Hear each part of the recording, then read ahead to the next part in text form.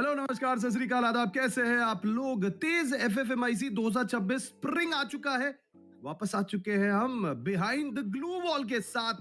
This is episode number 1। मैं हूं insane और मेरे साथ मेरे को होस्ट जुड़ चुके हैं एरो IB। कैसे हैं आप?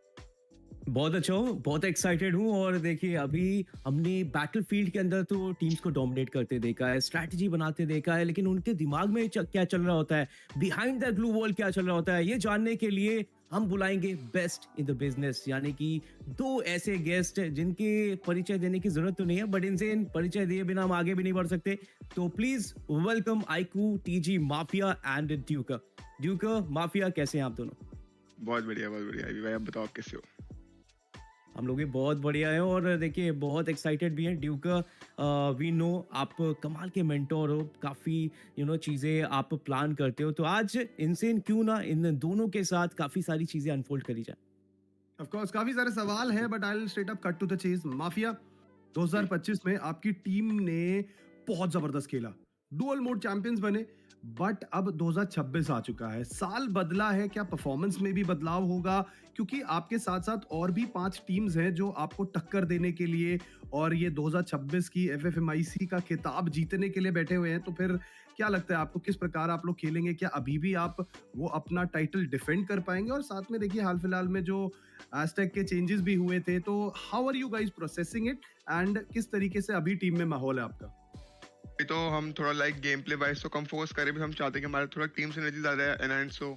थोड़ा हम पहले ऐसा कोऑर्डिनेशन में खेलते रहे, वैसे खेल हमारा कुछ भी चीज़ इफेक्ट ना करे जो भी हुआ इन एंड आउट, ये सब चीज़ें हमारा क्योंकि ये गेम ज़्यादातर आप देखो ना, ये मेंटल गेम है। यहाँ पे स्किल सब पे वही ऑल ईयर सेम रहता है, बट आप कैसे कोऑर्डिनेट करते हो गेम के अंदर, वो मेन होता है। अगर आपके चारों प्लेयर पे एक दूसरे को ट्रस्ट है ना, तो आप कुछ भी गेम कहीं से भी निकाल सकते हो। मेन ही होता है, क्योंकि स्किल्स तो सब पे हैं ही, वही स्किल्स हैं, उसी स्किल से हम पिछली बार जीते थे, बट ट्रस्ट कैसे रहता है टीम पे, वो आपको आगे ले जाता है। और पिछली बार जो था, मतलब इस बार तो काफी सब कुछ चेंज होगा, लॉबी भी चेंज होगी, क्योंकि टीमें भी नई नई आएंगी, कंपटीशन भी बढ़ेगा। तो हम भी अपने स्किल्स आपको फाइनल्स में ही दिखाएंगे, हर एक स्टेज में दिखाएंगे, जिससे आप भी तभी सरप्राइज हो। देखिए, ग्रुप्स रिवील हो चुके हैं FFMIC 2026 स्प्रिंग के, तो क्यों ना हर एक ग्रुप को देखा जाए और उनमें टीम्स के ऊपर थोड़ी सी और चर्चा की जाए कि कौन से टीम्स यहाँ पे जो है वो है सबसे बड़ी कंटेंडर उनके ग्रुप से। तो सबसे पहले चलते हैं ग्रुप ए की तरफ। ग्रुप ए में होने वाली हैं ये सभी 12 टीमें। तो सबसे पहले ड्यूकर, आपसे जानेंगे क्या लगता है आपको कि इनमें से कौन से टॉप 3 कंटेंडर्स हैं जो यहाँ पे डोमिनेट करने वाले हैं? ग्रुप ए काफ़ी ज़्यादा अच्छा ग्रुप लग रहा है मुझे देखने से। 2-3 ऐसे कंटेंडर्स हैं जो काफ़ी अच्छा कर सकते हैं। First of all obviously total gaming esports, and after that I would से ऑटोबॉट्स ई-स्पोर्ट्स। लास्ट टाइम का एक्सपीरियंस भी है और इस बार भी चांसेस हैं कि अच्छा करेंगे, हमको ग्रुप स्टेज में करते हुए देखेंगे। And the third is arise esports. इनमें भी काफ़ी सारे प्लेयर्स एक्सपीरियंस हैं जो काफ़ी बड़ी बड़ी टीम्स में खेल चुके हैं already, and one of them is Uno. So I would say ये 3 टीम्स मुझे लग रही है कि थोड़ा हमें ज़्यादा डोमिनेट करते हुए देखेंगे ग्रुप स्टेज में।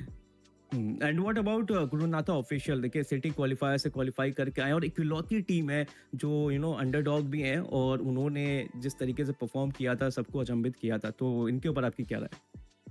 बिल्कुल, ऐसे तो फिर सारी ही टीम्स कंटेंडर हैं, क्योंकि FFC mode is way more difficult than जितना हम सोचते हैं।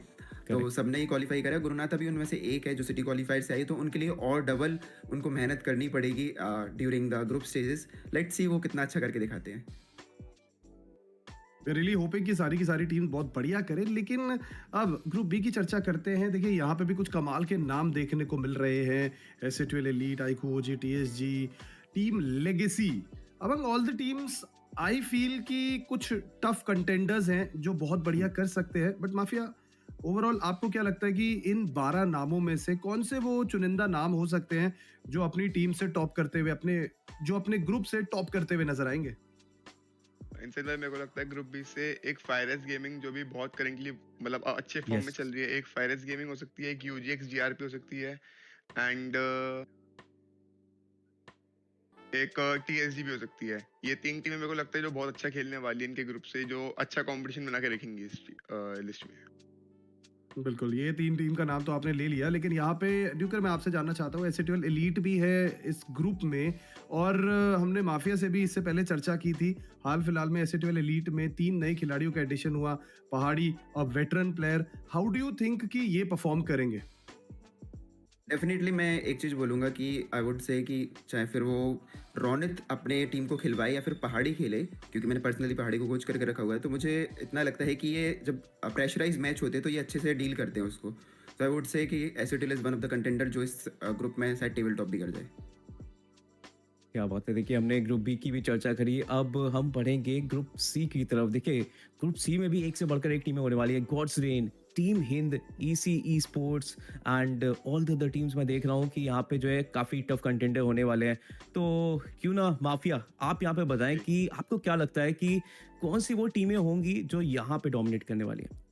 ग्रुप सी का मेरे को लगता है पॉइंट टेल काफी क्लोज होगा, क्योंकि इसमें टीमें मतलब T1 71 भी दिख रही हैं। यस। तो इसमें जेडीआर अच्छी एक टीम है, टीम हिंद भी काफी अच्छा खेल सकती है इनके ग्रुप से। आरएनएक्स हो गई, एनएक्सटी, K9, ट्रू इम्पैक्ट, ये सारी टीम, मेक्टा निंजा, ये सारी हमारे साथ T1 डेली खेलती है। तो मतलब ये वाला जो ग्रुप सी वाला है ये बहुत क्लोज होगा इनका पॉइंट टेबल। लाइक बाकी ग्रुप्स की तरह स्कोरिंग मैच नहीं होंगे इतने ज्यादा। देखिए बिल्कुल मुझे भी सेम लग रहा है, क्योंकि एक से बढ़कर एक नाम यहाँ पे है। जैसा बोला कि हाँ टी वन लॉबी में आप साथ में खेलते हैं, तो यस सभी टीमें मुझे भी काफ़ी ज़्यादा फायर पावर वाली लग रही हैं। तो ये जो रहेगा सभी टीमों के लिए यहाँ से निकल कर आगे जाना। चलिए ग्रुप डी की चर्चा कर लेते हैं इनसे। देखिए ग्रुप डी की चर्चा करने से पहले ओवरऑल ओवरऑल अगर आप मुझे पूछे कि ग्रुप ऑफ डेथ कौन सा है, मेरे हिसाब से तो ग्रुप सी मुझे ग्रुप ऑफ डेथ नजर आ रहा है। बिकॉज आप देखिए वहां पे हर दूसरा नाम बहुत ही अच्छा खेलते हैं। चाहे आप जीडीआर की बात करें, टीम हिंद की बात करें, यहाँ पे एनजी सिल्वर ईगल है। एनजी सिल्वर ईगल हिस्ट्री रही है, चुनिंदा कुछ बढ़िया खिलाड़ियों को लेके आते हैं। NXT esports, RNX esports कमाल के खिलाड़ी है। True impact is one of those teams जो पिछले साल ग्रैंड फाइनलिस्ट रहे थे। K9 e sports of course यहाँ पे भी कुछ अच्छी फायर पावर है। K9 ई स्पोर्ट्स यहाँ पे भी काफी अच्छी फायर पावर है। मेटा निंजा, देखिए ग्रुप ऑफ डेथ मेरे हिसाब से तो ग्रुप सी है। बट अब ग्रुप डी की तरफ चलते हैं। काफी कमाल के नाम ग्रुप डी में भी नजर आ रहे हैं, और यहाँ पे भी थोड़ा सा कॉम्प्लिकेटेड मुझे नजर आ रहा है। तो मैं स्टार्टिंग विद ड्यूकर, दो नाम मैं ड्यूकर से चाहता हूँ, और उसके बाद मैं दो नाम चाहता हूँ माफिया से। कि आपको क्या लगता है कि कौन कौन से वो दो नाम हो सकते हैं जो टॉप करेंगे? बहुत ज्यादा मुश्किल है यहाँ पे भी प्रिडिक्ट कर पाना। बिल्कुल, यहाँ पे काफ़ी सारी टीम्स हैं, जैसे हेड हंटर्स हो गई, ओलंपियंस हो गई, गॉड लाइक हो गई, ऑब्वियसली ब्लैक बर्ड्स हो गई, तो जॉन्टी गेमिंग होगी। तो काफ़ी सारी जो पिछले एफएफएमआईसी में खेल के रखी हुई हैं टीम्स वो हैं। तो चूज़ करना तो बहुत डिफिकल्ट है, but I will go with God like and may be Olympians. They can finish in top 2। Mafia. यहाँ पे अब जॉन्टी गेमिंग अभी करेंटली काफी अच्छे फॉर्म में है, जो कि मतलब रिसेंट में यूआई नाम से खेलती थी। ये अच्छा खेलेगी जॉन्टी गेमिंग। एंड ओलिगार्ड्स अभी अपने ओपन क्वालिफायर में टेबल टॉप करके आई है, मतलब कुछ तो है इसमें, फिर फायर पावर अच्छा होगा। सो वो हमें टॉप 9 में फायर पावर के बेसिस पे ही गेम चलता है। सो आई वुड लाइक टू सी ओलिगार्ड्स। क्या बात है। देखिए बहुत सारे नाम इसमें भी नजर आ रहे हैं। ब्लैक बर्ड्स की बात करें, वंस अगेन हमको यहाँ पे राधे ठाकुर नजर आएंगे। गॉड लाइक ई स्पोर्ट्स हमने देखा था इनको FFMAI 2025 में परफॉर्म करते हुए, बट लेट्स सी इस बार ये कैसा परफॉर्म करते हैं। ज्ञान गेमिंग अगेन एक टॉप कंटेंडर जरूर है, लेकिन देखिए ऑफिशियल्स में इनको परफॉर्म करना होगा, वो प्रेशर अलग होता है। माफिया आप इस बात से परिचित होंगे कि देखिए जब आप थर्ड पार्टी टूर्नामेंट्स खेलते हो तो उसका जो प्रेशर रहता है और जो ऑफिशियल इवेंट का प्रेशर रहता है उसमें कितना डिफरेंस होता है। बहुत ज्यादा मतलब पोल ऑपोजिट डिफरेंस होता है। मतलब कि थर्ड पार्टी तो हमारे होते रहते हैं, ऑल ईयर लॉन्ग चलते रहते हैं, बट ऑफिशियल्स हमारे 3-4 महीने में एक बार आते हैं, और वो मतलब सबसे हाईएस्ट स्टेज होता है एक टूर्नामेंट मतलब गेम का। तो ऑफिशियल में तो प्रेशर नेक्स्ट लेवल का ही होता है। बाकी हम जो थर्ड पार्टी खेलते हैं वो ऑफिशियल की प्रैक्टिस ही होती है एक तरीके की। तो मेन गेम तो हमारा ऑफिशियल ही होता है, तो इसलिए वहाँ पे प्रेशर थोड़ा ज्यादा होता है as compare to third parties. जी, देखिए माफिया ने तो कमाल का जवाब दिया। बट ड्यूकर, आज का ये पूरा सेशन समाप्त करने से पहले मैं आपसे जानना चाहता हूँ कि देखिए अक्सर ये जो थर्ड पार्टीज और ऑफिशियल के प्रेशर की हम बात कर रहे हैं, काफ़ी सारी टीम्स के रिगार्डिंग ये बातचीत होती है कि यार सीरियसली नहीं खेल रहे हैं। मेरा मानना थोड़ा सा अलग है। मेरा मानना है कि प्रैक्टिस के मैचेस में अलग अलग स्ट्रैटेजीज को अप्लाई किया जाता है, नए नए चीज़ों को ट्राई किया जाता है, और उससे कभी कभार ड्रॉबैक्स भी होते हैं, फायदे भी होते हैं। तो आपका क्या मानना है मेन ऑफिशियल मैचेस और साथ में जितने भी हमारे डोमेस्टिक सर्किट के टूर्नामेंट्स होते हैं, इन दोनों के परफॉर्मेंस में टीम्स के? बिल्कुल, बहुत जैसा माफिया ने बोला कि डिफरेंस होता है और ये प्रैक्टिस की तरह खेले जाते हैं। बट क्या होता है कि ये प्रैक्टिस मैचेस में हम कई तरीके की जो हमारे जैसे रोटेशंस हो गए, फॉर्मेशंस हो गए और हम्म, जैसे स्ट्रेटेजी हमने अब क्या बनाई, कहाँ हमें फाइट लेनी है, ये सब चीज़ हम इसमें प्रैक्टिस करते हैं इन थर्ड पार्टी टूर्नामेंट्स। और जो सक्सेसफुल हो जाती है 1-2 बार ट्राई करने के बाद, उसको हम हाइड करके रखते हैं फॉर द ऑफिशियल, कि उनको ऑफिशियल्स में हम एग्जीक्यूट करेंगे। सो ये T1 टीम्स तो माइंडसेट ये वाला रखती हैं, बट ये माइंडसेट मैं अंडरडॉग्स में भी देखना चाहता हूँ कि उनने कितने अच्छे से प्रिपेयर करा है, वो नोट डाउन करी हैं चीज़ें जो T1 टीम्स अपनी लॉबी में प्रैक्टिस मैचेस में करती है जब थर्ड पार्टी टूर्नामेंट्स खेलती हैं वो। क्या बात है।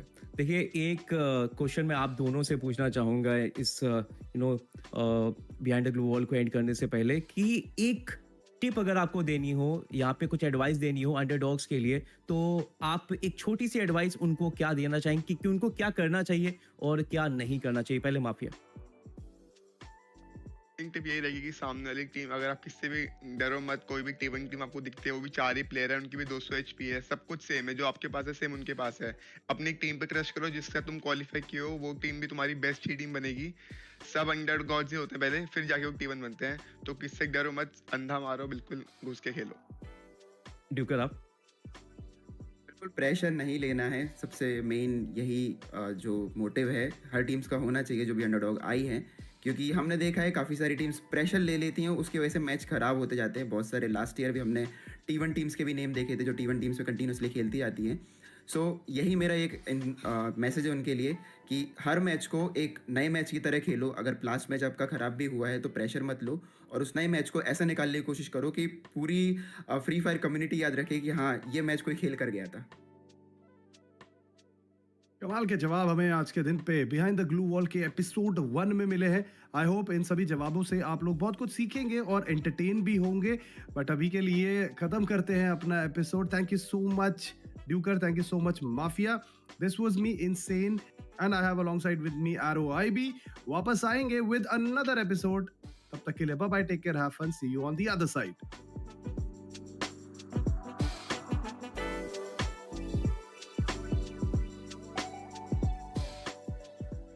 Ready to turn up the volume? The Beat Carnival is here and things are about to get loud! Join Alok's global livestream as part of the audience. Complete daily missions and matches to earn Lightstick and Panther tokens. Then use them to cheer for the performance. As your contribution to the show's popularity rises, you'll unlock flashy stage transformations, special songs from Alok, and tons of great rewards. And don't forget to snap a photo with Alok using the new event-exclusive poses. It's the perfect souvenir from this musical carnival. In Battle Royale, after some time in the match, Alok will invite everyone to join the carnival. Solara's sky turns into a glowing sunset while sound waves pulse outside the safe zone. A giant Alok projection dances along the map edges and fireworks light up the night. Bloomtown stage also transforms into a full-on festival with lasers and music. Watch out for the beat drop zones, where the beats can make everyone start dancing. And if you spot the Panther party truck, make sure to check it out for some extra loot. In Clash Squad, sound wave zones appear that boost your movement speed and HP recovery. And the giant Alok projection will be vibing alongside you. You will also find new event items and matches, so keep an eye out. Pick up the upgraded Alok skill card for extra power. Toss the dance grenade to make everyone around start grooving. And launch yourself across the map with the speaker trampoline. Get ready to move, groove, and light up the beat. Focus, aim, ready.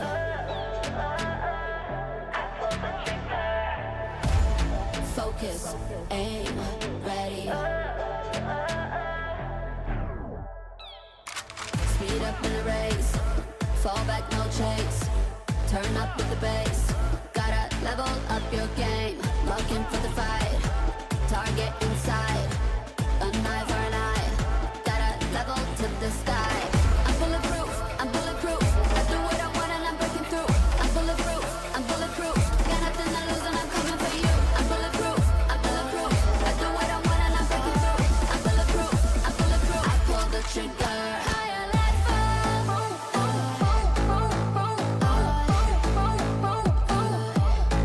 higher light fall.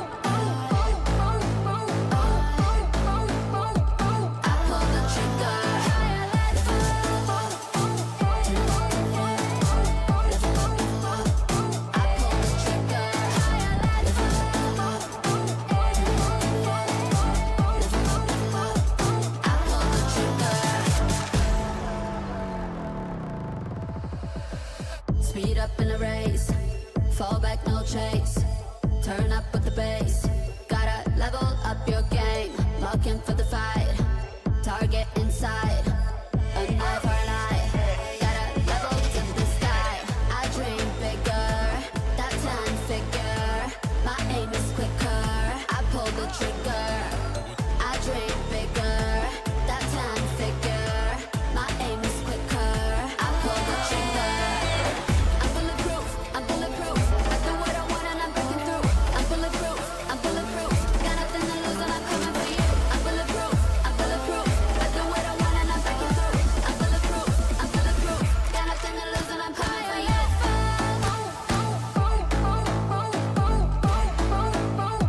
I pull the trigger. Higher life. I pull the trigger. I dream bigger. That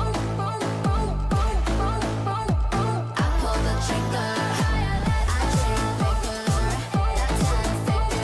My aim is quicker. I pull the trigger. I dream bigger. That 10 figure. My aim is quicker. I pull the trigger.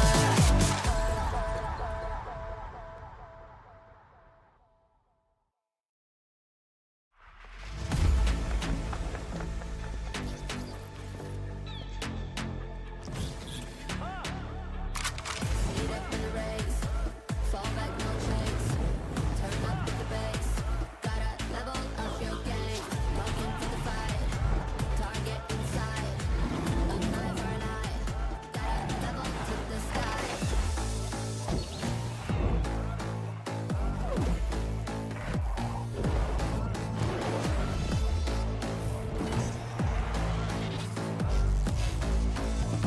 I pull the trigger.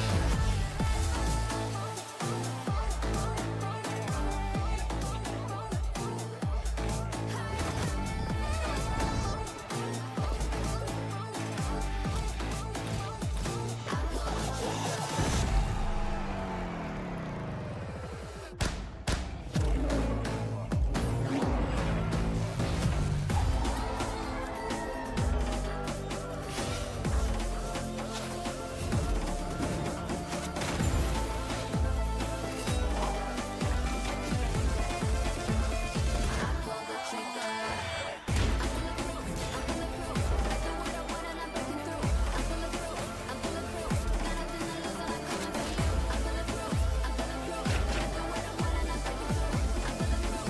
I'm bulletproof. Got nothing to lose and I'm coming for you.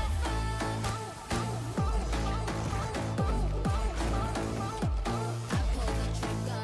Higher life.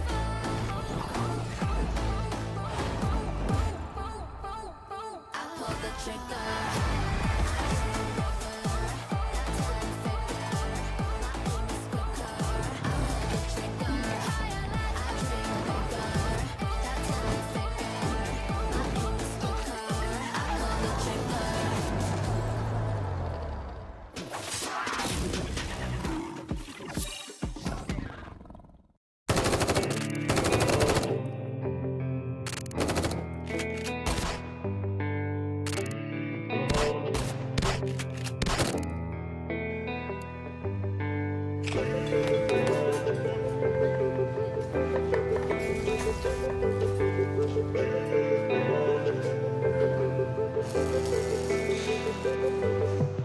हार पे चढ़ाना चाहूँ हार मैं अकेले थोड़ा कम पड़ जाता हूँ यार मैं मिले जो यार सही तो मुझको पर मिल जाएंगे और उड़ने को हो जाऊंगा तैयार मैं नामुमकिन को भी मुमकिन अब हम कर जाएंगे। कोई भी मुश्किल हो पीछे ना जाएंगे एक जो गिरे तो दूसरे को हम संभालेंगे। देगा मिसाल जहां ऐसे लड़ जाएंगे कायदे कानून है दिल बेसुकून है सर पे चढ़ा जीत का जुनून है कायदे कानून है दिल बेसुकून है सर पे चढ़ा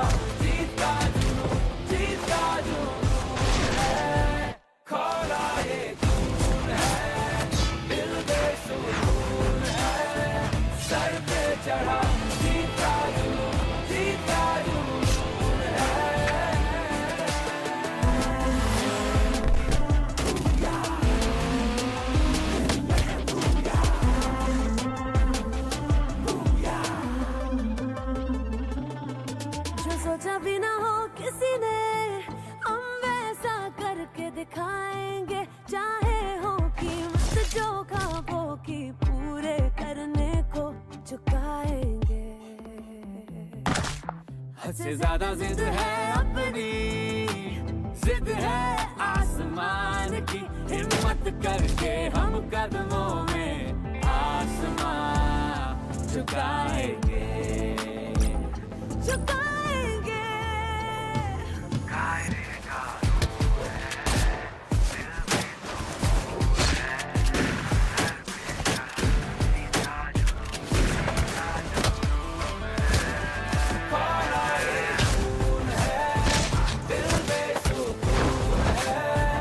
सर पे चढ़ा जीत का जुनून, जीत का जुनून है, जीत का जुनून है, जीत का जुनून है।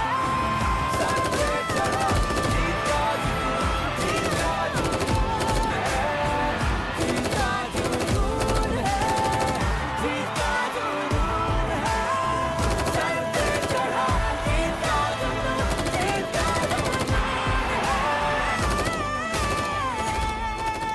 दिल में बूया।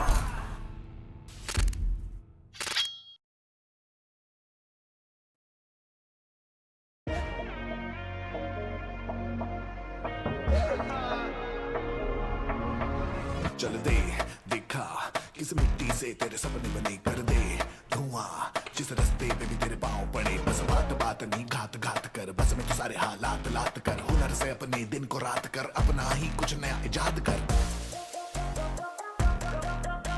तेरा मुकाबला खुद से, मौसम बदले तेरे रुख से, कि खुदा भी किस्मत लिखने से पहले तेरी रजा पूछे तुझसे, तू शेर की दहाड़ दे, चितड़े तू डर के भाड़ दे, इस दुनिया के हर कोने तक तू ख्वाब अपने पसार दे। खोल दे जो बंधा बैठा तेरी रग रग में, तूफान है, तूफान है, तूफान है, तूफान है, तूफान है, तूफान है, तूफान है, तूफान है, तू जीत का ऐलान है, तूफान है, तूफान है, तूफान है, तूफान है, तूफान है, तूफान है, तूफान है, तूफान है, तू जीत का ऐलान है, तूफान है, तूफान है, तूफान है। ओए किसी से कभी मैं डरा नहीं, फालतू की बातों में पड़ा नहीं, नजर निशाने पे दुश्मन ठिकाने में कभी भी रुका मैं जरा नहीं, मन में जो ठाना वो पाना है, चलना ना कोई बहाना है, कितना है दम बाजुओं में ये दुनिया को बिना झिझक के बताना है, सारा जमाना है कदमों के नीचे की चील सी मेरी उड़ान है। Wait, hold up. तूफान है, तूफान है, तूफान है, तूफान है, तूफान है, तू जीत का ऐलान है, तूफान है, तूफान है, तूफान है, तूफान है, तूफान है, तूफान है, तूफान है, तूफान है, तू जीत का ऐलान है, तूफान है, तूफान है, तूफान है, तूफान है, तूफान है, तूफान है, तूफान है, तूफान है, तू जीत का ऐलान है, तूफान है, तूफान है, तूफान है।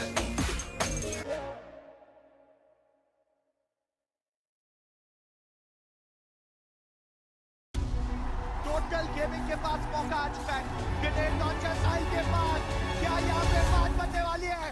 Total gaming sports. सच बोलूं तो मुझे ये सपना लग रहा है, लोगों के लिए ट्रॉफी होगी, मेरे लिए ये सालों की मेहनत, सालों की डेडिकेशन और ये तपस्या है जिसको आज हम लोगों ने पूरा हासिल कर लिया है।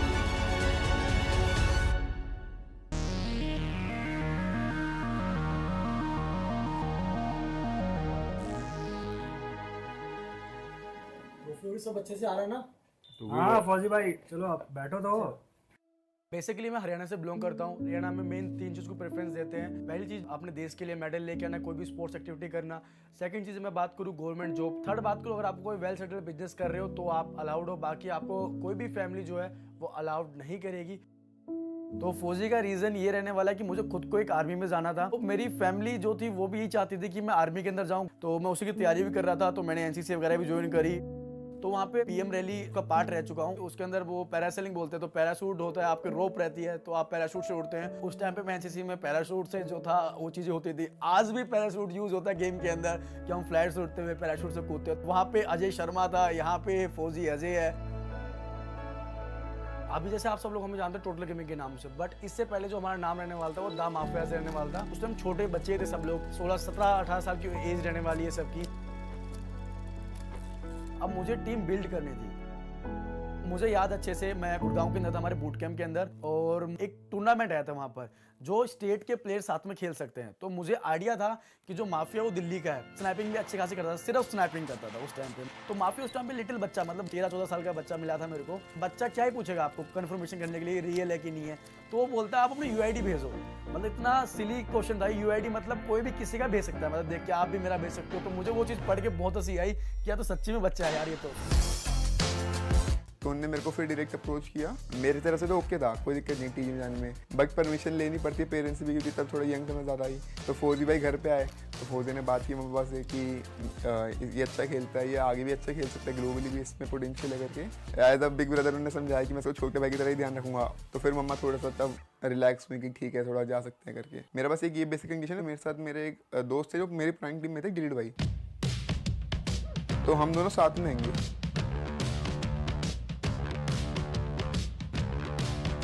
उस समय मैं कॉलेज में जस्ट एंटर किया था।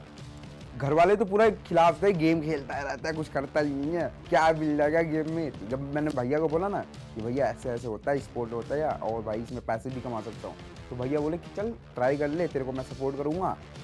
फौजी भाई, मैं, बाला भाई और गिल भाई, हमारी मेन लाइनअप ये थी। तो उस टाइम हम सब घर से खेलते थे, बट जैसे जैसे मेजर टूर्नामेंट आते गए तो हमारे को बूट कैंप की नीड पड़नी थी। मतलब वो बेसिक हमें सिनर्जी अगर ज़्यादा करनी है इस बड़े टूर्नामेंट के लिए तो ज़्यादा सिनर्जी लगेगी। तो हमने डिसाइड किया कि हम दिल्ली में बूट कैंप बनाते हैं, और एक फ्लैट पे हमने सब कुछ किया। यहाँ पे हम कुछ टाइम के लिए रहे। हमें जो प्रॉब्लम फेस करनी पड़ी यहाँ पर वो ये थी कि तो हमें रेंट देना पड़ रहा था, और उस टाइम पे हमारे लिए 18-20,000 देना एक बूट कैंप के लिए इंडिविजुअली के लिए, और वो भी काफ़ी लंबे समय तक जब हम पे अर्निंग सोर्स नहीं है इतना ज़्यादा। तो हम लोगों ने अपना बूट कैंप पे खुद ही फंड किया, इन्वेस्ट किया पूरा अच्छे से। फिर वहाँ पे बूट कैंप पे हमने 2-3 महीने अच्छे से खेला। उसके बाद हमारे को अज्जू भाई भी मिले।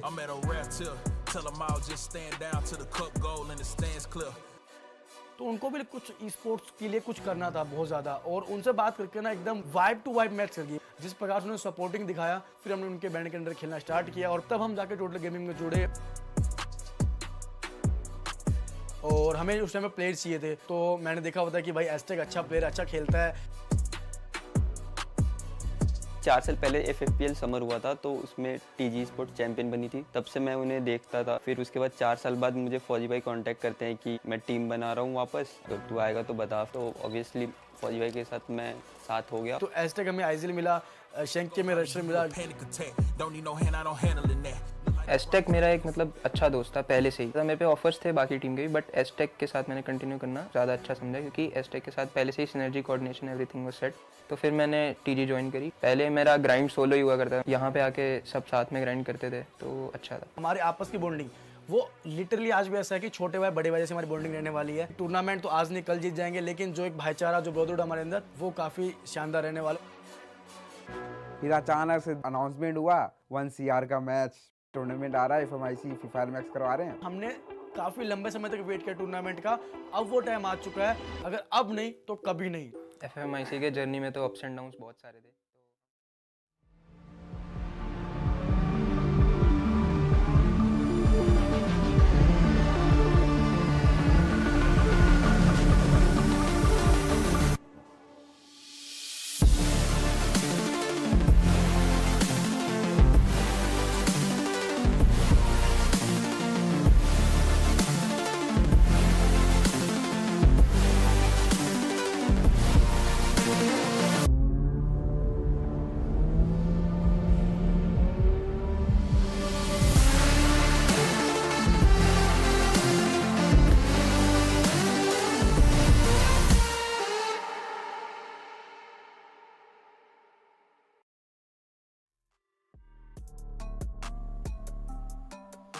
Hello, ladies and gentlemen. Welcome one and all to the TEZ FFMIC India Cup Spring 2026.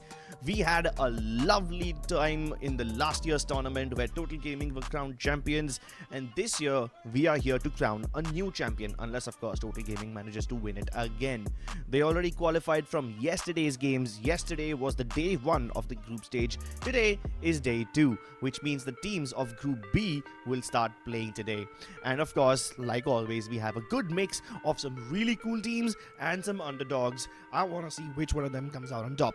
Since this is the group stage, your objective is to only just finish in the top 9 and make it to the knockout stages. If you guys are not familiar with what this group stage and knockout stage is, do not worry, we will explain all of that to you as well when we talk about the format. But there is one thing that trumps over everything, whether it's the format, whether it's the prize pool, and that is the motto of this tournament. We are here to feel the fire. Last year we reignited it. Today we will turn this raging fire into a blazing inferno. And ladies and gentlemen, it is my great pleasure to present to you my co-caster Oro as well. How are you doing, Oro? Thank you for the warm welcome, Cribs. And I am back definitely. I'm super excited for Group B, and the way we ended things on Group A, specifically talking about iQOO Total Gaming, the defending champions. They were really, really amazing. But then they didn't get the booyah, but still managed to pull things off pretty well, qualifying at the top spot as expected from them. But along with them, we definitely saw so many new teams and new talents, fresh faces. That is, I think, the main purpose of TEZ FFMIC India Cup Spring 2026 is, Crips. Yeah, the whole purpose is to find some new underdogs. Even if you don't win, you need to win the hearts of the tournament. You need to win the hearts of the people watching this tournament. Let's take a look at the timeline of this tournament, because it's been a long journey already. And it's just day 2 of the group stage. We went through the city qualifiers because this is the first time in the history of Indian esports where we mixed an in-game qualifier along with real-life physical qualifiers. So 4 cities saw the city qualifiers on 7th and 8th of Feb. And then 15th onwards, we saw the FFC mode where we got the top 38 teams who will be joining the 4 teams from city qualifiers and top 6 teams from last year's Free Fire Max India Cup. Now, in the group stage, we will have 2 weeks of intense Free Fire Max action. From there, the top 18 teams will go to the knockout stage, which again will go on for 3 weeks. And then the top 12 teams will make it to the grand finals, which will happen on 25th and 26th of April. Yeah, I mean, these 3 stages are going to be super important, specifically talking about the group stage. It's ongoing right now. This is where I think the top 9 teams will be given the chance to qualify for week number 2. That is, of course, the next week, which is going to come up real soon. But the way we have seen action turning out in both the days, like specifically Group A, we have seen only one day where 6 matches were too action packed.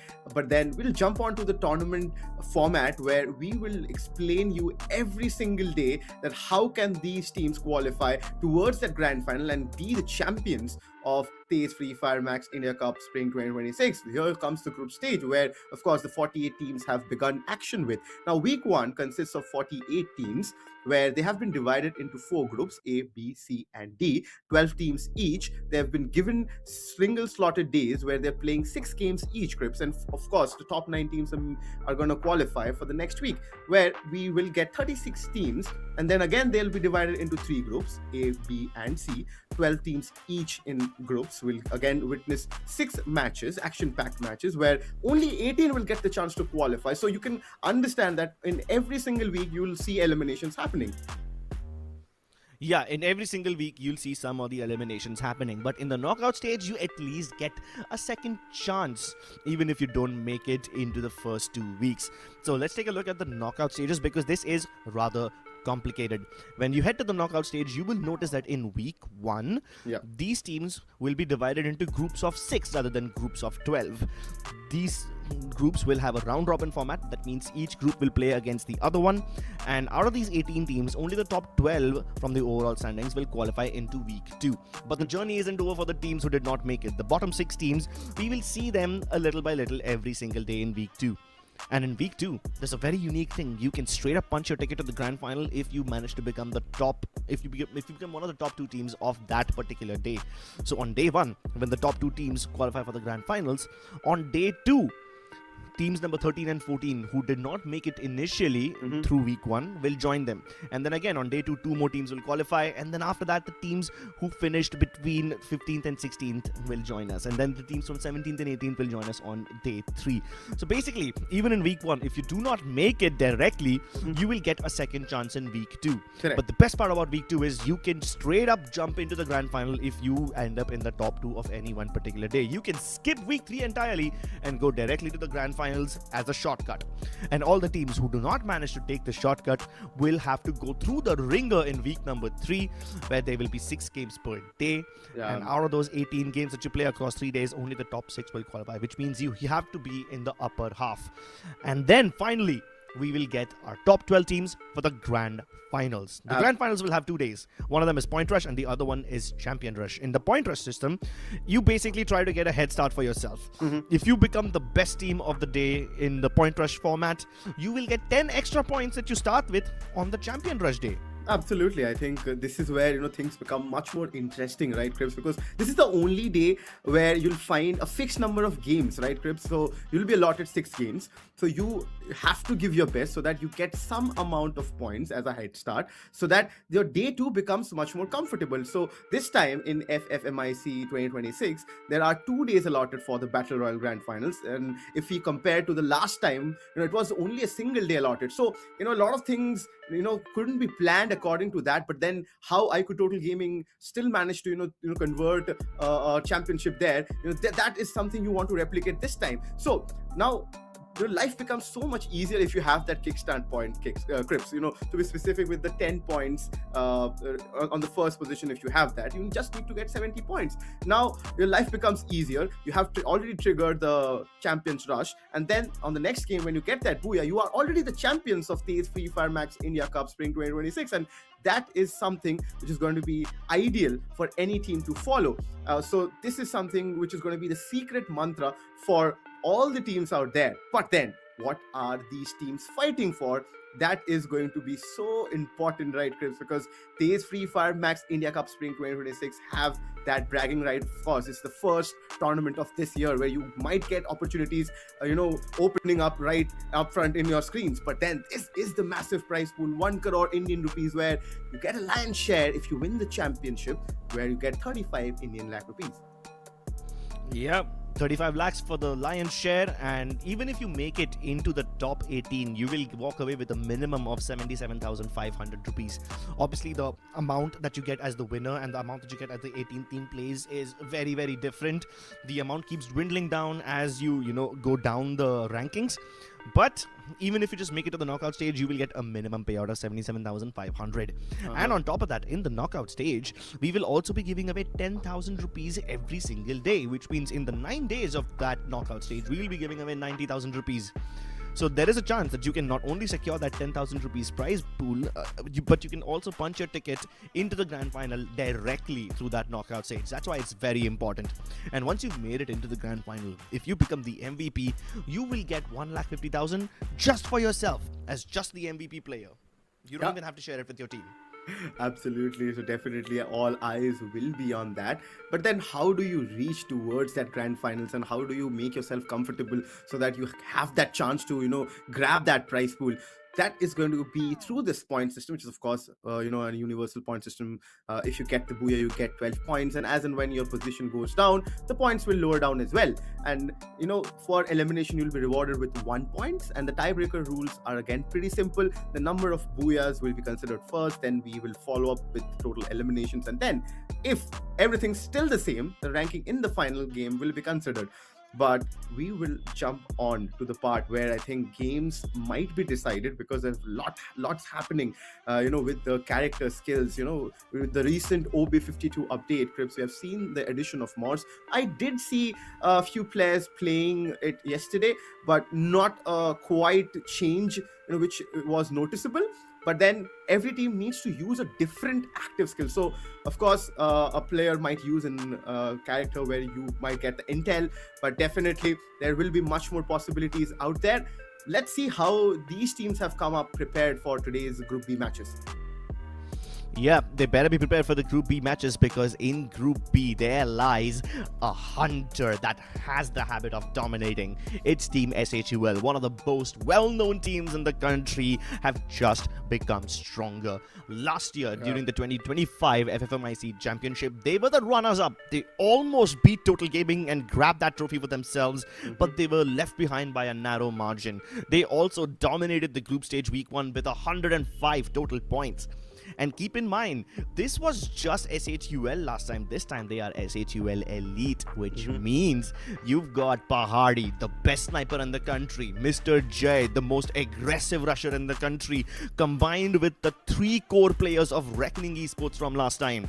When these players join forces, you better hide, you better cower, because these guys are going to hunt you down to the ends of the earth. I believe this is a new super team, and I believe that they can dominate the day. So all the other teams in Group B really need to watch out for them.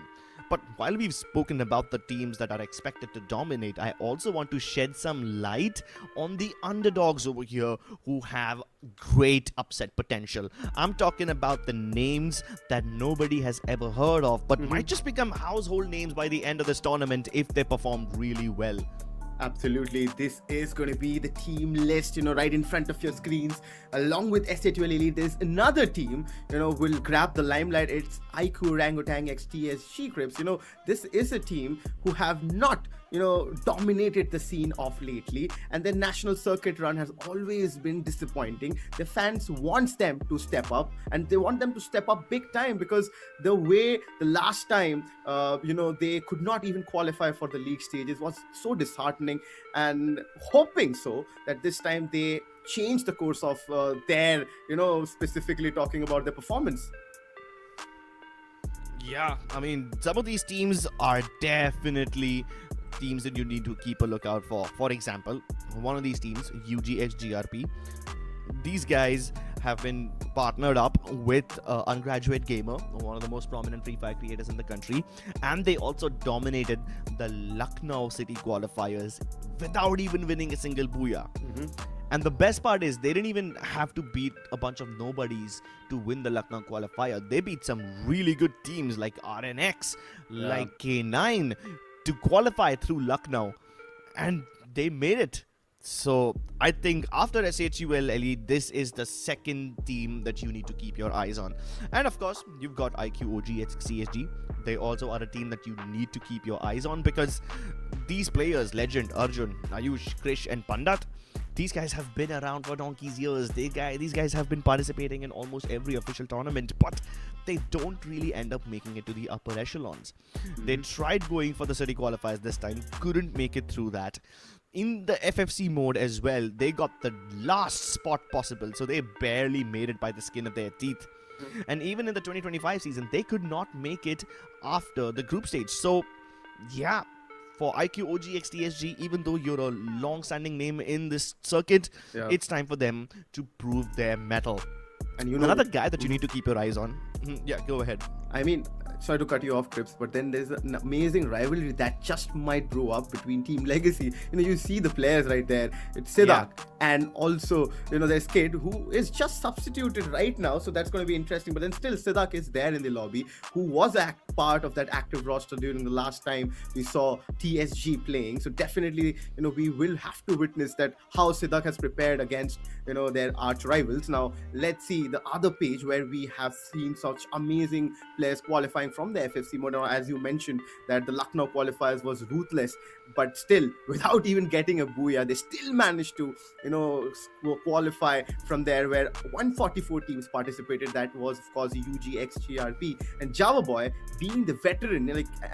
I have seen him playing since 2020, so you can just count out the years there and do the math. You can understand that how many years of experience that player has. And also with the player called Shanku, whenever I see him, there's always something going around in the community along the lines of where is he playing. So he have jumped around a lot of teams in the recent times, but still he has finally settled down with the team, and the good thing is he has qualified as well. Yeah, all of these players who have qualified over here will definitely add some amazing spectacles to the matches that we see today.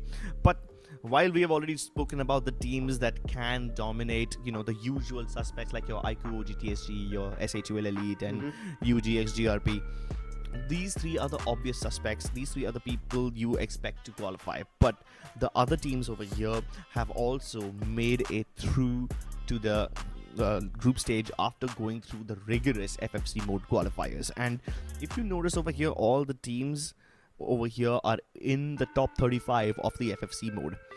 Like, it's ridiculous how some of these teams have had to go through the ringer already, and they will have to change their approach, because in the FFC mode, these teams are focusing on high elimination games, high kill games. Now they will have to tone it down and think more strategically. So that shift in mindset might just be a detriment to these teams. That being said, though, there are some hard hitters over here. Team X, ranked 6th. You have FIREEYES, ranked 3.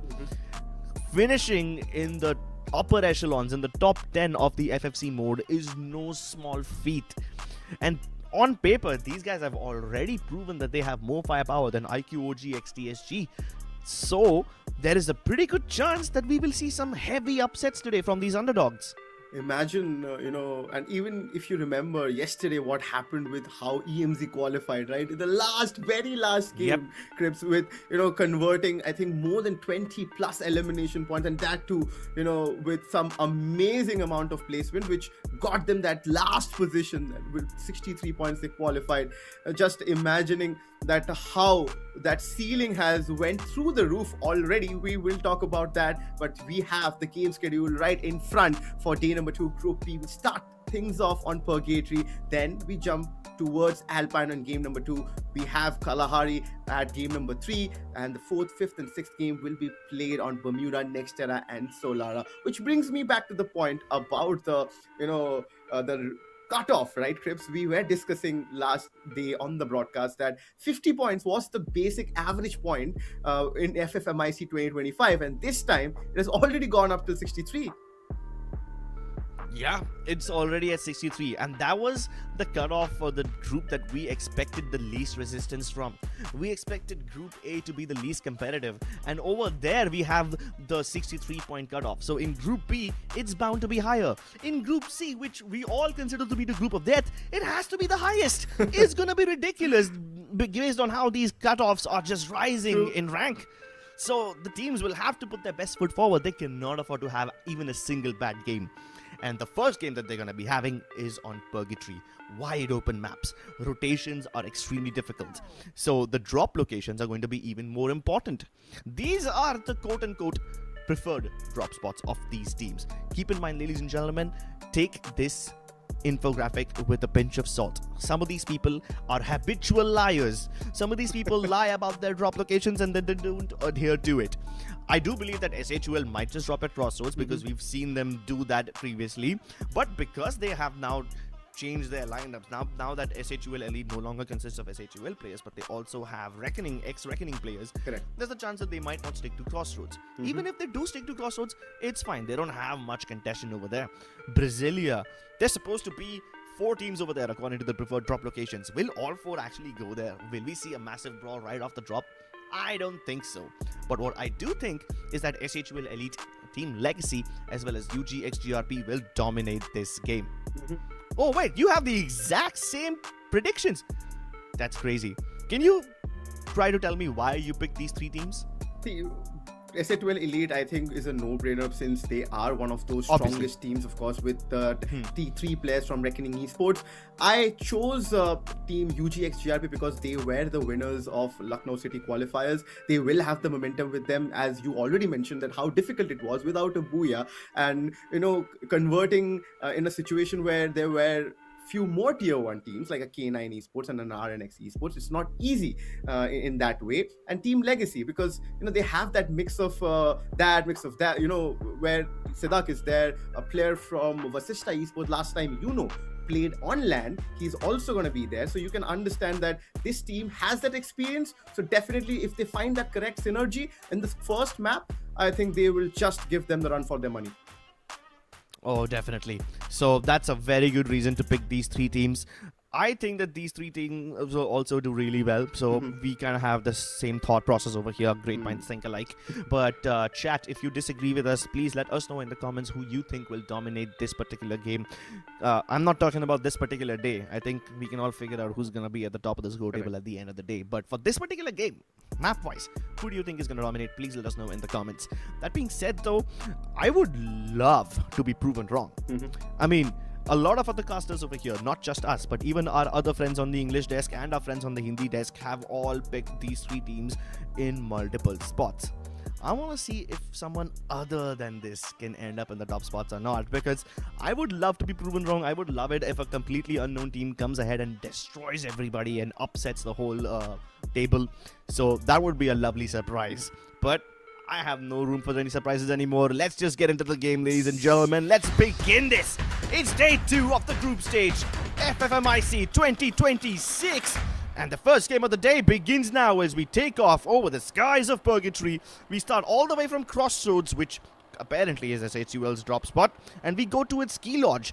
The map is heavily skewed towards the northern side. The plane path is extremely diagonal and it's very northern favored. So all the teams who want to go to Central, Fire Brigade and Lumber Mill will have to struggle, or they will need to find some vehicles. Look at the cluster, Crips. I mean, this is sure I am thinking that teams wouldn't have prepared for it. And again, as you mentioned, that preferred drop spot is of course something which is again some these players have just given to deceive us. But look at how Night Nova start. Goalie has been taken out already, and there is a player who has already been taken out of the lobby, and that is how you expect things to unfold in Group B. It is Team AKS who have started things on a positive note. Unstop has already used up his dash here in a position where he has to hold. They have lost his teammate, but look at Alambu. His position is of course revealed. The information will be relayed, but there's nothing much what Night Novas can do other than retaliation from this spot itself. There's only 2 glue walls. Since they have landed in a spot where they will not of course find too many loot, this will give them the disadvantage of not rushing. They cannot do it right now. Yeah, I don't think anybody came here for the loot. I think they dropped here only to get vehicles so that they could then drive to their preferred top spots. But unfortunately, there's not much that they can do when everybody else in the lobby had the same idea as well. So over here, Jack, he does take one down, but that's just one single point. FIREEYES have a lot more fire in their belly. They obviously have their eyes set on the bigger prize. So they basically dropped over there to get some vehicles and then go to the preferred drop spots. But I guess that will not be happening, so they have to improvise. And Dutch Esports definitely need to improvise because GRP are hunting them down. Shanku draws first blood in this fight towards Marble Works. And see, that's what happens when you don't focus too much on the vehicles. You just walk over to the other island and you use the zipline to cross. You are much more equipped to deal with your opponents before they even have a chance to realize what's happening. I mean, that's what experience does as well. These players have experience, and that is why they are much more in a safer space. And I think the positive outcome for Team iQOO, OGxTSG have also begun, since they have also found their first elimination. A lot of noise around them. Everybody wants them to perform, and definitely their players also want to showcase that what they have got in there, stored in their kitty. So would definitely have an eye on them as well. But REDWIND.ESP right now, look at Irfan in a spot of bother, use the dash, but then fails to run away, gets taken down pretty easily. Now the focus shifts on to Raman Goat, but he's being chased as well. And look at Sidhu, he wants to finish him as well. He is chasing him with the vehicle. The vehicle goes for a toss. Oh, I did not know that there was another player who was just sent ahead to go and take down that man. Raman Goat did use the time turner, and it did pay off for them. So they managed to get 3 eliminations out of it. A pretty good start, and I think most of the teams with these elimination points have made it clear that this is how they're going to pace things up in the first game, and also the tone for the day. Yeah, it's very important to set the tone for the day, and you do it at the very beginning. You have to make a loud statement about your firepower so that everybody else decides to stay away from you. ADDA Kings over here have set that little mountain as their ADDA.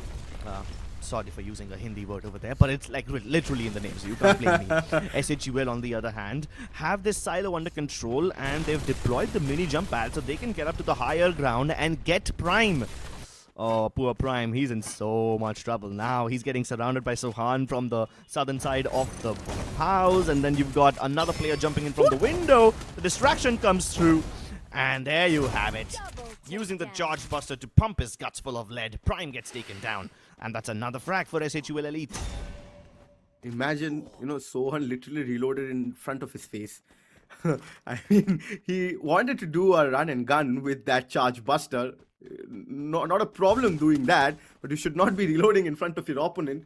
Could have been big if he would have been taken out. But the trade was instant. But look at Crash! Uses... Oh, he didn't use the dash right now.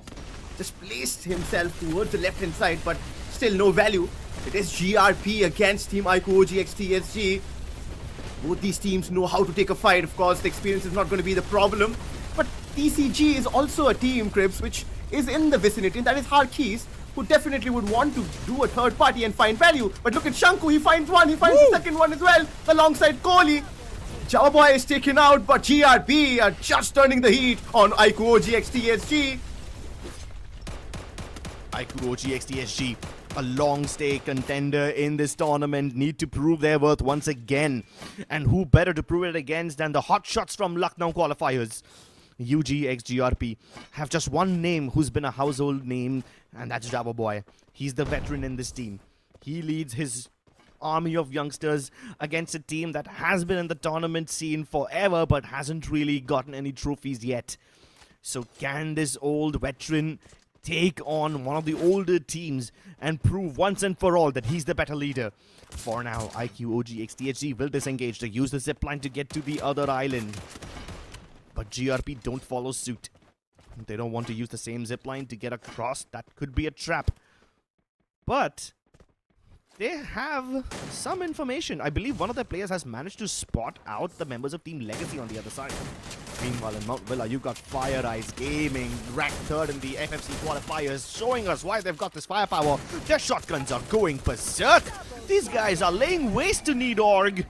And right now, they need to just lick their wounds because they've been eliminated. Use this time to figure out what went wrong. Holy moly, Crips. I did not expect such an early elimination with the new revival system, online. But then what happened has happened already. You can't do anything other than what you mentioned, licking your wounds. And out of the 6 games, you're left out with only 5. And they only got 3 elimination points. This might be a big problem later in the stages where, the points will be the most amount of the countable things which will be considered for qualification. At this very moment, SHUL are locking horns against REDWINND.ESP. Look at the positioning. Sohan and Vota, they're pretty close. This fight is happening towards Factory. Ronit, he is the think tank and also is the player who likes taking those head-on fights. Where is Pahadi though? Is the question. Is he on a flank? Probably not. Does he have a different angle, Crips? I think he might not even participate in this fight. I mean, the reason why Need.org got eliminated this early on is because all of them needed to be together to be eliminated. And if they're not playing together, one of your players will obviously survive. Now over here, you were asking where was Pahadi? Pahadi already got that knock. But unfortunately, his teammates have been able to revive him. So REDWINND.ESP have already recovered from that loss that Pahadi inflicted on them. But as soon as they recover one, Ronit lays down one more player to rest. Vota invades that Chrono Shield and gets one more guy with the shotgun. So SHUL Elite are farming up all these eliminations. Ronit manages to confirm the frag onto Ruman Goat. But Mars, he stays hidden. And Vota has an idea.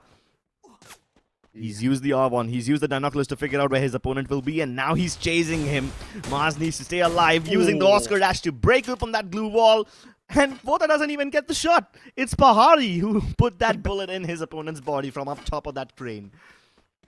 So actually he was climbing up when I asked the question that where he was. That's the best spot to be in while you have using a sniper, since you have that high ground advantage. Look at Pahadi, he has also spotted Irfan and definitely get one more elimination point. Will jump down. But then REDWIND.ESP have not been completely shattered. In the meanwhile, while this fight was happening, TCG also got eliminated with only one single elimination, Crips. So definitely another team facing the Wraith. The problem is, with these kind of eliminations and with these only solo individual eliminations which you have already got, will be a big problematic situation. But we'll talk about that later, because ZSR, that is ZENSTRIKERS, did manage to take out Ronit completely. Pahari wants to avenge, God. and Mohsin being taken out. That is the reason why he is called the best sniper in the country. And here is Sohan, just replies, okay, there is one more you can give competition to this man. And all ends well once, you know, it's the competition is inside your team. And I think Sam God will definitely get the opportunity to revive, because he's standing right in front of the vending machine. Oh, yeah. He could have got that elimination. He could have got that res. But even SHUL will use the same vending machine. So the hope for ZENSTRIKERS is not out just yet. They still have one more player. Revival are still possible. And the lucky part is, SHUL wanted to hunt down that last guy, but when they used the vending machine to get themselves a bounty, it landed on a player from ADDA Kings, not on the last guy from ZENSTRIKERS. So ZENSTRIKERS are not being tracked by SHUL, and that's why they're safe for the time being. I can't say the same for ADDA Kings though, because SHUL are extremely close to them. And take a look at the circle shift. It goes away from the main island. And all of these teams will have to make that massive transition. ADDA Kings, they have gone for a 2-2 split. They're using these dockyard houses as cover, but... Okay, wait, I say they go for a 2-2 split, but now they all converge into the one house. Like, why do you do this to me, guys? Why do you make me look like a fool? The 2-2 split was working fine for you. Yeah. As long as you control more of the river, Correct. you will be able to stop other teams from rotating in. But the team who is above them in terms of high ground, Night Novas, will have much better lines of sight onto all the other teams who are swimming in from the main island. So they will have opportunities to gatekeep everybody. You know, the plushie literally got stuck on the wall and also inflicted some amount of damage. Sometimes, you know, these abilities can be a little frustrating. Well, you just need one more inhaler or a first aid to heal yourself up. But Goldie gets taken out. SHUL are in the vicinity. They're towards an arsenal. And they're now going to chase. And they're literally hunting down. They've closed in. And this is going to be a big, big problem for Team Night Novas. They're running away. They're giving the space to SHUL Esports, which is just going to give them the confidence. They already have the numbers. They already have the players who can take up this fight. Look at Spark, though. Oh, that's a fight that is happening somewhere else in the map. Focus on this right now. Vota, they have jumped down. They're taking the time, which is, of course, required for SHUL to take this fight. Because they know that Night Novas are literally pinched at this point of time. And they're just using utilities to flush them out. But look at AKS. They have now creeped in. Oh no, Night Novas in a big, big trouble, Crips. How will they survive this?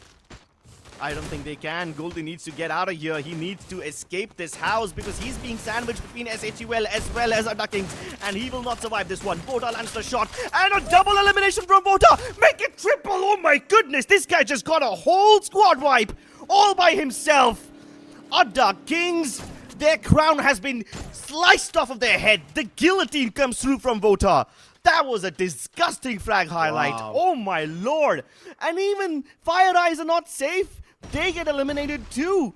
Teams are falling like flies over here, and now SHUL contain, or rather control, the fire brigade area. They've got REDWIND.ESP in their sights, and this little slope could be the one that they slip down from without recovering.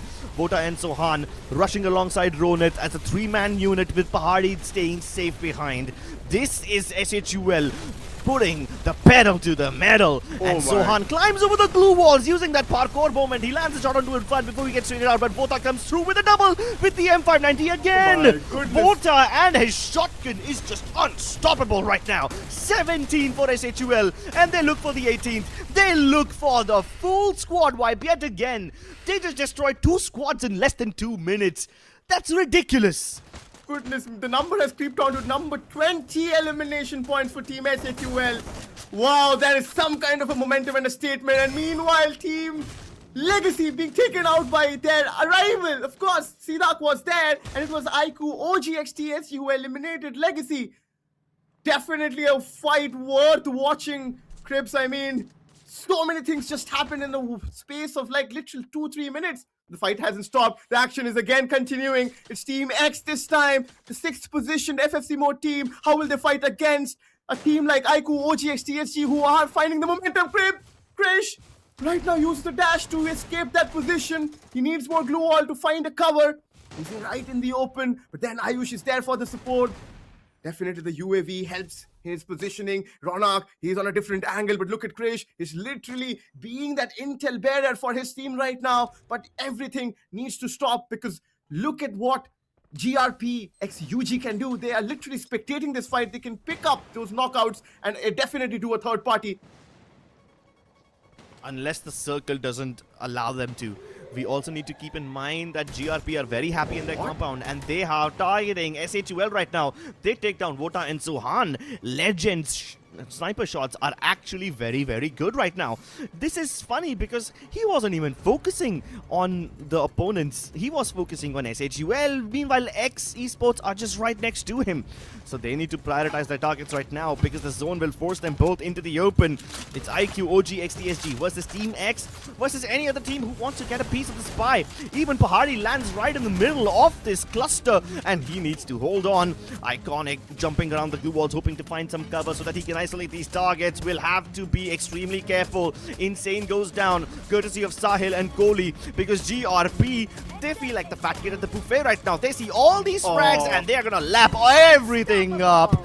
It's an armada of points for UGxGRP. And somehow, amidst all this chaos, Ronet stays alive. And even though he goes out in second place, he'll be more than happy with his own performance. What an amazing set of frags for UGxGRP. The team that came in from the city qualifiers and dominates the first game itself. That's a statement win to start off the day. What a game we just witnessed. Definitely, a big props to UGxGRP on getting the first booyah.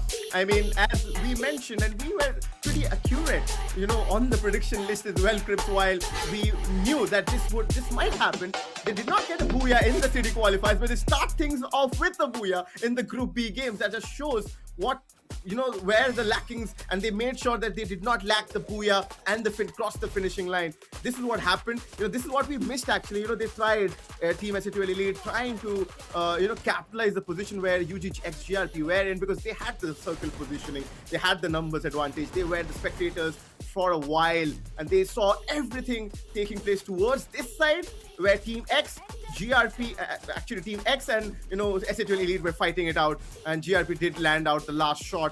It was Kohli who found out the last elimination point and converted that booyah. 31 points, with 22 elimination. Doesn't matter if they don't even get the booyah, the job is done. Yeah, the job is done. They lead the charts. 22 eliminations. And honestly, 20 of these came in before the last battle even began. So these guys were just hunting everybody down. They only got like 2 eliminations in the last few moments of the game, but that's completely okay. A 30 bomber to start the day is amazing. Followed by UGxGRP. These guys actually did not have as many eliminations before the final fight.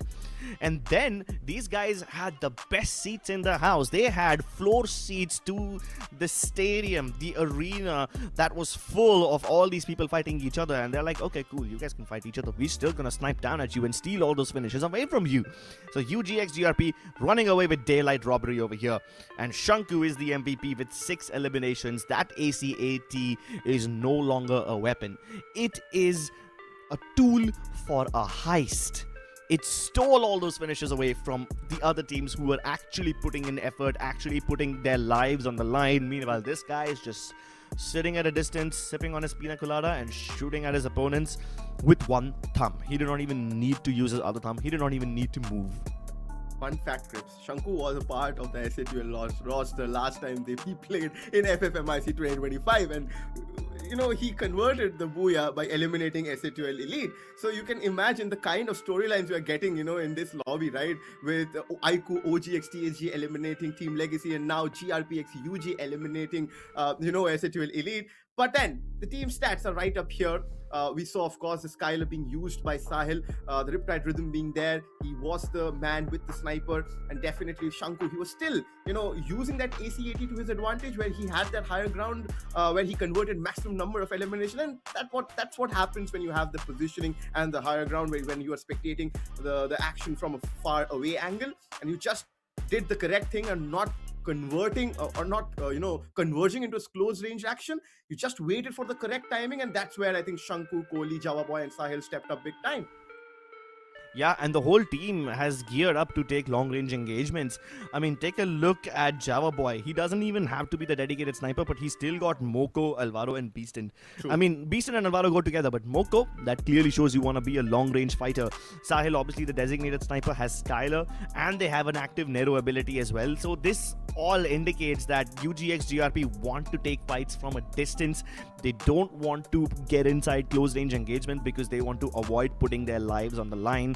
They want to stay at a distance and snipe away at everyone. And that's why every single one of these players has insane amounts of damage. Not a single player with less than 1,500 damage.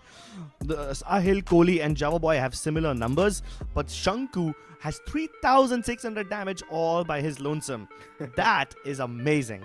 Yeah, the only player who might just give him the competition would be Swota, right? The amount of players he eliminated, we definitely do not have his individual stats right now, but then the circle analysis is right there. The plane path was so skewed, right? The maximum fight started in a no man's land where players literally wanted to go to some place, but they could not go. They had to converge, and I think it shifted towards down south where Fire Brigade and Central seemed to be the most fired spot. Yeah, and because the map itself was so devastatingly cruel to these teams right now, most of their best laid plans will go to waste. I mean, the plane path itself was skewed heavily towards the north, forcing these teams to land in the middle of nowhere, find vehicles and then get to their spots. And then the circle, so unforgiving, so demanding. Correct. It forces everyone down south. Like, I've never seen such a disparity in the map before, where the plane path and the final location of the circle are so far away from each other. I have never seen a map that demands more rotations from any of these players in any of the tournaments that I've seen so far. So yeah, this game one was an acid test for all the people and their strategic mindset. Sure, you may or may not win the fights, but then again, I can't blame you for losing the fights. You were never set up for success in the first place. You could not get your positioning of choice, and that's why so many of these teams were struggling a lot to even just get their footing, to even just get their loot up. I agree with you, Cribs, because the way all of them started, because of the skewed plane path, they had to fight. There was no other option. We understand that there is a revival change, so which allows you to take these luxury of fighting right up front without even getting loots. That is a risky part where you just get only one glue wall, or even you might find yourself without a gun. Then you just get a pistol, and then you have to start fight. These force fights might put you in a big troublesome situation. But let's see how things turn out on Alpine, because there were quite a few teams who got eliminated pretty early, specifically Tux Chhattisgarh with only one elimination point. Crips, this can be very, very heavy for them in the next, upcoming maps, where now the preferred drop spot once again. This is not according to the current plane path. Once again, the plane path might ruin everything. Yeah, I mean, the plane path can always ruin anything, but at least this time, nobody is going to aim one particular spot a lot, right? I mean, in Purgatory, we had like some 5 teams claiming that they want to go to Brasilia. They didn't end up going there, but at least they claimed that. Over here, you can see that the predicted drop spots are slightly more spread out, I would say. There's still some contention happening near Snowfall. You can see UGxGRP and ZENSTRIKERS over there. You got FIREEYES as well as Legacy and Ocean View. Base Camp contested by T-Max and Night Novas. But there's still plenty of spots available for the taking. And there's a chance that we might just be able to avoid the early game battles over here. Unless, of course, the plane decides to act like the 13th party and then screw everyone's plans over. Yeah, I feel Crips, how do you plan for a team like SHUL Elite right now who have just, are firing all cylinders with 22 elimination points? That's a big statement, of course, we mentioned that. But, we are again in a position where we will talk about our predictions, where, again, we specifically about, if I talk about my predictions, I have gone with Team X, who, of course, have a higher rank in the FFC mode. They finished off in the 6th position. SHUL Elite, of course, will be constant because they are again a no-brainer pick. And they, after the first game, I think they are just gonna look at converting more elimination points, just like what iQOO Total Gaming did. Even if they don't get a booyah, they don't care. Okay, very good reasons to pick those teams up. I've picked up SHUL Elite because, obviously, UGxGRP, we saw what they can do in the previous game, so that's also a very no-brainer, very obvious pick. I've picked up OGxTSG over here because I believe that Alpine is one map which will not be as difficult for them. UGxGRP generally struggle in rotations. They end up losing most of their players while making a move from one spot to the other. And a map like Purgatory, which is extremely open, that's difficult. And Alpine, that's not that difficult. They won't be punished so hard. So I think they have a much better chance of making it into the top 3 this time. Absolutely, and I agree with you because they had a good start. It was not a bad start for Team iQOO OGxTSG with I think 16 total points. 9 elimination points is what they got, is where I would definitely want to focus on, because a number of eliminations which were specifically highlighting on yesterday's Group A matches was amazing. So definitely that is something which again will be followed in today's column as well. Already with SHUL Elite and UGxGRP starting things off in such a manner, would definitely encourage all the other teams to do it in a similar manner. Again, the agenda is still the same. Top 9 teams will only make it to the next round, which is of course the week 2. But what about the bottom 3 teams? You just do not want to step into that part of the ladder where you just might get kicked off, and that is where things just might get serious. And that is why, when you are in a situation where you are only getting 6 games to play, the best and the safest part is to be consistent. And the last day's average came out to be 11 points per game. That is too high, Crips. That's not easy to get. Yeah, 11 points per game is very, very difficult, which is why consistency is necessary. Even if you manage to have one massive breakout game where you get like 20-30 points, it's good for you because there's still always a chance that you're going to have a bad game. I mean, if you get eliminated as one of the first teams and you end up getting like 1 or 2 points per game, then you have to make up for it somewhere, which is why you need to put your best foot forward in every single game possible. And right now, your feet are going to be gracing the beautiful Japanese lands of Alpine. Let's get into that game, ladies and gentlemen. Second game of the day, of day 2 of the group stage. We are down to Alpine here. Let's begin then. Let's see what Alpine has got for us. There's UGxGRP. Will definitely jump down towards Railroad. I don't see anybody. Oh, wait. As and when I said that, Team X is also jumping with them. So they will find a clash. And there's going to be a fight early on. Heads up for UGxGRP. They will be prepared, of course. They know, they have seen the players around them. Java Boy literally turning his parachute. Oh, wait, he literally jumped in front of that player. The problem is he doesn't have a gun now. He needs a gun. And will Kohli get the first elimination is the question. There are a lot more areas which will be contested. Of course, there is Forest Red. There are 3 or 4 teams surrounding that area. But first, we will have to focus on X Gaming and GRP X UG. Shanku has found the first elimination point. But then Java Boy has already been taken out as well, Crips. And I think there's no recovery for this one. UGxGRP, they seem to be in a good spot right now, but one member of Team X is still right here. It's Iconic. Insane, not that close to back him up, but Iconic might just get targeted by Shanku over here. The Max 7 needs to do some magic, but Shanku with the XM8 will be able to get the better of him. Yeah, he was camping that vending machine because they knew that they will try to come in over here and rest Java Boy. So they can bring Java Boy back, but the other member of Team X who was hiding over here, I think it's Insane from Team X, he's still somewhere around over here. He's still hiding, biding his time, hoping that nobody spots him. He just might be waiting for the 60 seconds to trigger the revive, right, Cribs? With the new OB52 update, you only get a timer with it. Of course, 180 seconds is the timer. So he still has 1 more minute. So he just might revive his other teammates. But look at Need Org. They're also surviving with only 1 member before they get the chance to revive the other players as well. But look at Bunny.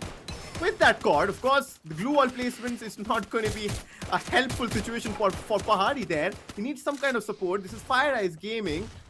Literally, want to turn the heat against Team SA12 Elite. This is some good confidence showcase by them, because they are the team in the lobby who are literally looking to challenge anybody right now. And challenging them up front just shows confidence. Jack, he has the positioning. Pahari is literally stuck, and how will he move from there is the question now. Ronit buys time for Pahari. There is 1 member, Bunny, being taken out. Pahari still not be able to move from there. The Riptide Rhythm being used. Now the glue wall won't be of use as well. Pahari still manages to survive for some time before FIREEYES Gaming. They're losing out on the numbers. Yeah, they might have just bitten off a bit more than they could chew, because now you've got ZENSTRIKERS targeting them, SHUL targeting them, and all of them are converging about FIREEYES Gaming.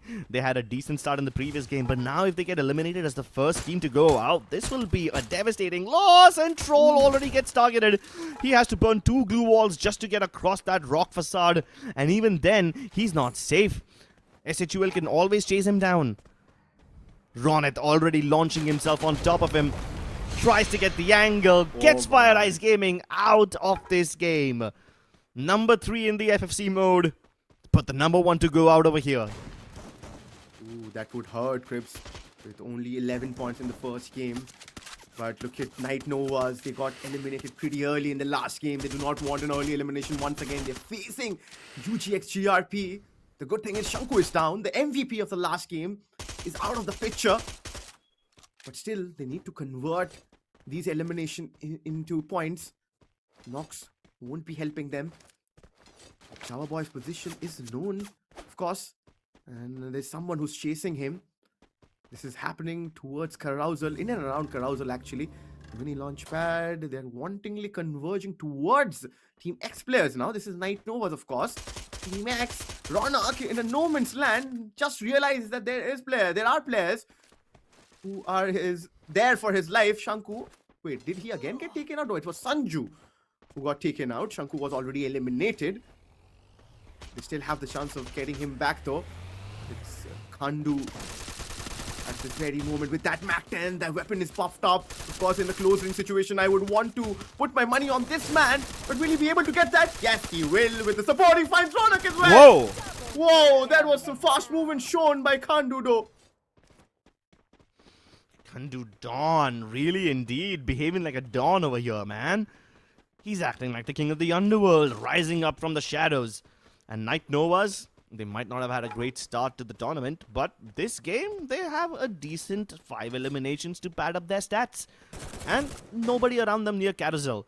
Meanwhile, iQOO, OGxTSG need to get the res onto Ayush. That can't happen because SHUL are targeting them all.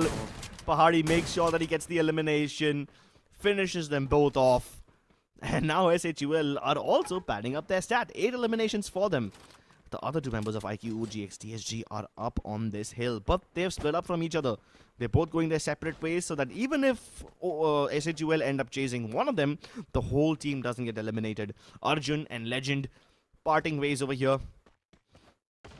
Arjun hoping that Karan can pull off... I'm sorry. Arjun hoping that Legend can pull off a Karan cosplay and then reunite with him later. But I think they have Arjun in their sights. So that means Legend can make the safe escape and hopefully keep the rest of his team alive. But for Arjun, his days are numbered. He's getting cornered, tries to get out by using the glue wall. Both are chasing him down with that dash. And there's no saving him. They have been doing this right from game 1. This is something which now the lobby has to get used to with. If they want to fight SHUL, you come prepared. Otherwise, this is a team to beat right now. They're just stacking up the numbers. Look at Sohan's damage. As I said in the last game as well, the only man who could have given competition to Shankur, maybe would have already beaten him by a margin, was that man, because he already had converted a 1v4 in that scenario. But this is REDWIND.ESP right now. Working on Sidak's position is revealed. This is Team Legacy. Wait, what is Sidak trying? No, my friend, that is not the correct movement. Oh, goodness. He was literally struggling to, guess where the shots are taken from. He came right, he came left, but then he could not survive. Java Boy now is the target. Team Legacy, they are also here. So this can be a three-way fight between these three teams. But the good thing is, UGxGRP are inside the circle. They're fighting, these two teams are fighting outside the circle, which will just give them the positioning. But now he's being chased on. Irfan. Wait, it was not Irfan who found the pick onto Yuno. It was Mars who finishes Yuno. And Irfan takes down Kid there. Team Legacy not in a big position to convert this fight. Looks like REDWIND.ESP will just win this situation. But wait, UGxGRP, they have come here to third party in this situation. Yeah, and this third party is not going to take any more prisoners. Mars surviving on his last legs, hoping that he can somehow get away from this one. But that grenade launcher deals a chunky amount of damage. And he tries to get out the window, hoping that he would be smart enough. Irfan does get the knock onto one member of UGxGRP, but he pays for it with his life. Sahil gets the elimination onto Zian, and that should be it. REDWIND.ESP standing on their last legs. Just one guy with less than half HP to his name has to keep the Bastion alive, has to keep the flame on. And GRP are looking for him over here. He's nowhere to be found. He's escaped. And that's the only saving grace. Where is that guy? Oh, it's Mars. Look at him. He has to go to Vantage to get the res on his players. That's so far outside the zone. Yeah. Oh my god. These guys are going to need at least like 5 medkits to get into the zone. Maybe even more. And this is just the second circle. But as soon as this finishes shrinking, it will be the third circle. And at that point, you really can't tank the zone damage for too long. Absolutely correct. But iQOO, OGxTSG are rushing in towards AKS right now. AKS, look at Legend and Ayush. But wait, Krish, he gets taken out by Kandu Dawn. And Night Novas are already in the vicinity. So this just might not be the fight where iQOO, OGxTSG would want to take on, because of course there is a wide possibility of a third party there.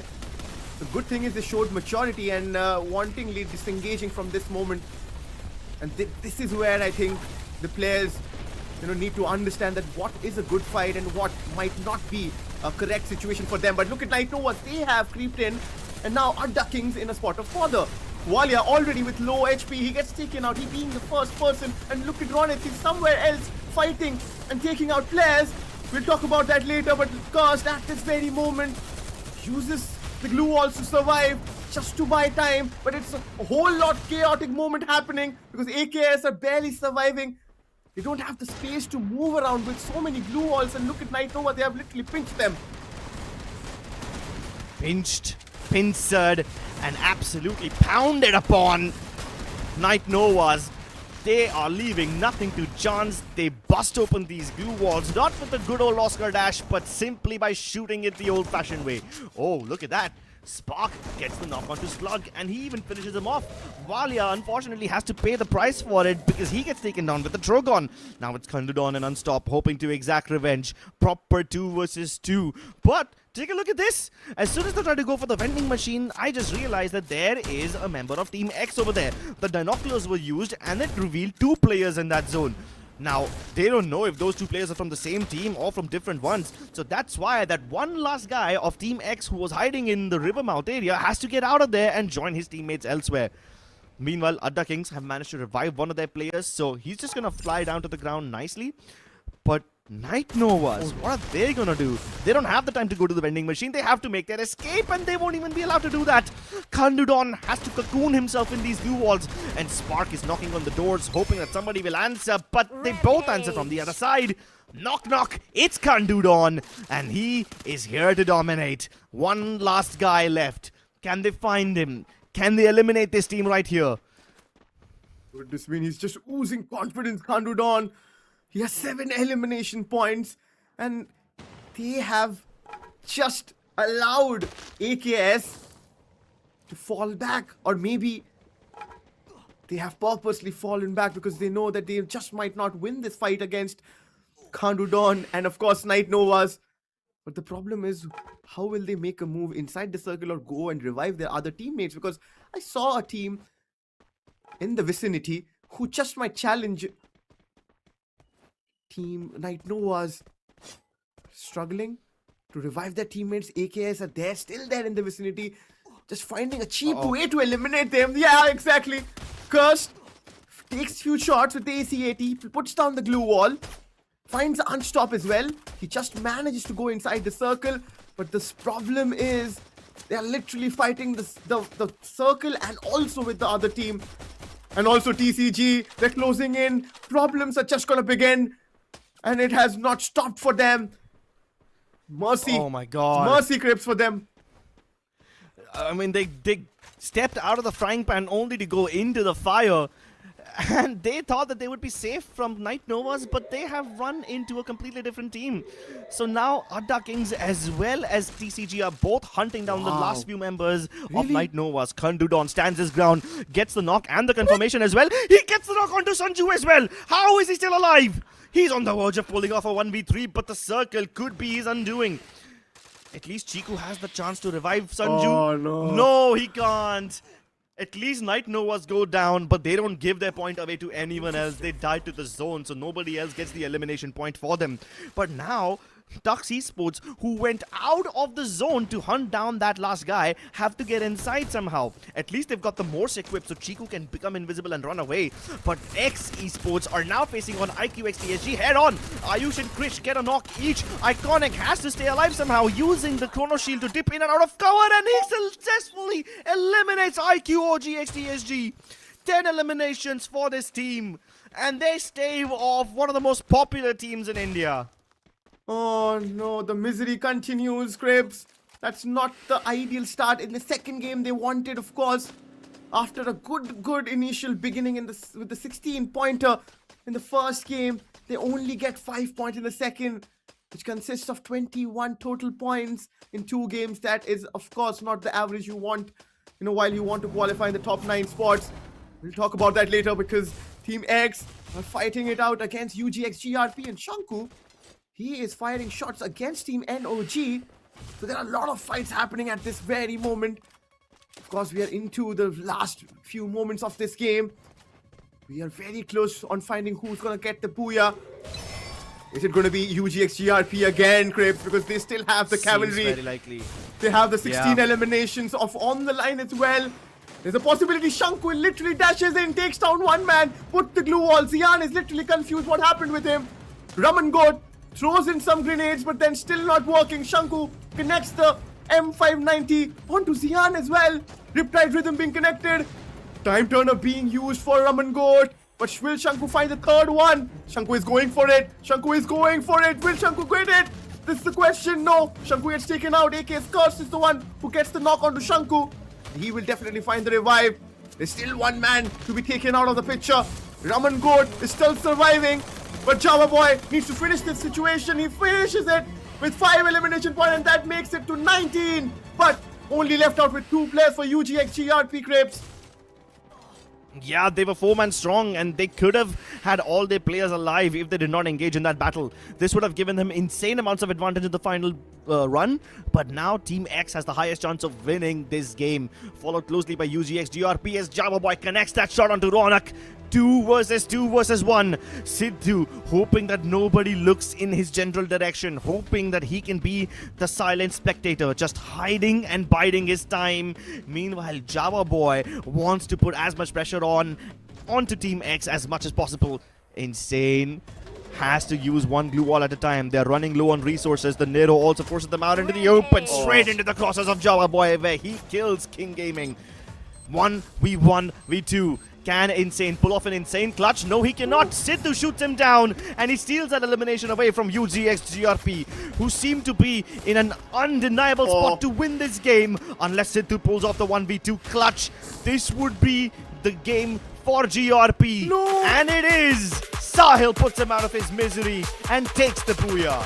A team who couldn't get a single booyah in the Lucknow City qualifiers are just stealing in booyahs right now, Chris. With 2 consecutive booyahs in the Group B matches, they have started with the momentum they wanted. I mean, what an ideal start. What a team they're proving out to be. Even if they have 2 players, they're still proving that they're too strong. Goodness me. We thought that Team SA12 Elite would have been the team, but look at what UGxGRP has done. Look at what they've done, my goodness. I can't stop looking at what they've done. It's a work of art. 2 booyahs on the trot. And all of them came to this team with such ease. It did not even seem like they were struggling for a moment. They were in cruise control all throughout. You've got ADDA Kings who, credit where it's due, stole away a lot more finishes than I thought they would. They handled themselves much better than I thought they would, because Team X has some really good firepower, and if you can go up against them and still hold your ground, that's incredible. Look at Sidhu eliminate Insane. While he was too busy saving himself from GRP, he forgot about the threat lurking on the high ground. And it's finally Sahil that connects the shot onto Sidhu's shoulder. It was just a little bit outside of cover. He did not put that glue all up in time. And that's how they get 2 booyahs on the trot. 34 points for them this time. Man, that's insane. I mean, SA12 Elite could not get the booyah. They not only get 22 elimination points, they also get the booyah and better SA12 Elite. So I feel like these 2 teams are fighting against each other at who will get the top position in the Group B standings. And this is amazing. But you know, what about the teams who are having the fresh face? You know, we want to see them as well. And look at Team X. They have also, you know, got 20 points. We need to mention that as well. Team SA12 Elite with 21. So they're also being consistent alongside REDWINND.ESP. They make a comeback with getting only 6 points in the first one. Now with 14 in this one. So just, you know, making sure that they are there, because as I mentioned, that being in the top 9 position is going to be the primary concern for all these teams out there. I just want to skip these 2 teams out right now from the competition. My God. And FIREEYES and Team Legacy, both these teams have such storied players, such amazing potential, but they could not live up to that potential in this game. Alpine was very unforgiving for them. I can say the same about iQOO OGxTSG. They thought that they would have all the advantage when they rush up one team with all 4 players pushing their chips to the center of the board, but that did not help and got them eliminated very early on. So you're right, Oro. UGxGRP as well as SA12 Elite, these guys are having an internal competition about who else will be on the top, but everybody else is just playing catch up. They're not even close to the 50-point marker. We've got Team X at 33, which is nice. That's what happens when you're consistent across both games. You get into the top 5 and you get like 10 eliminations each. That's nice. iQOO OGxTSG trailing behind them. They are 9 points behind Team X with only 24 points. And then the gap between them and the rest of the teams is not that much. ADDA Kings is 1 point behind them. Same with REDWINND.ESP, just 4 points behind them. FIREEYES somehow managing to stay at 15, even though they had a terrible game in Alpine.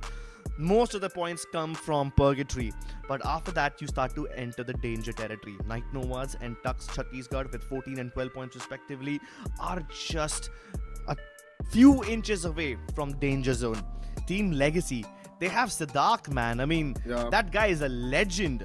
And his team is struggling with only 11 points. They really need to pull up their socks.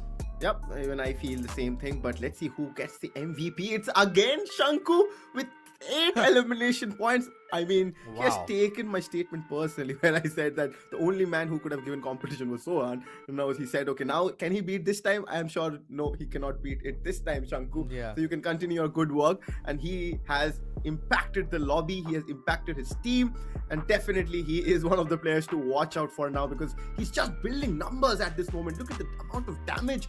Last time he had stacked up somewhat around 3,300. This time close to 4,500. That's some amazing amount of numbers with the Oscar ability and also with Nikita. So you get the rushing ability with the dash, and also with Nikita there, you have the reload speed. So it's just helping his gameplay and is just matching the pace up with these characters. Yeah, and he outdoes himself. 6 last time, now it's 8. 4,480 damage, man. That's like so close to 4,500. It's insane. And the best part is, last time I said that these guys are fully equipped to deal with the threats at long range because they have Nero as well as Skylar. Yeah. These are things that generally most snipers use, you know, and True. that makes sense because Java Boy and Sahil both have Moko equipped, so you can, you know, they can get the shots through the glue walls as well. But like the one guy who has an aggressive ability over here, it's Shanku with the Oscar, and he's got that M590 under lock and key because he's using it to sweep the entire lobby, man. Same with Kohli. I mean, he's got Tiva equipped. He's supposed to be the supportive guy with the team booster as well as the Tiva and the Nikita, but he also is going and firing on full cylinders. Like, he's not leaving anything up to chance. And that just shows you that the overall aggression level of this team is super, super high. They split up really well. They send Shanku and Kohli as their hard-hitting team. Meanwhile, Jaboy and Sahil cover from afar. That 2-2 split also keeps them out of danger of being eliminated altogether. Yeah, as I think, you know, SA12 Elite and UGxGRP are fighting internally, and also Shanku and Java Boy are fighting internally too. You know, that's some healthy competition between them with the amount of elimination these guys are getting right now. It's looking so easy. This time, of course, the plane path was not that harsh on the teams, and also the circle was pretty much centric, where you see the movements, how, you know, SA12 Elite and also UGxGRP, they're fighting all around the corners and then gaining those elimination points. And specifically about SA12's movement, they were always sticking towards the edge of the circle, which just gave them that advantage. But UGxGRP, they're pretty much playing the circle magnets this time, and also in the last map as well, they were the spectators, and this time also they waited. The patience game is there, and with patience game being said though, they still managed to get 22 elimination points, and that is never an easy task, you know, just holding towards the circle, because they found out the correct spots, the correct openings. Whenever they wanted to, you know, push in, they got those elimination converted. Yeah, and even though we praise them for getting the spots in the circle and rotating really well, we also need to give credit where it's due. These guys managed to make sure that nobody else can get close to them. Like, nobody else who wanted the same exact compound as them was able to come close enough and actually challenge them. Meanwhile, when everybody else is trying to rotate into the zone, they make sure that they don't come in the general direction of UGxGRP. So that's why they no longer are under pressure of being rushed full on. Correct. And they can also take pot shots at everyone else from afar. So it's like having your cake and eating it too. You've got the close range under lock, you've locked down the long range battles as well. And if you got both of them handled, then there's really nothing to stop you. And that's why you can win 2 Booyahs back to back. Now, I want to see if they can hit a hat trick, because this next map is going to be very, very conducive to their play style. Ladies and gentlemen, it is nothing but Kalahari. It's the map which favors third parties the most often, and this time UGxGRP are landing just a little outside of confinement, just next to that Bayfront bridge. Keep in mind, this bridge is extremely important because most of the people rotating via shrines and council hall will have to take this. So UGxGRP are in prime spot to intercept all those rotations. And let's say if SHUL Elite, you know, they want to go north, they also will end up going either via Bayfront or via command post. So UGxGRP will have easy access to those teams as well. But obviously, I want to see what happens to iQOO OGxTSG, because these guys say that they'll drop in Refinery, and I have a pretty good idea. I think they will most likely stick true to their word, but will they be able to handle 2 teams dropping on them? That's a problem. Interestingly, Crips, you know, the 2 teams who have got the maximum number of points have not converged into early fights, as in drop clashes. To be specific, I'm saying that. And also did iQOO OGxTSG. These are the 3 teams who have avoided a drop clash. And specifically talking about SHUL Elite, they have always gone on to a spot which are the corners of each and every map we have witnessed. And this is an interesting strat. You know, this might be picked up much later in the week number 2, when once they qualify. Of course, I am thinking about with the kind of performance they've already given, these guys will obviously qualify with already 50 points crossed on both the ends. But which is again a talking pointer, is obviously going to be our predictions. I have gone Yeah. on to pick up UGxGRP again. The way they are playing Again. Crips, of course, it becomes a no-brainer. Tux Chhattisgarh, they need improvement. I want to see them That's, a performing. risky pick. And that is why I have gone on pick them, and same goes for iQOO OGxTSG as well. They are playing good. Yeah. I do not want them to start feeling the pressure, because they are in a good spot with the positioning right now. They just need to maintain what they are doing. Do not overdo things. Exactly. I mean, that's what they did, right, in the previous game. They kind of overdid things when they overcommitted and sent all 4 of their players to rush down that team and got themselves eliminated. That's a problem that iQOO OGxTSG need to avoid. And I think in Kalahari, they should be able to do so, because unlike Purgatory, Kalahari has plenty of spots to hide. So you can always have one of your teammates as an anchor who just plays away from the team and just focuses on staying alive. That's much easier to do in a map like Kalahari. Also, I have picked up Team X as my unlikely contender for this one, because their firepower is just insane. Correct. And they may or may not win the Booyah, but I'm definitely sure they're going to have at least a game where they get minimum 10 points. And I agree with you, Crips, because see, at this very moment, we are almost done with 2 games. We're left out with 4. And again, we need to, highlight the fact that top 9 spots only have the chance of qualifying for the next week. So you just need to focus on what you're doing. And I still feel like OGxTSG are not playing their natural game. They're much more comfortable when they're aggressing. I still feel they're a lot more hiding, and they're a lot more running away, or a lot more managing their team of not getting eliminated. I don't know what is going wrong. Maybe this is performance pressure again, which has always been the problem for them. So they just need to find the correct sweet spot so that they can manage a balance, because once they're through to the week 2, I feel they will become much more comfortable. Yeah, once they are through to the second week, they might just become more comfortable.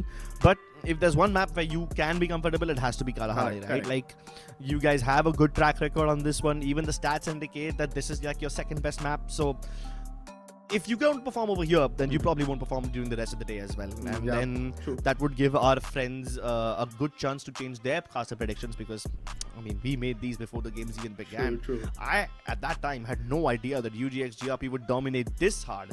I had a feeling that they would be able to carve out a name for themselves, but I didn't expect them to get 2 Booyahs on the trot. And now that they're on the verge of a hat-trick, I hope they actually get it. I mean, credit has to be given to Java Boy, the think tank. I mean, he has done so well to, get his team to the zone. And also with that, he's also getting the number of frags, 7 eliminations in the last game. He also did manage to pull out some in the first as well. Shanku being the star member, he has stepped up big time, being the X factor. And you need some of those characters when you are playing a tournament like TEZ FFMIC India Cup Spring 2026. And that is why this team has become the team they wanted to be, from not getting a single Booyah in the city qualifiers, now getting 2 Booyahs in the 2 matches which we have played till now. That shows their improvement, and that shows what this team can pull things off. I think we are on the verge of starting Kalahari. Let's see what Kalahari brings out. Probably the hat-trick which Crips was looking for. Let's hope we get a hat-trick, ladies and gentlemen. I've never prayed so hard for one particular team's success, but I'm just doing it for the sake of entertainment. If you want us to support any other team, then please let us know in the comments which team you are rooting for. But without further ado, let's get started with game number 3. We are approaching the halfway mark of the day. You've got FG Fireside dropping into its confinement. You've got ZENSTRIKERS towards Council Hall. Bayfront occupied by Team Legacy. It's Need.org who are going to Santa Catrina, not SHUL. So hold up, where are SHUL going? They're going to Foundation? Yep. Huh. Very uncharacteristic of them. I thought they would at least go to Refinery or Command Post, if not Santa Catrina, but they go to Foundation? Okay, cool. Refinery is completely vacant, and there's so many teams near the Command Post and Stone Ridge area. It's REDWINND.ESP who drop first blood. Mars gets that first headshot, and he uses the binoculars to figure out where the other players could be hiding. The action has to be here, right, Crips? You can see the overall standings right now. The teams do not have too many difference to cover, so one good game, they can still climb up. And specifically talking about this team, they are already up there. There's always a chance where you just might find the momentum in a single game, and then, specifically if I bring back what EMZ did last night. So definitely there is possibility, there is hope until and unless there are games, games left out. Team X with 3 elimination points, and definitely they are one of the teams who are in the 3rd spot with 36 points. They just might find Team iQOO OGxTSG. Look at Legend. He is alone right now, but REDWINND.ESP, they started the fight with UGxGRP, and look at now, Java Boy. He received some amount of damage, but Kohli, he managed to revive Shanku. They've got the hit list onto Krish, but they don't know that Legend is also around the corner, so they're gonna go down and hunt Krish. But meanwhile, the revivals for iQOO OGxTSG have come through already. So now, even if they hunt Krish down, they won't find everyone. They might just be able to show the fact that Legend is around the corner. But I also have to point out about Safiq entering the lineup for Team X. This is their 5th player who is replacing their 4th. So this is a substitute that X Gaming are doing right in the middle of this playday. Oh, lovely shot onto Arjun. And that's what happens when you get the substitute in. Safiq with that Trogon is able to slay one more guy. And they go for the hit list yet again. This time they have marked one player from iQOO OGxTSG, and that's Krish. No. But they've already got Krish down.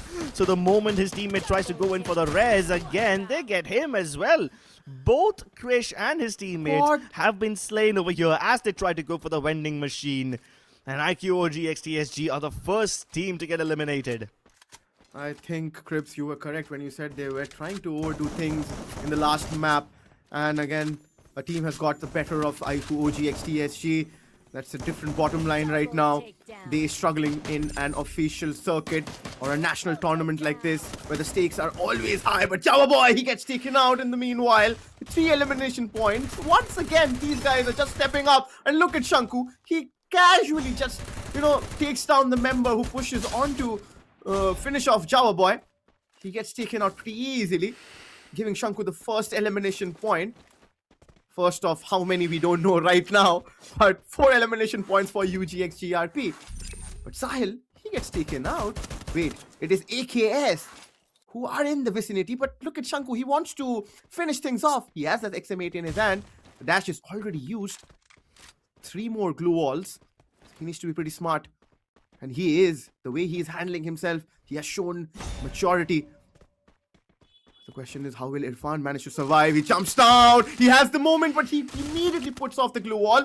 Places another one, but look at, he buys time for Java Boy to get in close. And now Java Boy will do the rest of the work. What a way to set a trap. This is the perfect example, Cribs. Nothing can get better than this. Exactly. I mean, Shanku knew that the moment he lands on the ground, he will have that knock animation. He will have the stagger animation where he just, freezes for a second when you drop from a great height. That's why he was hesitant to drop down. But the moment he realized his teammates are right next to him, he went for it. Meanwhile, in the replay section, you can see how Team Legacy were able to wipe out ZENSTRIKERS entirely. So that's 4 eliminations for that team as well. Meanwhile, SHUL now getting into a fight against Team Legacy. Team Legacy are on a hot streak. They just eliminated another team, and now there's a chance that they might just lose their own lives. Yeah. At least they managed to get the res onto Yuno the moment he was destroyed. So the numbers are still there, but they have to spend crucial money just to get the revives. Oh, meanwhile, take a look at this. You have Roneth, who's given up the location of these teams over here. They know for a fact that FG are around the corner because of Roneth's information, and now they are going to avenge him. But it's going to be a 3v4 battle, so can SHUL fight this with a numbers disadvantage? One of those guys has already left, leaving Sohan behind. And Sohan now is kind of trapped over here alone. He needs to get away as well. He might just get FIREEYES to follow him. Pursuit is strong, but Vota supports him from a completely different angle. They use Sohan as bait, and Vota gets the finish onto Troll. That's a good trap right there. Exactly. And that is why this team is also right up there with Team UGxGRP, FIREEYES Gaming. We thought that this might be the team who can be the face, can be the talent we wanted to see from Group B, but then pressure is what I can say right now, have creeped onto them. Previous two games have been a little up and a little down. This time they have the elimination points to showcase. But meanwhile, UGxTSG leaves the lobby in 10th position. Again, things are not looking good. Things are not looking good for FIREEYES Gaming as well. Wota, he creeps in and look at Suhan. He's fighting it with Jack. But I don't think he needs help. Help is what FIREEYES Gaming would require right at this very moment. With the eliminations. I don't think even help is enough. Yeah, Crips. They need therapy. And the funny part is, SHUL did not work as a team over there. Both those players were so far away from each other, they were basically fighting as individuals. They win their solo duels, and they prove that they're the better team. Now though, Team Legacy, after losing a couple of members to SHUL, have found themselves in Refinery against Team ADDA Kings. And they want to take this ADDA away from their opponents. Anshu Jr. gets that knock, confirms the elimination, and he knows where Sidhu is. He knows that there's at least one guy on the Spire Tower. But does he know that both the remaining members of ADDA Kings are over there? Anshu, he has used the grappling hook. Now he comes up, he wantingly comes up. Kid, okay, I think Kid They find Walia. Is there in the position. Walia is of course taken out. And if you get taken out in such kind of a position, of course, the revival is going to be very difficult. Might be called later if his team survives. But Team Legacy, with only 11 points, they have slowly built up the numbers, at least in this game.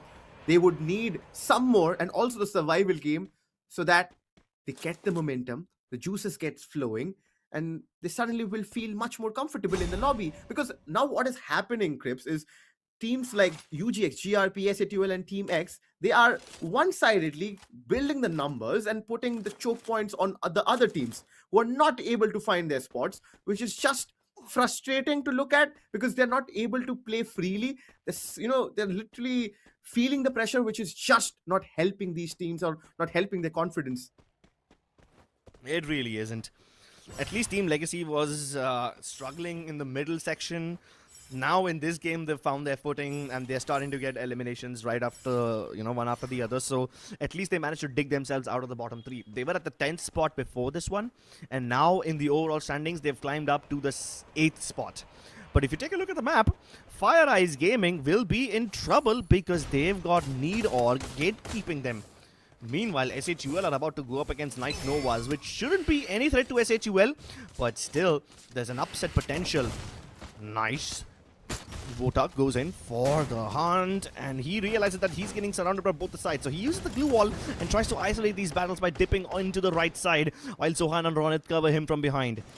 Yeah, there's no more ways to go ahead for them, so Wota just dips back. SHUL realize that they don't have the advantage anymore, and KN are playing super passively. They need KN to either overextend or to make a mistake, but Sohan is like, screw that, Jazz, I'm gonna go in myself, and oh my goodness, the backup from Bahadi is insane! They destroy Night Novas in 2 seconds! Wow. That was too fast. Yeah. Like, I saw all of it. As a caster, I can see everything from a bird's eye view, and it was still too fast by me, for my standards. The action hasn't stopped yet. It is FIREEYES Gaming who are facing the wraith of a Need Org right now, who are on the verge of being eliminated. FIREEYES Gaming again, the momentum is not there. They're struggling once again. Wait, did I see one member from UGxGRP taken out? Yeah, that is Java Boy. Yeah. They're fighting against Team Legacy. Let's see how this pans out. Because the last time we saw the tabletoppers fighting, they won and they literally crushed down the enemies. But this time they're falling back. They know that this is not the position to take a fight. Oh, Shanku and Kohli both gets taken off, and it is insane. With that ACAT and King Gaming, the IGL helps him to convert those elimination points. And look at the way, as I mentioned, Crips, it's still the top 3 who's stacking up the numbers. And look at Team X Gaming. They have 15 to showcase in this game already. 10 minutes into the game. We are slowly entering into the later stages of Kalahari, where we will definitely find out who will gonna get that booyah. But Team X, they have done their job. They have also closed, the gap between them and the other teams who are there above them. But look at Wota and Sohan and SHUL. They're literally hunting down REDWIND.ESP. Wota, just must find one more elimination. They have stacked up to 18 Crips. Goodness me, whenever we switch our POVs to this team, it's always above 15. Rampage. Yup. It's like they get to that 15 elimination mark extremely early on in the third circle itself. And this is not even the circle that nets them the most eliminations. It's the third going to the fourth circle where they farm most of their points. GRP though, they had Sahil remaining, so he gets the res onto everybody else. And now GRP are 4-man strong again. But so are Team X. Will these two teams clash once again? I don't think they'll do it now. They'll probably do it once the circle shifts and one of these teams is forced to move first. But SHUL don't wait for the circle. They will dictate their own moves. They don't do what the circle tells them to do. They do their own bidding.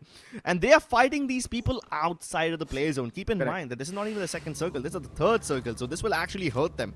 But since there's a launch pad right next to them, they can easily aim for the next safe spot and land in the circle yet again. Ronak, take a look at him though. Nice double elimination onto Team Legacy.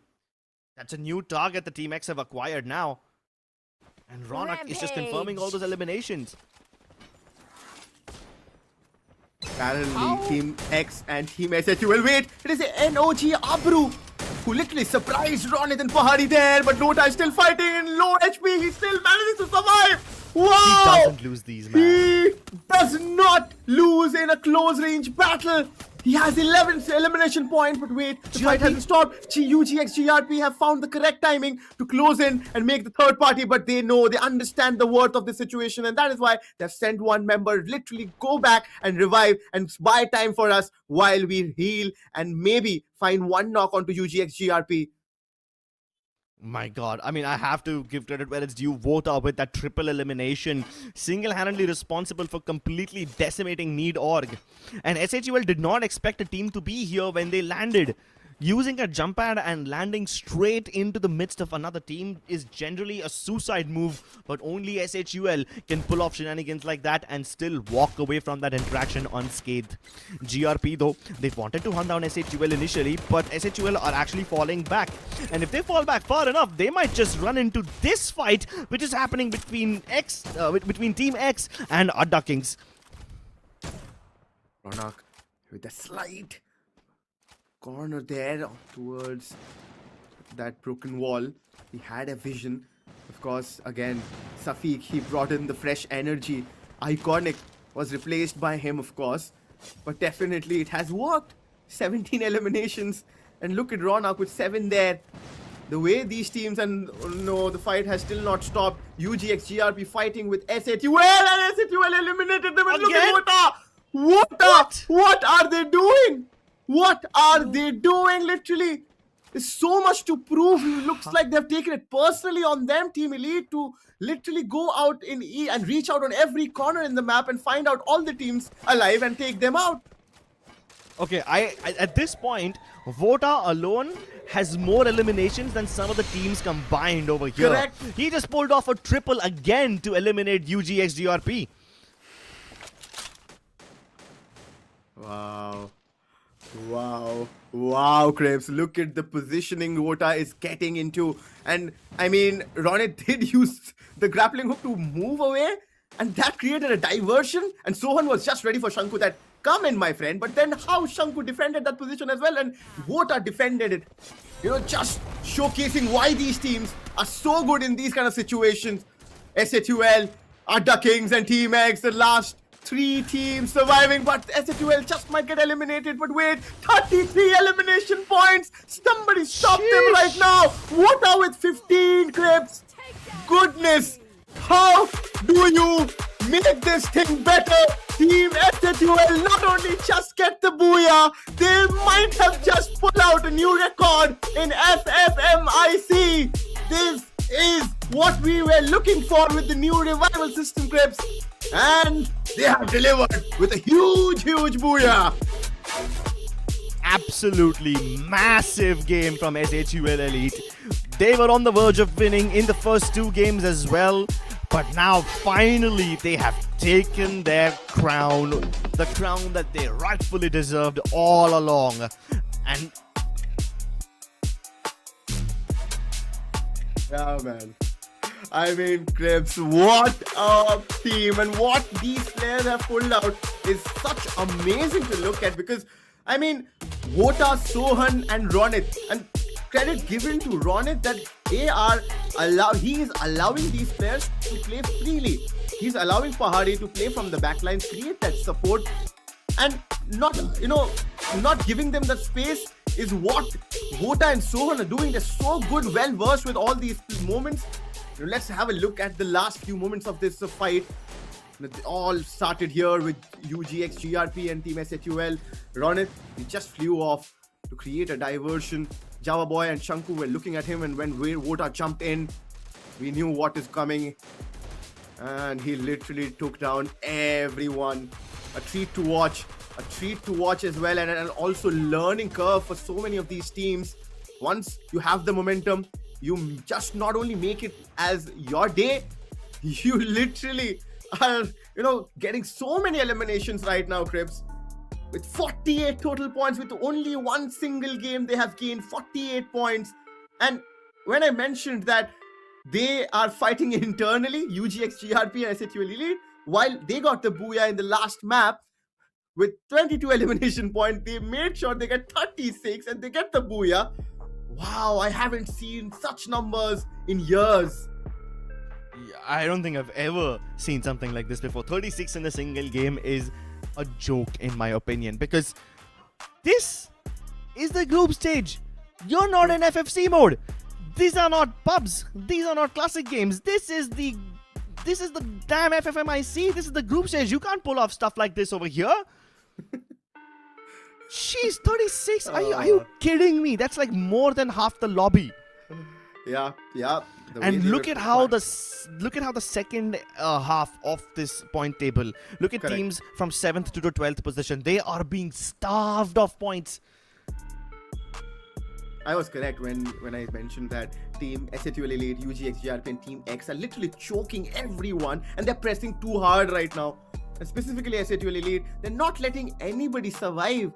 They are so confident right now that they're challenging and looking them in the eye and saying that come and fight with us. If you're not able to, we will literally bully you out of the lobby. And they literally become bullies right now. With these kind of situations, they're creating them. They're not even waiting for situations to happen, right, Cribs?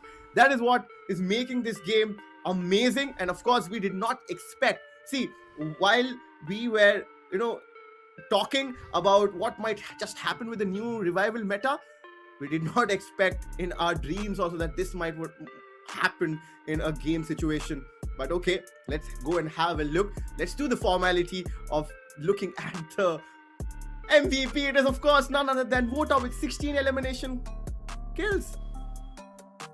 16? Are you serious? The third place team, all of them combined have 10 eliminations, and this guy alone has 16. I think in the previous game, the team that won the booyah had somewhere around 16 to 18 points. UGxGRP had like somewhere around that number. And now you're telling me 22. This one kid has been able to farm up 16 all by himself. That's insane, man. And I mean, he got so many triple eliminations back to back with that M590. Correct. This is not a shotgun. It's a tactical nuke in his hands. Absolutely. He has the backing of the Oscar, the Nikita, of course, the silent healer with J. Beebs and Joseph, just helping his playstyle, so confident on those close range battles. I haven't seen such a clean assaulter in a while. I'm definitely sure, people are talking about Shanky. You should watch out for these two members of SHUL Elite, Sohan and Wota. Both of them are so amazing on close range. They just might pull things or pull some amazing stats out in this FFMIC 2026. But we need to talk about the abilities they use. Of course, A124 for Ronit. So definitely a possibility of that electromagnetic waves. He was controlling a lot from the backlines. And so was Pahadi with the Nero. As I mentioned, Cribs, that Ronit is allowing this team to free flow in a way so that Pahadi he does not have to step in and check what Sohan or Wota is doing. They're left freely that go in and find whatever value you can give me, and then Pahadi is giving them the backup and Ronit is there as a support player. Yeah, Ronit was basically just chilling and spectating this entire game. He was like, I'm just gonna IGL and call the shots. I'm gonna tell you which team to fight. And sometimes he even got the rotations wrong. Like, he, on paper, landing on top of a team using a jump pad is a suicidal move. He landed straight on NEED.org's compound and he did not die. In fact, his team managed to wipe out NEED.org and every other team that was unlucky enough to stand in their way.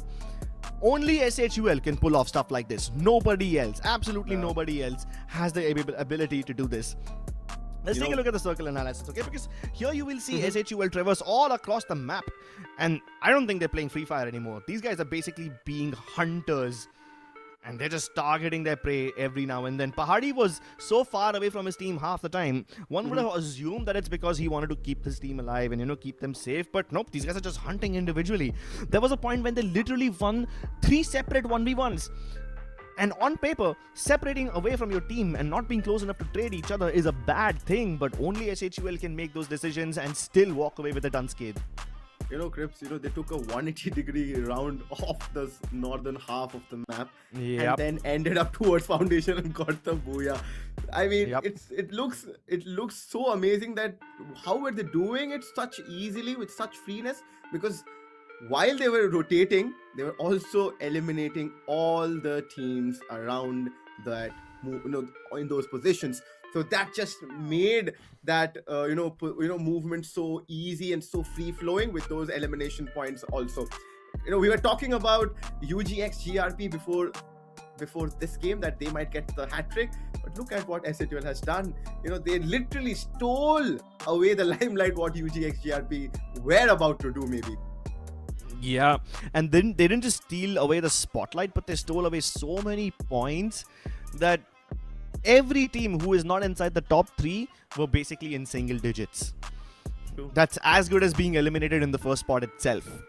And generally you see the top 5 or maybe the top 6 teams get like more than 10 points, and then the teams in the bottom 6 get less than 10. They are in the single digits, but over here that cutoff was on the third team itself.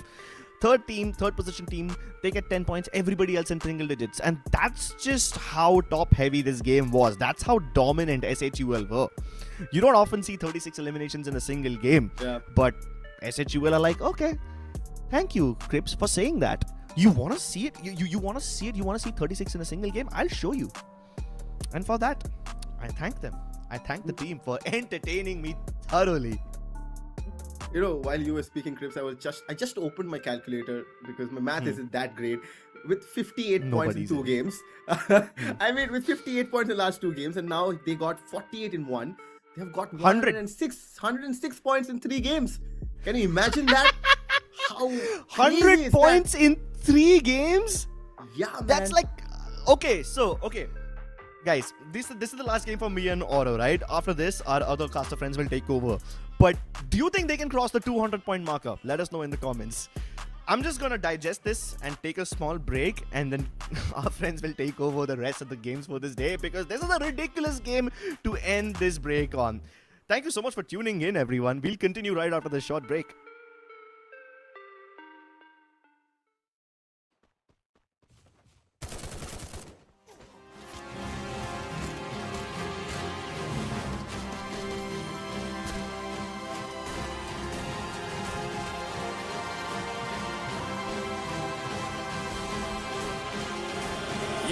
Friend Bentley, Lego. Why they be down the boy? Tell them it's part of the plan. I'm just the underdog feeding them slaps. The game's in the palm of my hand. Whoa, they want me to fail, this is personal. They sleeping on me, this is perjury. You make it, nobody is hurting. You tell the doctor, prep the beat for the surgery. Killing it, they ain't gotta gas me up. Do it myself, I'm drilling it. How many times did they pass me up? I'm cool, can't walk on my shoes, I'm kicking it. Wanna jump in cause they see that it's working. Grow from the air, they see wins on the surface. Flaunting my wins, I do it on purpose. Playing with you till you cry to the circus. 1 time for the yellow dogs, 2 times till they doubted me. You know I did it for my mama, no. Only people know who proud of me. Now I'm getting where I gotta be. Yeah, you better want me take off. You brought the beast from inside of me. I bet on myself and it paid off. They wanna hold me back, I said they must be joking. Look at me cool and calm, collected, yeah, I'm coasting. You ain't stop me, yeah, I got some motion. I got some motion. Been running this since I popped in. Y'all know me, I'm locked in. One hand on the game, 1 hand on the street. Gotta get it out the mud, no problem to me. Keep on rocking, tell them this is heavy metal. My baby's watching, let them know I never settle. And you know I got the keys to the wheel, hands on the wheel when I'm driving this. I spend a couple bands on my wrist, just to show them that my time ain't free, it's a gift. Show them that I'm clocked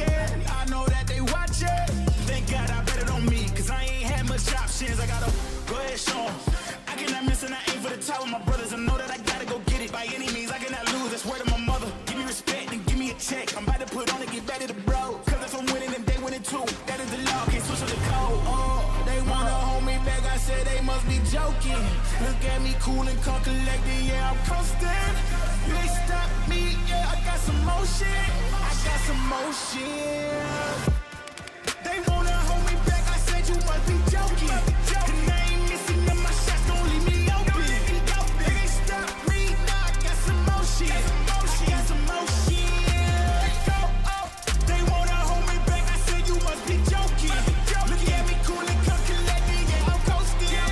They ain't stop me, now I got some motion. I got some motion, okay.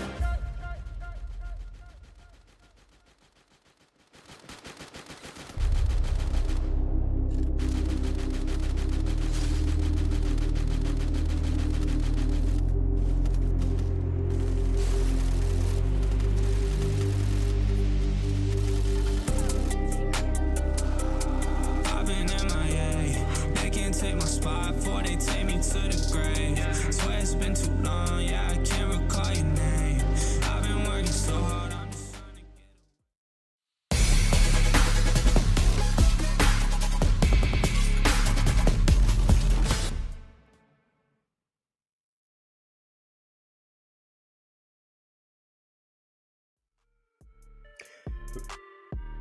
Well, hello survivors, welcome back after a short break. You guys are watching TEZ FFMIC India Cup 2026 Spring, and well, the previous few games, Lucifer, were amazing, and sorry about this. On the desk is going to be Lucifer alongside me, Azora Aiden, and it's going to be a lot of fun in the upcoming 3 games as we've already seen what's happened in the past. And Lucifer, could you give us a refresher course here? Oh, I'm still blurry. My vision is still not recovered after what you were SATU did. That was a demonstration of true essence of power coming in, and truly the elite enchained by the SATU elite squad coming through. And you have to give it to that player. This is one player from the previous season of FFMIC 2025 that I've been keeping my eye on. Water. Damn. The squad on an average had 3k damage, Azora. Yeah, I mean, dude's insane, massive damages all across, and I just understand from there on, it was like a urge for them to go ahead and get the booyahs, and finally they did receive. But moving forward, it's ancient history what we're talking about. Now moving in towards Bermuda, we can already see the kind of drop locations that are already in front of us. These are the potential spots where the teams can head towards, and peak being uncontested is impossible.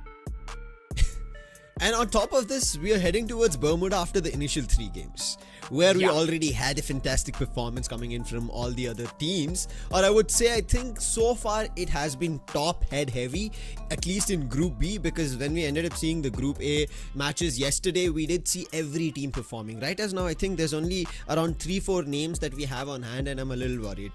And to see a cluster like this all the way from Observatory to Peak, that we end up seeing almost a C shape of a fight that could brew up, and in between around Bhima Shakti Strip, we end up seeing FIREEYES, who have not had a great time along with ZENSTRIKERS. So I'm not too sure of how this is going to span. But on top of it, at Mill, if there's going to be another fight where we end up seeing SATUL versus UGxGRP, that's going to be brilliant, to be honest, Azora, because when these two teams clash, and also a little bit of, I would say, rivalry for Shanku, because that was his ex lineup or team, if you would want to call it, because he did play in SATU Elite. And I'm kind of happy to see this change coming in from Shanku, because start of the day we were looking at maybe Siddharth as well as Kid doing something from Legacy. So far, not yet. You know, Legacy have been struggling in their own ways, but I believe our struggle it's still not ended. So I would just go ahead and reach towards the predictions. My prediction is out there. SATUL, of course, they've been very consistent since game 1. The elimination point of it is amazing, and the first 2 were just like the struggling points, understanding the entire group, understanding the playstyle of the others as well, and in that they were getting such good elimination. So post that, it's just about stalling and waiting till the very end, and that's where they can get the booyah. So I'm very happy to go ahead and give their name. Second, iQOO, OGTSG. They've been showing the spark. They've been pumping their chests and always saying that, you know what, we're still existing, but that existence is soon to be showcased how devious they can be. Moreover, you're and mine, one same pick, which is going to be UGxGRP. They have been consistent first 2 games, as you can see. Booyahs.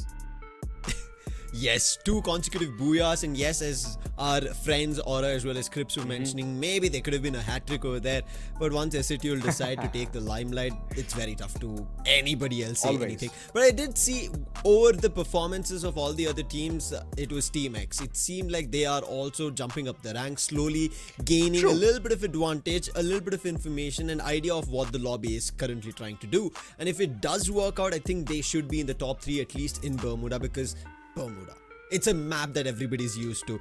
But it is time, finally, after seeing such a big whooping 48 total points, time to picnic and go towards Bermuda to see if there is going to be any change, or is it going to be still SETUL Elite ruling it all. SETUL Elite, they have been super consistent in getting those elimination points, and in order to stop them, you need to take that drop clash.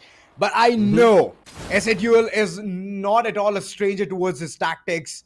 You already have a mini Uzi in your hand, so be careful, run away from that fight, and then somehow bring themselves back into the picture alongside the update as well.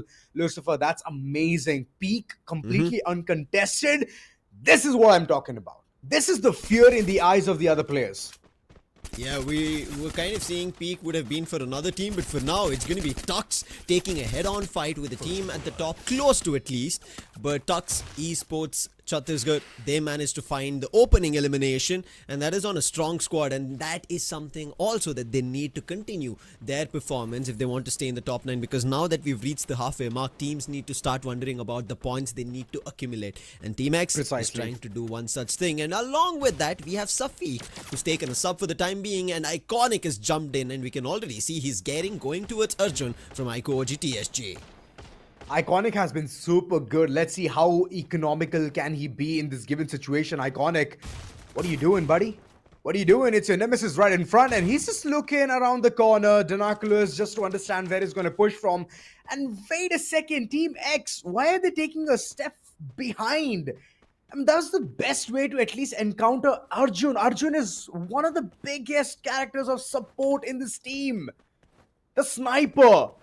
If he's taken down, it's going to be easy peasy to at least get a point or two, but they're just taking their own sweet time. I think they're making sure about information that nobody else is going to be taking a hit on them. And finally, that they have the information, they're trying to make a move, but FIREEYES are also having a day with iQOO OGxTSG. But iQOO, a big surprise for him, but Legend was not ready with his VSS, and iQOO instantly takes that advantage, confirms that elimination. Those are going to be 2 big eliminations in favor of Team X.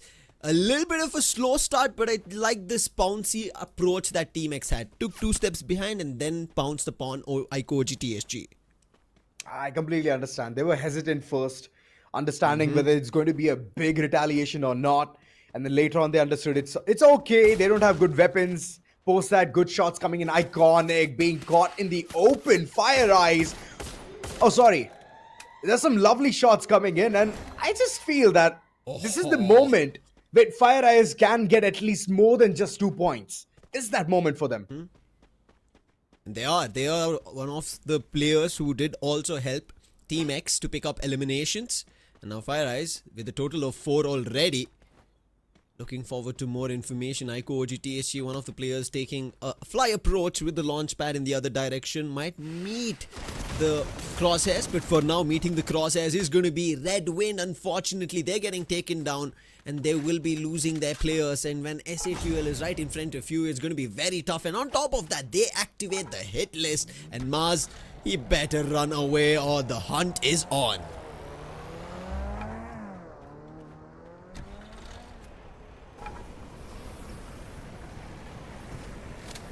From all the past games, they are not going to stop just here.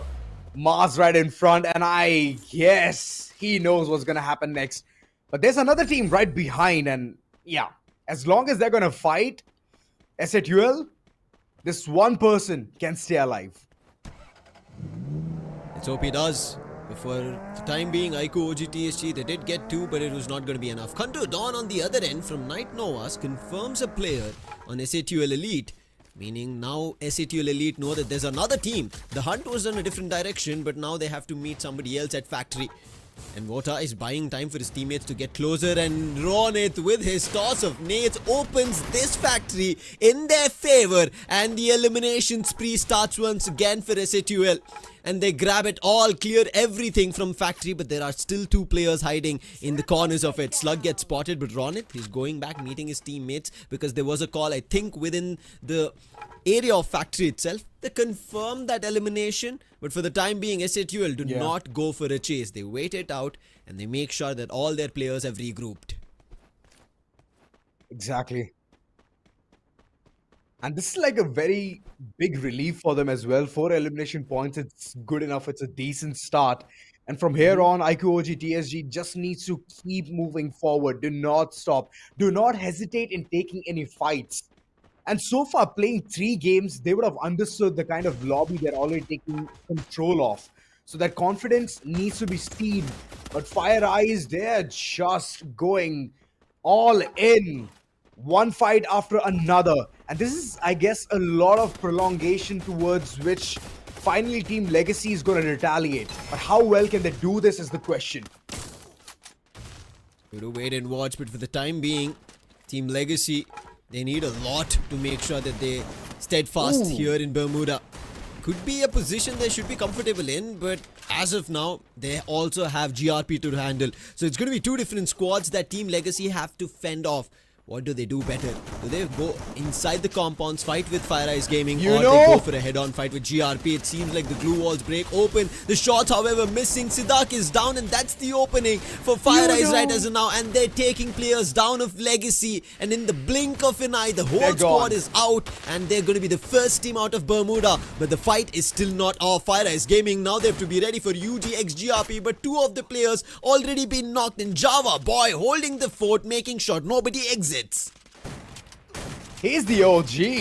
Shanku, Kohli, both of them just jamming in, tuning to the perfect song, and then just getting those elimination points racked up. And this is the beautiful part about it, right? First know where the opponents are, and then hit where it hurts the most. iQOO OGxTSG, yet again, they're just finding some birds in the sky, taking them down. 7 eliminations there as well. But I'm so impressed with UGxGRP. They just have cracked the Da Vinci Code, and they are just moving forward without any breaks applied. Without any breaks applied, but for the time being, even FIREEYES Gaming, they look like they're storming ahead. 12 total eliminations so far. They started with iQOO OGxTSG. They took down the players, fought and fended off even Team Legacy, eliminated them completely, and somehow dodged UGxGRP, and they have a total of 8 eliminations. But UGxGRP, they've still not stopped. They get another confirmation that's going to be on Troll. So FIREEYES, they're trying to replace their teammates by reviving them, but UGxGRP is not letting them go, so they have to change the position. And similar approach by iQOO OGxTSG, and a forward foot approach coming in from Krish on the Trogon. Finally finds a knock on Sidhu, but the trouble is not yet done.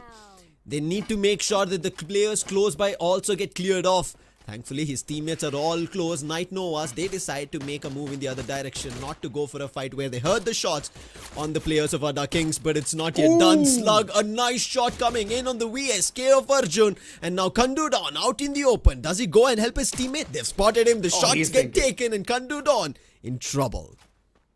Oh, finally, he's off the horizon. Now he can reach and at least revive the fallen comrade.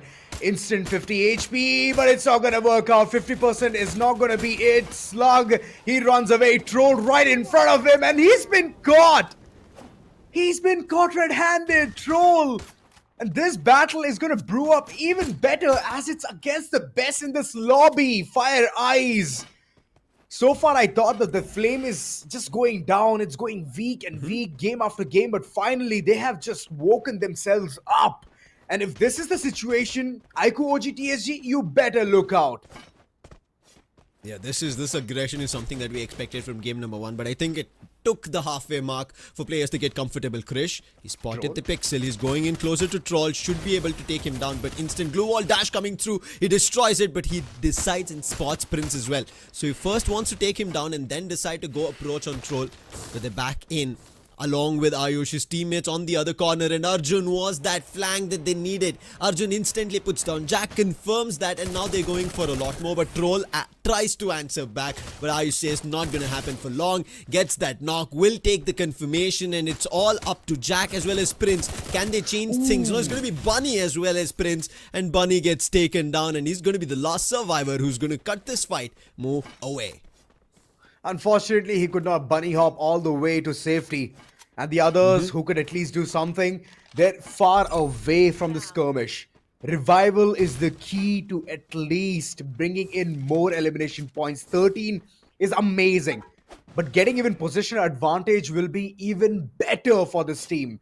Esituel on the other end, Vota is the only casualty, but the others, they are slowly but surely making things possible for this team to stay at the top spot. And that question where I saw Cripps part ways, he asked, is it going to be a 200 pointer of a game? Or 200 pointer of 6 games? I guess it is going to happen real soon. It could happen, I agree with you. Teams have to understand that SATUL with 3 games only, they've done 100 points and they could push it to 200. And that is the reason shots like this coming in from King, taking 2 players down from Redwind. Those shots were just too good. One in the air and the other player, he waited, took his time, because that player also was deciding something, maybe tuning on the playlist of which song he wanted to drive the vehicle, and eventually got taken down. And Team X, for the time being, they're going to be happy. Not a lot of eliminations. They sit with only 4 for this Bermuda game. They close the factory where we can still see iQOO, OGxTSG and Redwind, the last 2 survivors. They've gone above the factory roof. The 2 containers. Can they contain themselves from a fight from Team X? And Team X are boosting them with this OB52 update. I'm pretty sure everybody's using this boost on their vehicles to go across. And now FIREEYES, I don't know why Jack took a dip here, but he's going to be easily taken down by Ronak. And that's another elimination in the bank of Team X. Another one bites the dust. Ronak and his teammate, both of them, they're just rocking this AWM. And trust me, it gets even better when you put the enhanced hammer on it. It just gets better. One shot, the opponent is just going to be flat on the ground, would not even know what hit him. And the moment he realizes, then the entire squad will perish. That's the kind of motive that this team has currently, Team X. But right beside them, in a bigger compound, it is OGxTSG. So they need to play their cards very well, else this entire push game, entire point system game is just going to take a huge toll on them. 13 eliminations so far. And I'm glad that they're at this spot where they can claim those areas. But wait a second. SATUL, the positioning is just so amazing. They have a very nice cover, which is right inside the arsenal. They have artificial cover as well as a tree in order to take those shots and tank it for a longer run. Beautiful. A beautiful usage of Nero's plushy cryomine coming through. They make sure that a player gets frozen, unable to think, and Team X are now left with their last 3 players in SATUL. Using this position still as a stronghold around factory, iQOO, OGxTSG are also stuck right here. If they want to move out, they need to fight with either Team X and SATUL. The circle's moved. Hopefully, they can pray for SATUL to move in the other direction. But moving out of this Bermuda game into the lobby is going to be FIREEYES Gaming. Fortunate they have a good start, but right as now, good shots is going to be SATUL. Mars gets taken down. Ruman Goat, he tries to go revive his players. Zian right behind. iQOO, OGxTSG in the meantime, they've cleared the factory position, and therefore Redwind have a chance that's going to be good for them. But there's a player on the roof also who did get knocked down, and Mars once again. In fact, Mars back and forth. Redwind, all they're doing is reviving their players. There's nothing else they can do or get out of this fight from SATUL for. Another cryo being used, and Ruman couldn't even save his teammate, and he's stuck right now at the pillar of that crane, and he cannot move from that bridge axis. He's going to be put down. It is going to be so very tough. Even though the lightning is there, it's going to be a lightning bolt of jolt across their spines, where Redwind's wind will be stolen away. It's already been stolen. Ruman Goat, he's just running for his dear life inside rotation. Should have done that before itself. And the moment the circle is just going to shrink in, Zian, he thinks that he can do something better here, but Pahari is just waiting for the lookout. One shot could have been very deadly. The headshot should have connected, but unfortunately, it's just the body.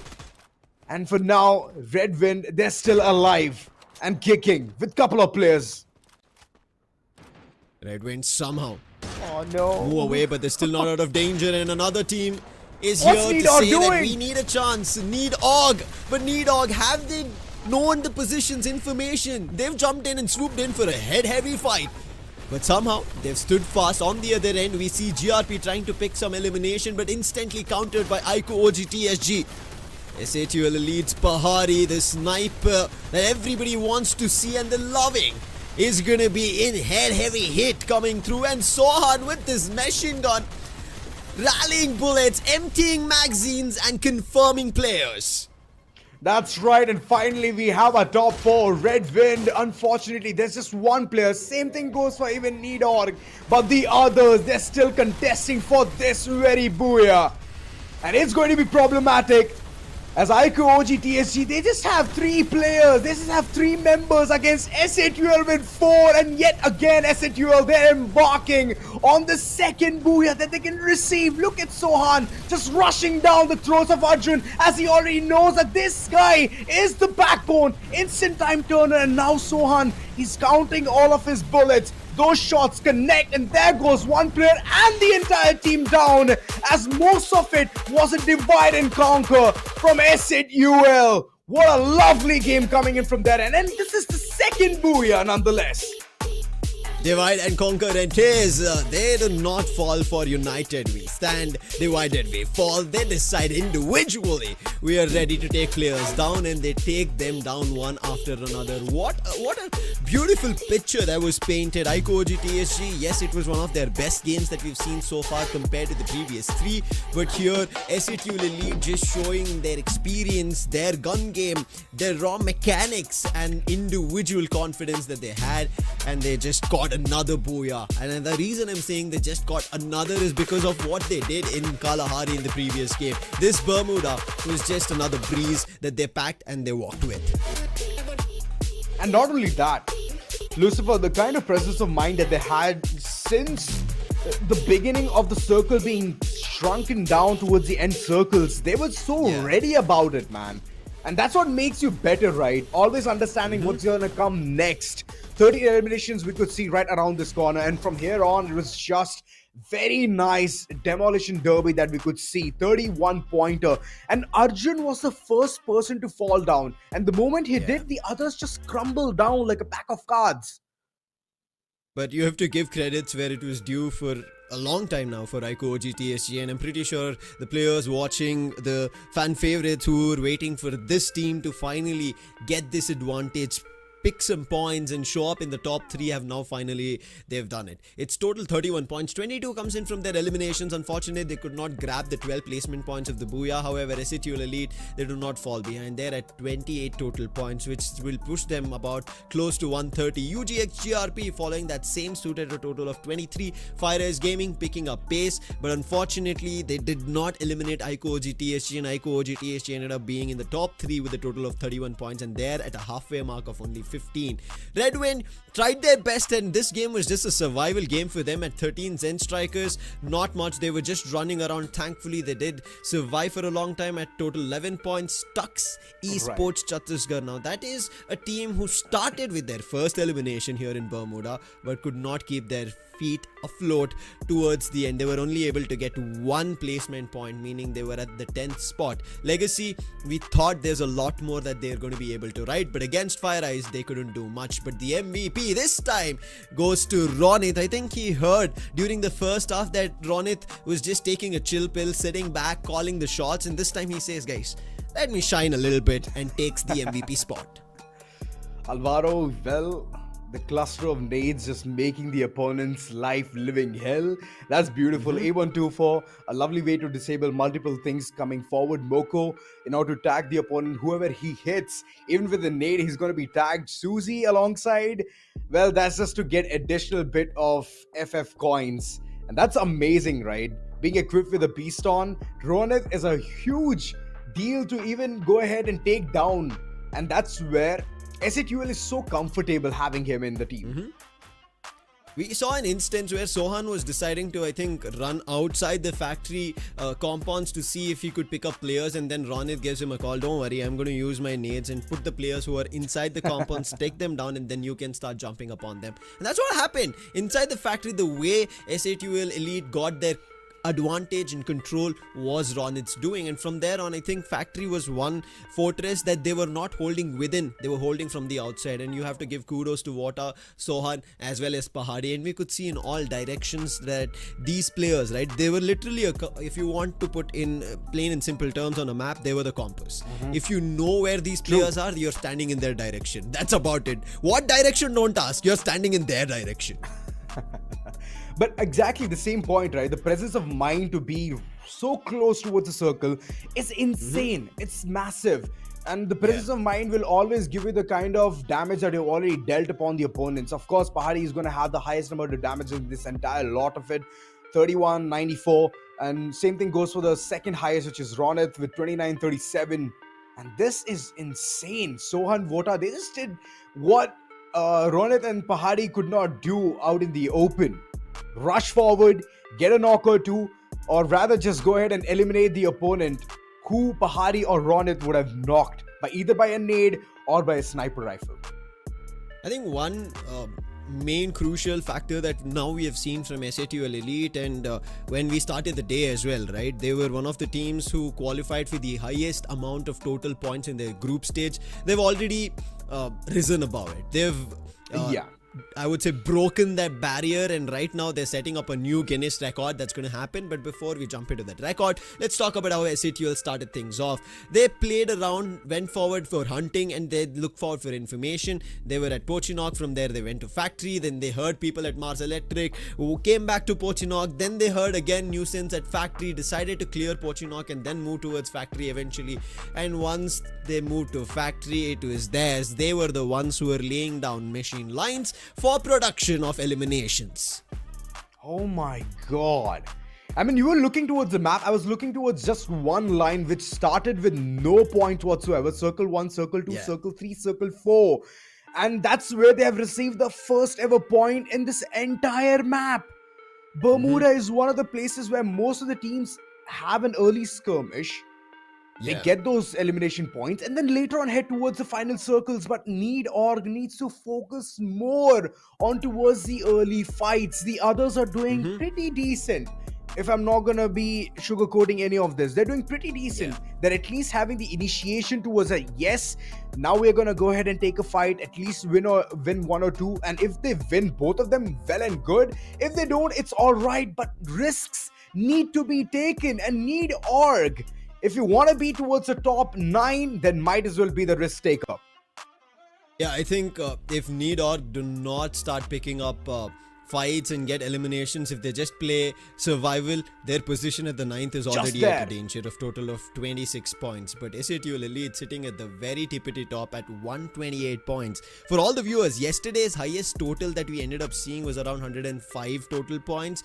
Today, at our 4th game, it's only 4 games done and we are at 128, and that's SA2L Elite, and this is something that they did even in FFMIC 2025. They ended with the highest number of total points in their group stage, and voila, whether you want to say it, is this an illusion? Is it a coincidence? Who knows? That's just SA2L Elite. That's right, man. SA2L Elite, they've been very consistent with those number games. They're very consistent when it comes to understanding, and that's what I really love about them, right? They take first 2 games, which are Purgatory and Alpine, to just relax, understand the mood, and the moment they start jamming, they get 2 booyahs back to back. And this is all the way rinse and repeat. UGxGRP, they've been isolated, even though they've been doing significantly good compared to the other teams, but it's just not it, right? The explosive start versus what's happening mid-game, that's where they have to start thinking upon, and not overthink exactly, just think, give it a thought, and then fix those mistakes. Because they're already doing pretty good. They're doing pretty good. So if they overthink, it's just going to be bad. And at the same time, if they give it a thought, it's going to be good.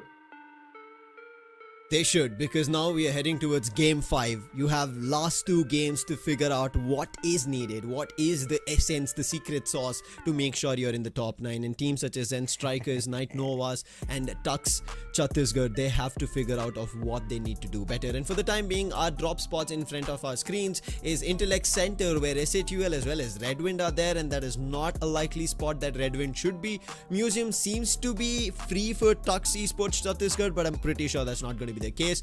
ADDA Kings, I'm a little surprised of how their performance is. They start off with eliminations and then they go into a survivor mode like Need.org as well. They should start changing this. They're at a I would say Lonely Turbine Island, but I'm pretty sure they would change in the other direction, move towards either Farmtopia or Zipway, where they would get more eliminations. For the time being, at least teams need to be okay or be a little happy, I would say. SATUL Elite are picking up pace, eliminations, and they're taking away a lot of points. However, UGxGRP, they know they've done enough, and now the other teams have enough space here, Azora, to pick up points, and I hope they read into it. You know, I'm very concerned with teams who are going to head towards Zipway and Boxing Gym specifically. Farmtopia is still fine. It's a very vast area. You can keep moving around, twirling, and still nobody is going to find you. But Zipway is one of the places where I can see a couple of teams from Mortar Ruins alongside Rust Town. They're going to rotate soon. And ZENSTRIKERS, UGxGRP, both of them, they're going to be waiting for those first blood to be drawn. They're that thirsty about all of these situations. So I'm just concerned with one of them or whoever is going to head towards a zipline area. Plus, Boxing Gym is already been contested by 2 teams. So whoever wins from there, they will hear those shots nearby and voila, you have the best cocktail there. And I don't think so you'll be able to sip it that well, as most of them will keep charging towards you.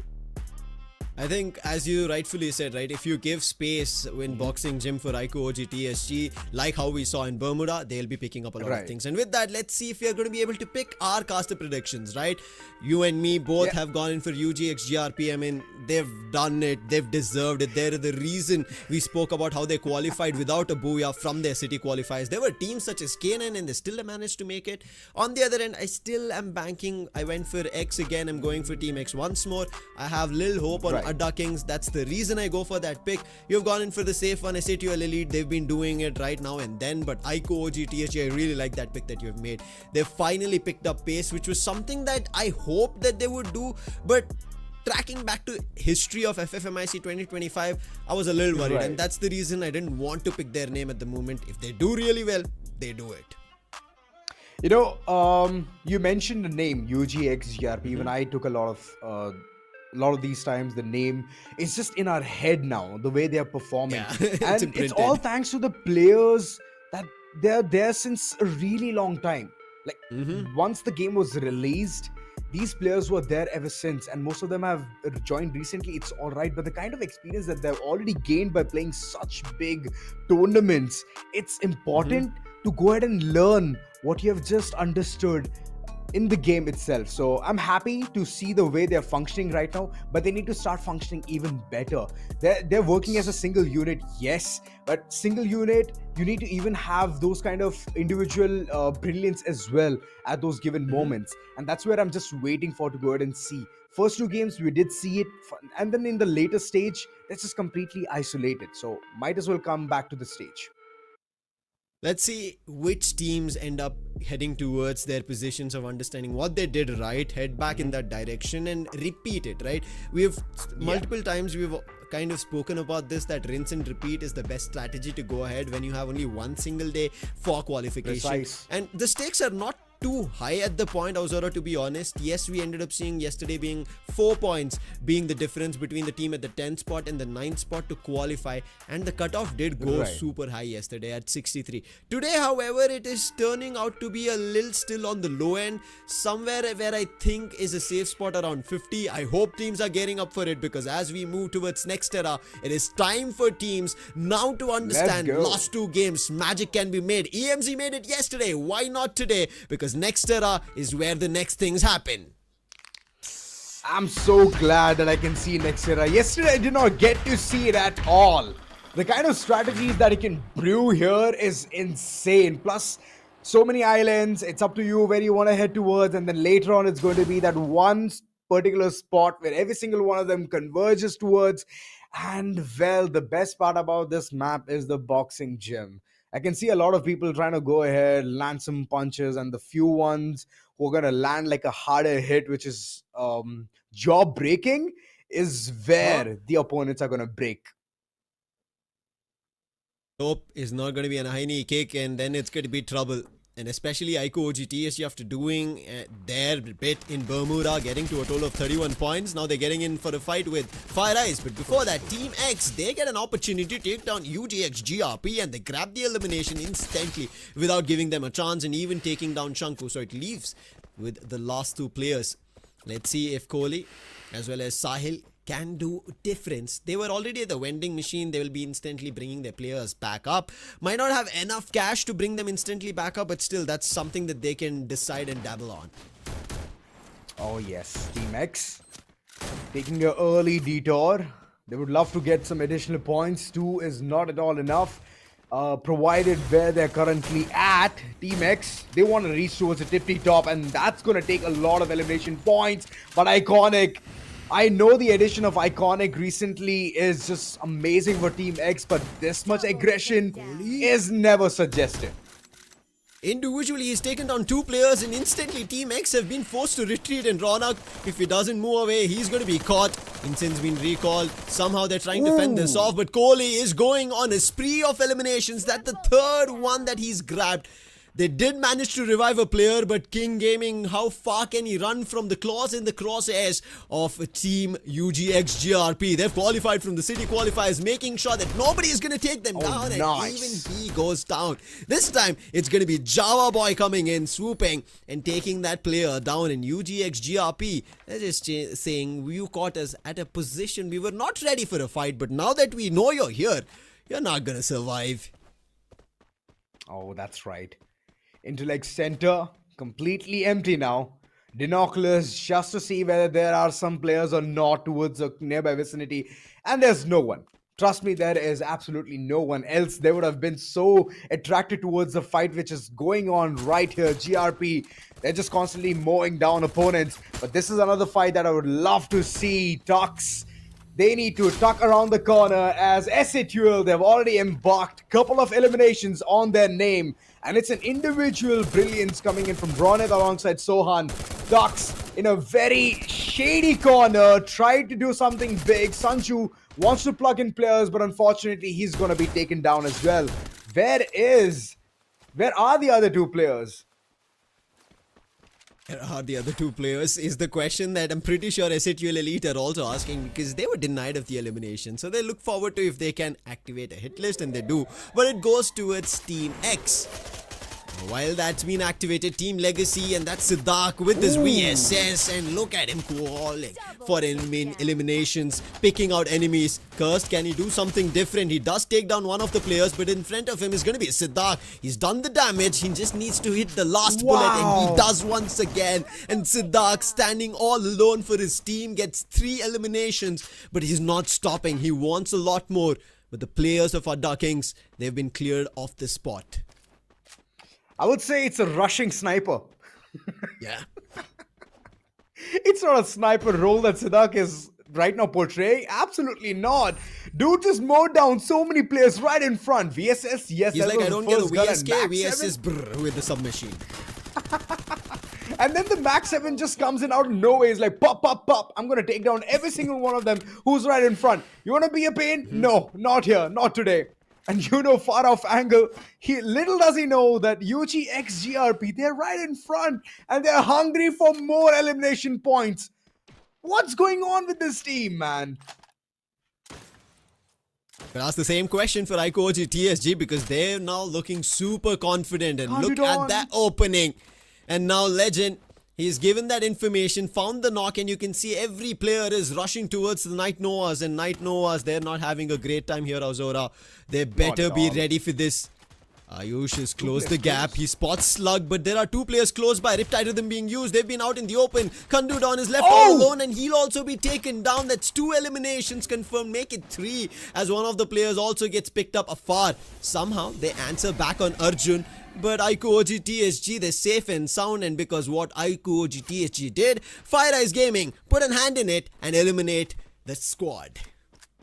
Team Legacy behind iQOO OGxTSG, they just understand the gravity of the situation.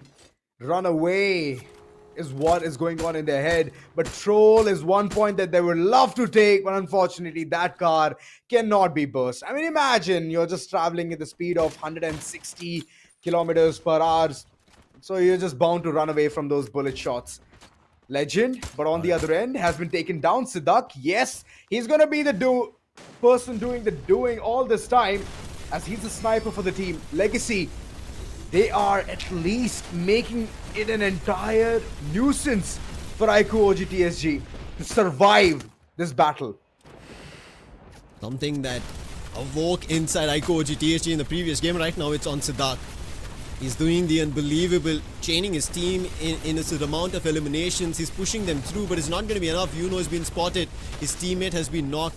Instantly runs going to revive him, but iQOO OGxTSG's Krish is now surrounded with another trouble. UGxGRP, they're here, but Shanku, he was shot from afar.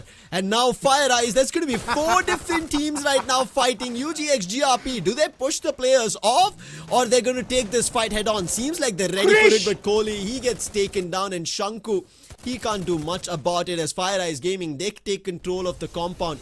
And Shanku can only abide by time, wait for the time being, and then look forward to information. But in the meantime, Team Legacy, who thought they had control over here, they could push off iQOO OGxTSG, they become the ones who are eliminated and pushed out to the lobby in Game 6.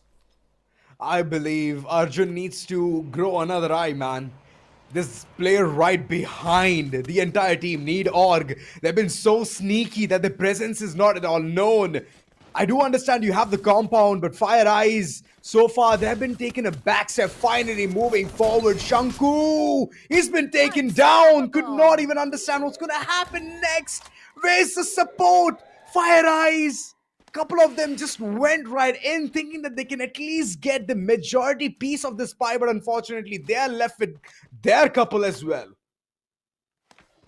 Let's see as of now who starts picking up more amount of eliminations at FIREEYES Gaming. They've been separated. Bunny, there's nothing much to revive or get him back. All they can do is go to a vending machine, bring him back alive. That's about it. Give away the elimination to UGxGRP. But Team X, they have an opportunity to take down REDWIND, and REDWIND so far have not been strong. So King Gaming, he has an opportunity. However, before I could see an opening from there, and it is going to be REDWIND who take down Iconic. And now they're moving in the other direction to see if they could do something about it, and it's not working. Insane also goes down. It's up to King Gaming to do something different. I did not see his teammate Ronak still here, and somehow with the scythe, King Gaming inside the opponent's chrono. He takes him down, but he was only good for one. REDWIND finally catching the right gist of the movement of this breeze, gets eliminations, pushing it to a total of 8, which has been so far better than any of their previous games, and instantly get their teammates back up. That's right. And this is what they're doing, right, since game 1, getting the players back into the picture. But here's the thing, right, getting 9 eliminations is the highest for them so far. So they're slowly but surely gaining that confidence. And these are the last 2 games, Lucifer. Last 2 games. You better hit the gas pedal and keep moving forward. Do not think about your past games. Just focus on what's coming next. Focused, zoned in, as even ZENSTRIKERS. We did see them at the bottom of the chart so far, and this game 5 has to be something different. Spoke about yesterday's sporadic, mysterious dark horses, and that was EMZ who managed to qualify. But can ZENSTRIKERS do something like that? Go for a big game. See forward to qualification. We spoke about it already. Today's cutoff seems to be a tad bit lower than what we saw yesterday. UGxGRP, one of the crucial or the main reasons who have done it, and now they're trying to pick up eliminations against ADDA Kings. Kohli spots Sidhu out in the open, but thankfully reinforcements behind him, and Java boys, the last men standing, and ADDA Kings are trying to convert, but going against such an experienced veteran player, that's what it's going to do in a 1v1. But eventually shop will be cleaned with the launcher, and with that ADDA Kings also push to a total of 6 eliminations. All the teams of Zora so far who have missed up on total points, who've missed up in eliminations, are picking up here in this 5th game. I can see so many underdog teams, so many. FIREEYES, there's Redwind, there's Team X, there's even ADDA Kings, ZENSTRIKERS, alongside No Org with just one elimination, but they have 4 players remaining. That's good for them. And whenever they're going to engage into a fight, it's better for 3 people to at least push and 1 person to stay behind in order to provide the perfect shots on the opponents. But Valia, he's doing something funny there. Not sure what that is. But for the time being, Need Org, they should, as you rightfully said, go for a fight, swoop in, jump in, make it all work in their favor. But they've never done it. They've just played as survivors. The zone closes in, the circle moves, and they move along with it. But for now, Abru has taken a foot forward approach. He's gone up. Along with him is going to be Alambu. They're all taking the teleporter and they're getting closer towards the compound, even without giving the slightest hint to ZENSTRIKERS. Because you saw they did throw out the Nero plushie coming. And it's only Godzera who is trying to distract them for the time being. And ZENSTRIKERS have no clue of how close the team has gotten. Absolutely not. Dinoculus, that's the only way to know. Provided that they have that pet ready and armed.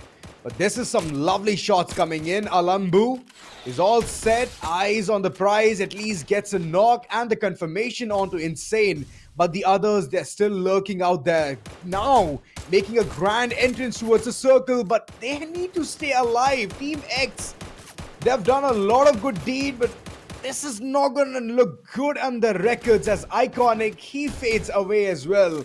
Ronak, he is charging forward. But this gatekeeping of a strategy is working out for Need Org. Need Org, they made a lot of noise in ZENSTRIKERS. They decide to strike in. Abru is trying to hold off, but it's not going to work. Bruxos gets taken down, and Abru, while he was patching himself up, his whole team has been knocked down. What does he do different? Takes the teleporter, but he's going again outside the zone. And he now meets another player from a different team. Insane. No way. From Team X. And it's a 1v1. Both of them missing their shots. And finally, with the player going down, Abru, Need Org, their opportunity of making sure they rake up a lot of points missed. They're at the 9th spot, meaning ZENSTRIKERS, if they get 2 more points, they're going to go to the 9th. Oh, not a big game for SATUL. Just 135 points. 6 eliminations in this one. And moving forward towards the teams who are alive, ZENSTRIKERS, they're already missing 1 player, Mohsin. He better come back, and it's going to be a better chance for them to survive for a longer run and at least get an entire squad vibe, which is like 4 points at this point in time. And wait a second, that's what they do. Iconic, King Gaming, both of them rushing towards Sam God, and Sam God, he's in a bit of a kerfuffle as JD God, even though he wants to provide the support, he has cocooned himself. Prime, down on his knees, begging for mercy, and there's no one to provide support. This is sad. Oh boy. JD God, he's also been hit upon. 2 different teams, sandwich position, last player right as of now, and Team X have gotten closer.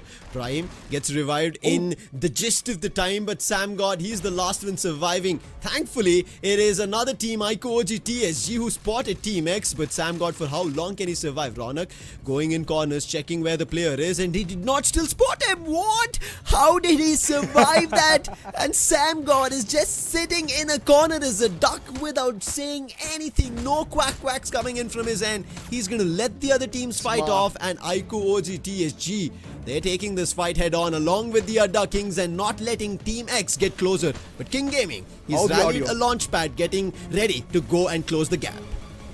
There you go. The audio has already been given out, but I don't think so Team X is even interested in taking this fight, as ZENSTRIKERS, they're going to face a lot against the blue.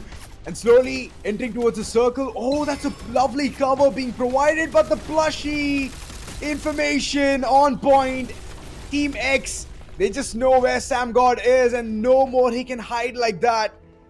Prime taken out, last man standing for ZENSTRIKERS, as the others, they're still taking this fight. ADDA Kings, even they have 1 comrade alive in that corner. But Ronak, he's gonna make sure to get that 1 point. His eyes are set, his crosses are, and it's only the trigger left, but he decides that he wants to be eliminated. Thankfully, there was a skill. He doesn't go away for free. He does give an elimination, but now we are down to our last 4 teams. This is the final battle. REDWIND have made it here. ADDA Kings have made it here, meaning they're getting closer to their qualification. iQOO, OGxTSG, however, they have the numbers. Krish gets knocked while we were talking about it. They're the only ones in the compound, but nice shot coming in from the AWM on Ronak of Team X. Valia, he's the last one. Nero Plushie goes right towards him, and then a shot coming in, and Ronak is looking brilliant as ever. Total 7 eliminations, 16 in the packing punch coming in from Team X, and it seems like this time there's nobody stopping Team X from their own booyah, but they have to make sure they take down iQOO, OGxTSG. Oh, that's not going to be possible. That's not going to happen so soon. As long as Legend is alive, as long as Arjun is there in the mix, iQOO, OGxTSG will always have that eye towards the opponents. And there you go, one by one, they are facing a lot of wrath. HP low, King Gaming first to falter.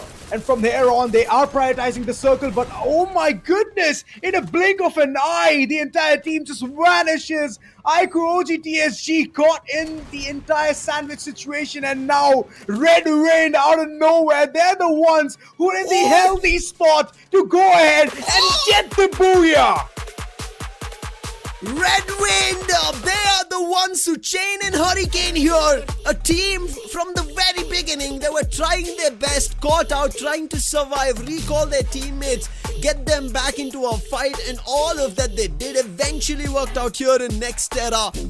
And even though they were the ones who were playing at the edges of the play zone, they took down teams who looked better, who picked up a lot of eliminations, but REDWIND needed this, and what a time to get it here, Auzora, at game number 5. Absolutely, and that makes them making the feeling of qualifying towards the top 9 better. Absolutely. Now, no one's going to take away their spot, so they're pretty confident after getting this booyah. And most of them were inching for this very moment itself. All the underdog teams, they aimed. They just wanted to get towards the top 3 somehow. ZENSTRIKERS, I could see them lurking in the shadows, crouching, making their way all the way towards the circle. But unfortunately, there were not such good events as iQOO, OGxTSG. They were alive for a very long time. And ADDA Kings, Valia, man, he tried his level best. But unfortunately, it doesn't work out that way, right? You need to have good amount of glue walls in order to keep moving forward. You stop to go ahead and heal, and that's where you lost the time. While they did lose out time fighting out with iQOO, OGxTSG, Team X, that became a problem. With the launcher, Ruman Goat found the first opening and then sealed the last one. And what a shot that was, making sure they confirm this booyah in their favor. But you could see the first spot goes to another team, that is Team X. This was a big game coming in from Team X as well. A total of 19 eliminations, 28 total points, and with only a 1-point deficit is REDWIND Esports, the team who got the booyah, sitting at a total of 27 points. Well, it's always going to be that one team who has good amount of eliminations, who has maintained the yin, but the yang has been stolen away by some other team, which is REDWIND. So regardless, it's the eliminations who has given such good benefits to Team X. But it's all right.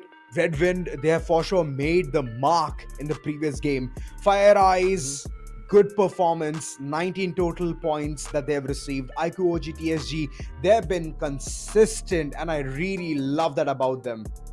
SATUL Elite, very just consistent. 6 points of eliminations and 1 placement point. So that's one of the places where it just makes us question that the 200 game that we were aiming for, that we were looking forward towards, is not going to happen anytime sooner. But for now, let's talk about the MVP who have actually adorned in a frame, and they're going to be looking like the stars are gazing upon them. And that's going to be on Mars. We saw him having a big trouble around factory in Bermuda, but here in Nextera, he looked like he had complete control of things. Nice usage of Nero's Plushie coming through. AWM in the mix from his end. Maro making sure that every opponent doesn't have any opportunity as they go in distance. They keep getting hit upon. Moko, once hit, you're going to be marked, and Suzy to get extra coins coming through. But along with Mars, you have to give it to Ruman Goat as well. I think while Mars was controlling the distance, it was Ruman Goat closing the distance. Fair enough. I mean, so far, if you want to use the entire part of calibrating the skills and understanding the entire situation better, that dude has done justice towards leading the entire team. And I'm glad that they have reached towards this point where at least they could receive such good eliminations alongside getting the booyah as well. So that's a very nice start for them. And I'm hoping that they can carry this forward and topple down those teams who are thinking about reaching towards 9th spot somehow.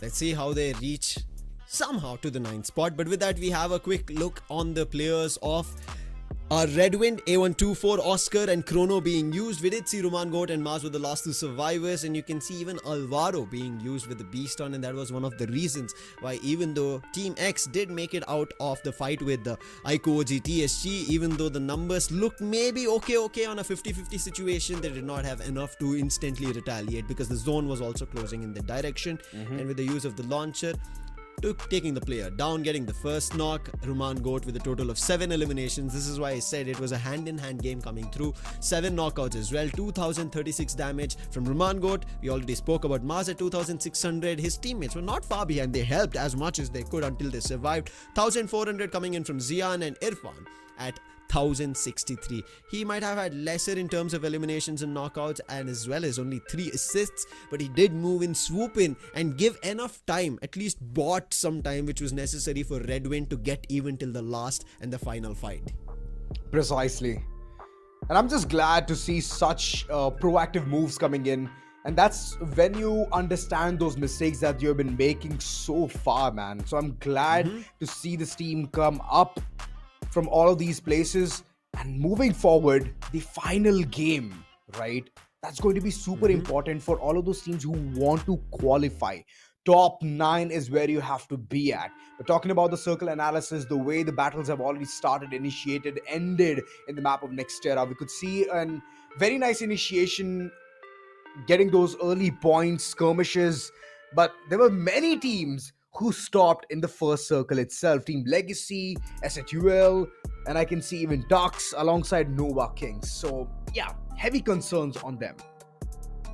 We have to even talk about Redwind here, the way they played around, and you could see almost going to the farthest of the circles that we've seen so far. They started from around Museum, went towards Farmtopia, Intellect Center, came back towards Farmtopia, went towards Rustown, and from there they started making their way towards the boxing gym. There was an instance where they were troubled by ADDA Kings. We saw that behind enemy lines they did approach, but once Redwind were able to clear ADDA Kings, they knew they had the position, and look at the position of the circle where they are in. They're away from the play zone, whereas Team X, after fighting with iQOO OGxTSG, they still had to make their way out of the play zone, and they still were getting hit by both the shots as well as the zone damage coming through, which made them a little bit of a tough situation. But you have to give it to Team X as well, of how they guarded so many teams from getting closer, kept the distance at Deca Square, and the way they made sure that teams do not take them down. And this is a very big performance coming in from Team X as well. While Redwind might have the spotlight, it was also Team X's as much as theirs. The final fight is the only one that concluded in the other direction, but with that, it is game number 5 done, Azora. One last game, and that is Solara. And the latest, if you would want to call it, the map that is seen in Free Fire Max, and that's the map that we are ending on. There is still some questions for some teams, and I'm still wondering if ZENSTRIKERS made enough in the overall standings for today in their Group B to go towards that 9th spot, because they were there. Nidor got eliminated before them. So is it enough? Yes. Was it? Maybe, maybe not. Soon to be answered. But the concerns are still not yet gone, right, Lucifer? And Night Novas, they have qualified at the position of 11 in FFC qualifiers. So that means a lot, right? You have collided, clashed against so many teams, and you reached 11th. 11th is a really good score, you know? When I say AIR 7, it's even better, but 11 in FFC is just brilliant. So those gameplays are yet to be seen from this team, and I'm hoping that this final game of Solara is going to provide us that. TV Tower, one of the places where it's going to be a brawl town, and the others, they have scattered to every single corner of this map. Now my eyes are going to be on two teams a lot more. It's going to be Need.org as please well as tell me. ZENSTRIKERS. Tux Esports Chhattisgarh as well. Even the previous game was not that great for them. So I think maybe add 3 in the mix. We can see Tux and ZENSTRIKERS together all the way at the top at Windmill. And after that we can end up seeing Need.org at Bayside. And I'm pretty sure that they're not going to be alone. Maybe they themselves head towards Aquarium, or ADDA Kings from Aquarium make their way towards Bayside. That's something that we have to wait and watch for the time being. But other teams I'm not worried about. Redwind, I think the position if they do decide to go to Riders Club, still should be safe. The position after getting a booyah also should be not at all concerned or compromised that they might be pushed out of top 9 because of the amount of points they have. SATL Elite and UGxGRP, if they both fight in the very start at the hub, it's going to be better for so many teams, to be honest, that their points will go away and those teams out, meaning then there could be a window opened up for Night Novas as well, Azora. You know, the windows, it needs to be a door now. Window is still one of the places where they have to hop and enter towards, right? Door is like a straight up entry. You walk in, or you can even run in. You can do anything and everything with that situation. It needs to be a grand entrance. Exactly. You need to just break open the door and reach towards. And that's where I would say I'll break open the door of our caster prediction. And I'm going to give you guys the room as well to go ahead and predict your teams. And there you go. All the underdogs right in front. FIREEYES, ADDA King, Redwind. Even before looking at the game from third map onwards, I was like, you know what? I'm going to give the chance to these 3 teams because they're looking pretty much like one of those who have a lot to dish out, but they're not able to do it, Lucifer. On my end, I've gone for SATL Elite and UGxGRP. You cannot go wrong. But I did mention there could be a chance, and that is one of the reasons I've picked Night Novas. Now, this could be the game. The only reason is after witnessing what happened in Group A, the way teams performed till the very end game, you couldn't count any team out, and that is one of the reasons I think there is still a possibility for Night Novas of what they do, of how things, it could be different, but it is Solara again. A little small, a little too pushed in for teams to fight on. I mean, you have to push in the envelope at one point of time, right, Lucifer? You need to showcase what you can do in the entire game. But before we do any of this, it's going to be the teams who are going to entertain us in this final map of Solara. A lot of things to be seen and a lot of things to be heard. Let's see who hears what, because this is the final game for Group B. This is week 1, day 2 of action here at Free Fire Max 2026 Spring. And we are with REDWIND.ESP, the team who took the booyah, and they're the ones who go to Aquarium, and it is going to be Need.org, as we saw on the drop spot. They still decide to go to Bayside. FIREEYES, they go towards TV Tower. Team Legacy and Night Novas might have a fight. Night Novas go to their drop spot, which was Bloomtown, which we saw. UGxGRP go in their direction as well, but it is not SATL Elite. They go in the other direction, which was completely empty in our drop spots, that is Delta Isle. But Windmill, there is a problem. iQOO, OGxTSG and ZENSTRIKERS about to clash. Ooh, iQOO, OGxTSG, hot pursuit, Krish, good shots, finally gets a knock, but it's all right. The entire team is there to provide the support, and they're going to be back on their feet real soon. The others just trying to look out what's happening here, looking at those merchandise. iQOO, OGxTSG, such a dominant team. Even though there's SATL as well, but they're on an isolated island, just like you mentioned. So they're going to take their sweet time, get their loadouts checked, and then enter towards a fight. But it's iQOO, OGxTSG just initiating brawl right at the word go. They did try. But as of now, even iQOO, OGxTSG know they do not need to go for an hunt. They do not have to be eager on a fight, but SATL Elite, a little bit of a glimpse for Krish. He did spot on the railing that a player did make it across. Now SATL Elite as well as UGxGRP, the only thing that I'm concerned in this game of Solara is that they are in 2 different corners, and if both of them start getting closer towards the center, they're going to start cornering every team. They're going to force them to each other. But right now, Krish trying to force a player's knock towards his favor and an elimination if possible, but Water, as soon as he gets wind of it, he moves in the other direction. Arvon, that is the binoculars being used, gives information that there are 2 more players there. What do iQOO, do?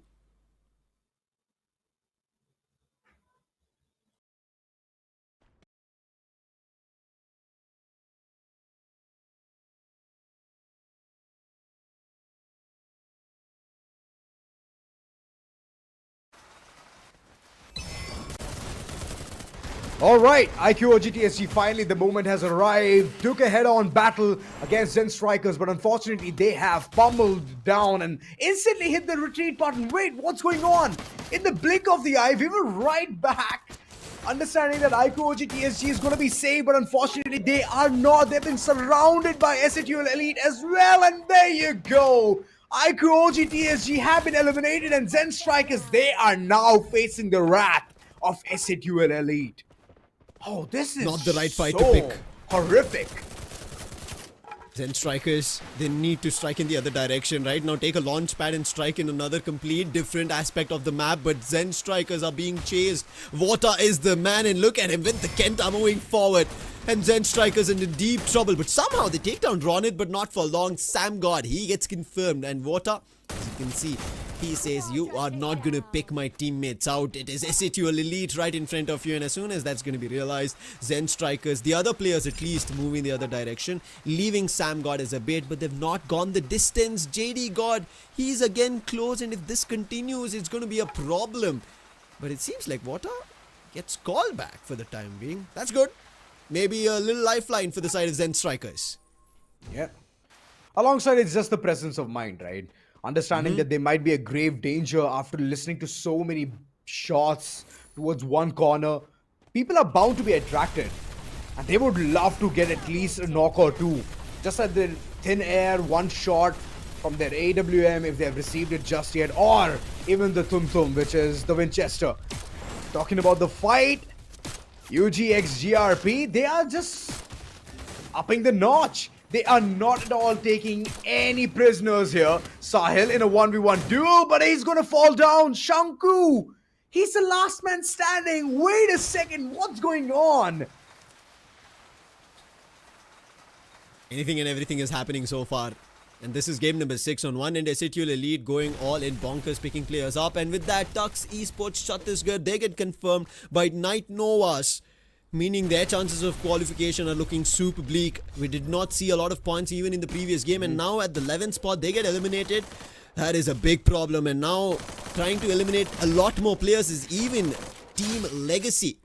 They find a player from Redwind. Redwind, this time they do not have to be worried, even though they start losing players. A total of 4 eliminations have been accumulated by Team Legacy.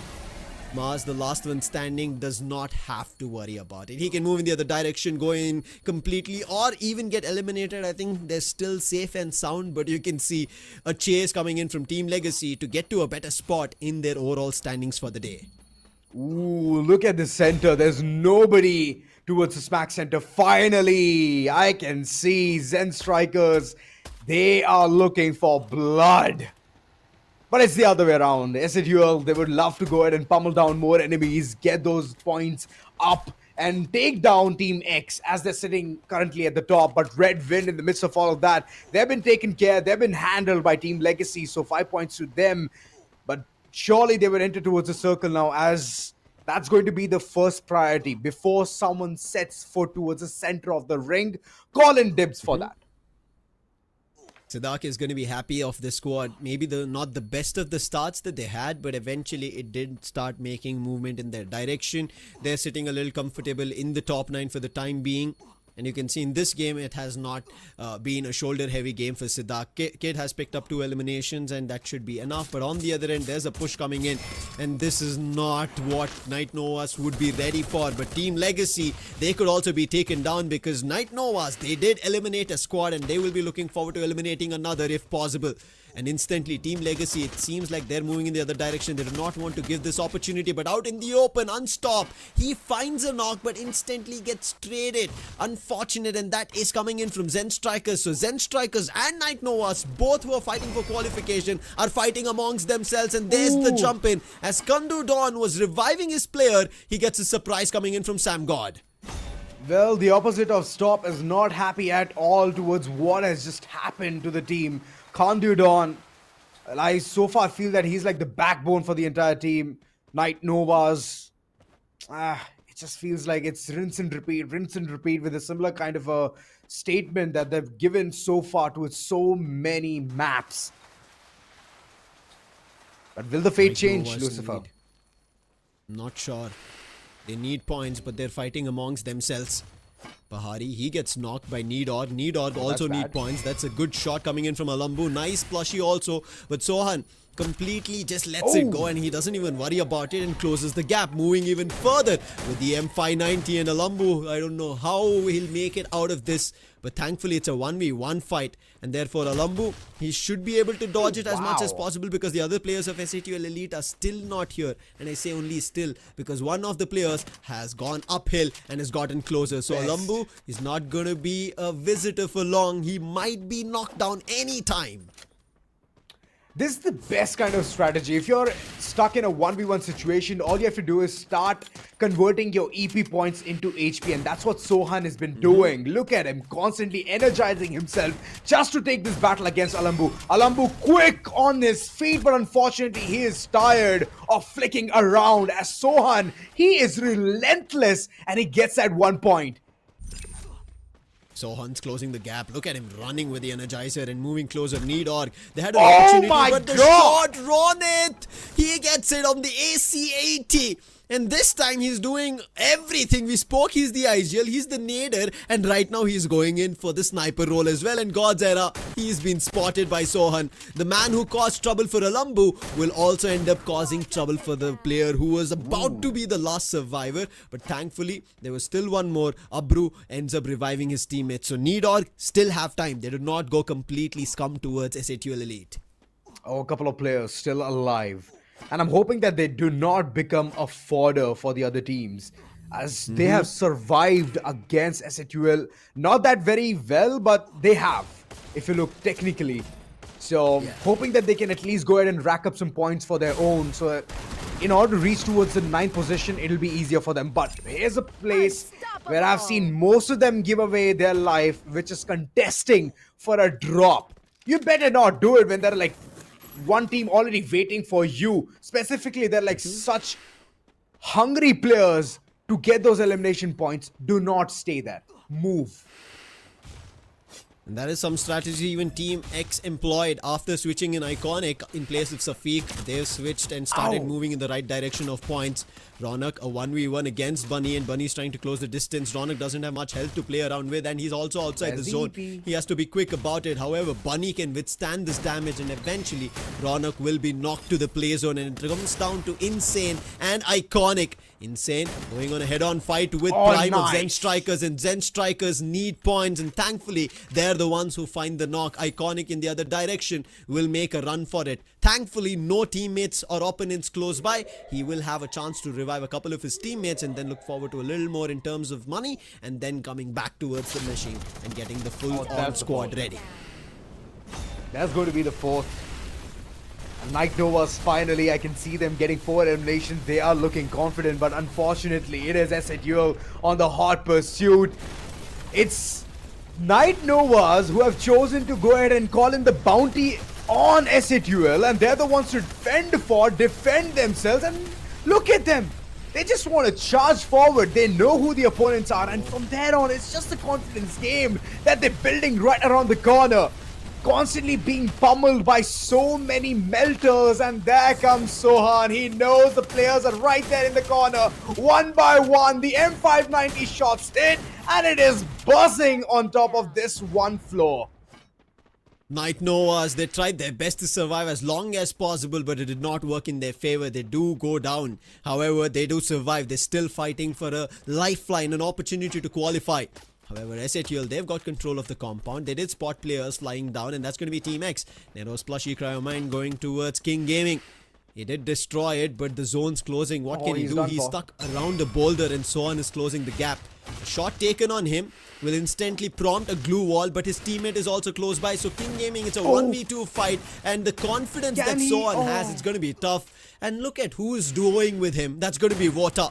And Water, as soon as he gets that, Sohan calls that the other players are also here. But somehow, Team X have started making a move. They picked off Ronit. So it's up to Pahadi, who has to hold the control of the circle and the compound as well. And in the meantime, both Sohan and Water close the gap, get back into the fight, and make sure that Team X do not survive. Ronit's taken down. Iconic instant turnaround shot coming in from Water. And he confirms that as well. Total of 15 eliminations, and finally get back to the elimination leader spot is Water. Okay, if that's not a highlight, then I don't know what it is. Dude just goes casually. First he takes down one player, and then later on, iQOO, I believe. iQOO was first, and then later on, Ronda thought that he could do something better, but unfortunately it did not work out. Insane. Last man standing, still surviving for his life, but it's not gonna work out. He's constantly being pinged, and this is the cry of help that he would like to call right in. And there you go, that one nade from Mohsin has just torn him apart and the entire team. The survivability gone. And ZENSTRIKERS, they are striking hard. They're the ones actually right now bolting through this last game of Solara. They've picked up total 9 eliminations, and they are strategizing fights as a squad. They're not individually fighting anybody, but right now they have to fight as a full squad who are on full strategy and firepower because SATL Elite have closed the gap. Vota gets a lot of damage from the side of ZENSTRIKERS. Can they find a knock? Sohan tried to close the gap as well, but right behind them is even FIREEYES. So it could be a sandwich situation. ZENSTRIKERS need to evade it. We do even see landmines being laid down, making sure that nobody enters this compound, not through the window, not through the doorway, and ZENSTRIKERS buying enough time. Pahari spotted, but instant glue wall, and Prime has to throw something out of his hands to find an opening against SATL Elite. I love the confidence of ADDA Kings. Previous game top 4. Now, yet again they're in top 4. This time they have 4 players alive as well. SATL is on the losing end. What can SATL Elite do as they have like a man count disadvantage running right across them, but Pahari makes things even better for the team. As long as he's alive, those shots are bound to be hit upon the opponents. And here's the thing, right? The height advantage as well. That's the best part of this positioning. Oh God. What am I seeing right as now? What is this game coming to? Sohan is also equipped a machine gun at this point, where ZENSTRIKERS finally forced out of the play zone, and they're going to be pushing towards SATL Elite, and SATL Elite knew what was happening. Oh, the shift plushie was used. Sohan jumping around to spot where the players are, but ZENSTRIKERS are playing smart. They're right below the containers of SATL Elite, and they're letting ADDA Kings take the fight to SATL Elite rather than themselves, and that's a very smart move coming in from ZENSTRIKERS. But look at Bunny as well. He's sitting as silent as possible and not making even any of the chips, letting these teams fight out. The top 4 teams, and out of which one team needs it completely, is ZENSTRIKERS. But with this last game that they're almost pulling off, seems like they should be able to qualify. But let's see if they're going to be able to pull off a booyah. Monster trucks being called to provide cover and also make a move in the zone which is moving. That could be one of the smartest strategies, but for now it's just been a throwable land on these containers. Flash freeze, melters, Nero's plushies as well.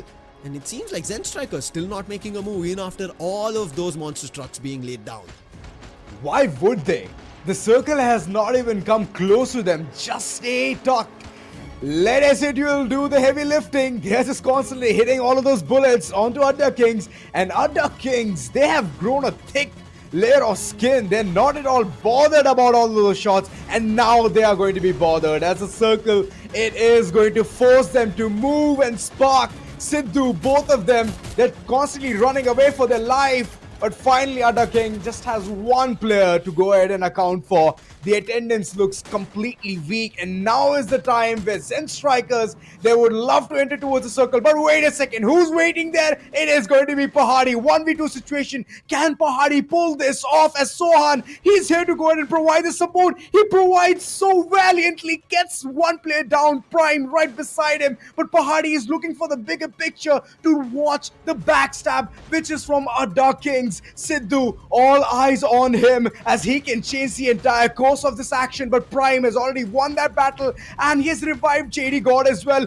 This is an insane battle through which SATL Elite, they have lost the sight of going ahead and reaching towards the tippy top, but all of a sudden it is a 2v2 situation. How well can both the teams go ahead and jot things down? As long as Pahari is alive, he's gonna keep giving the room and the space for SATL to go ahead and keep bouncing on the opponents and make them feel weak. HP low, but still the confidence so high.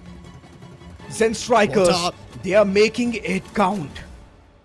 They're pulling this and pushing it as much as possible towards a booyah. A 2v2 situation. Pahari along with Vota, both of them having one of the snipers. On one end there's an AC-80 and Pahari with his AWM. He's making sure they are going to be the ones in trouble.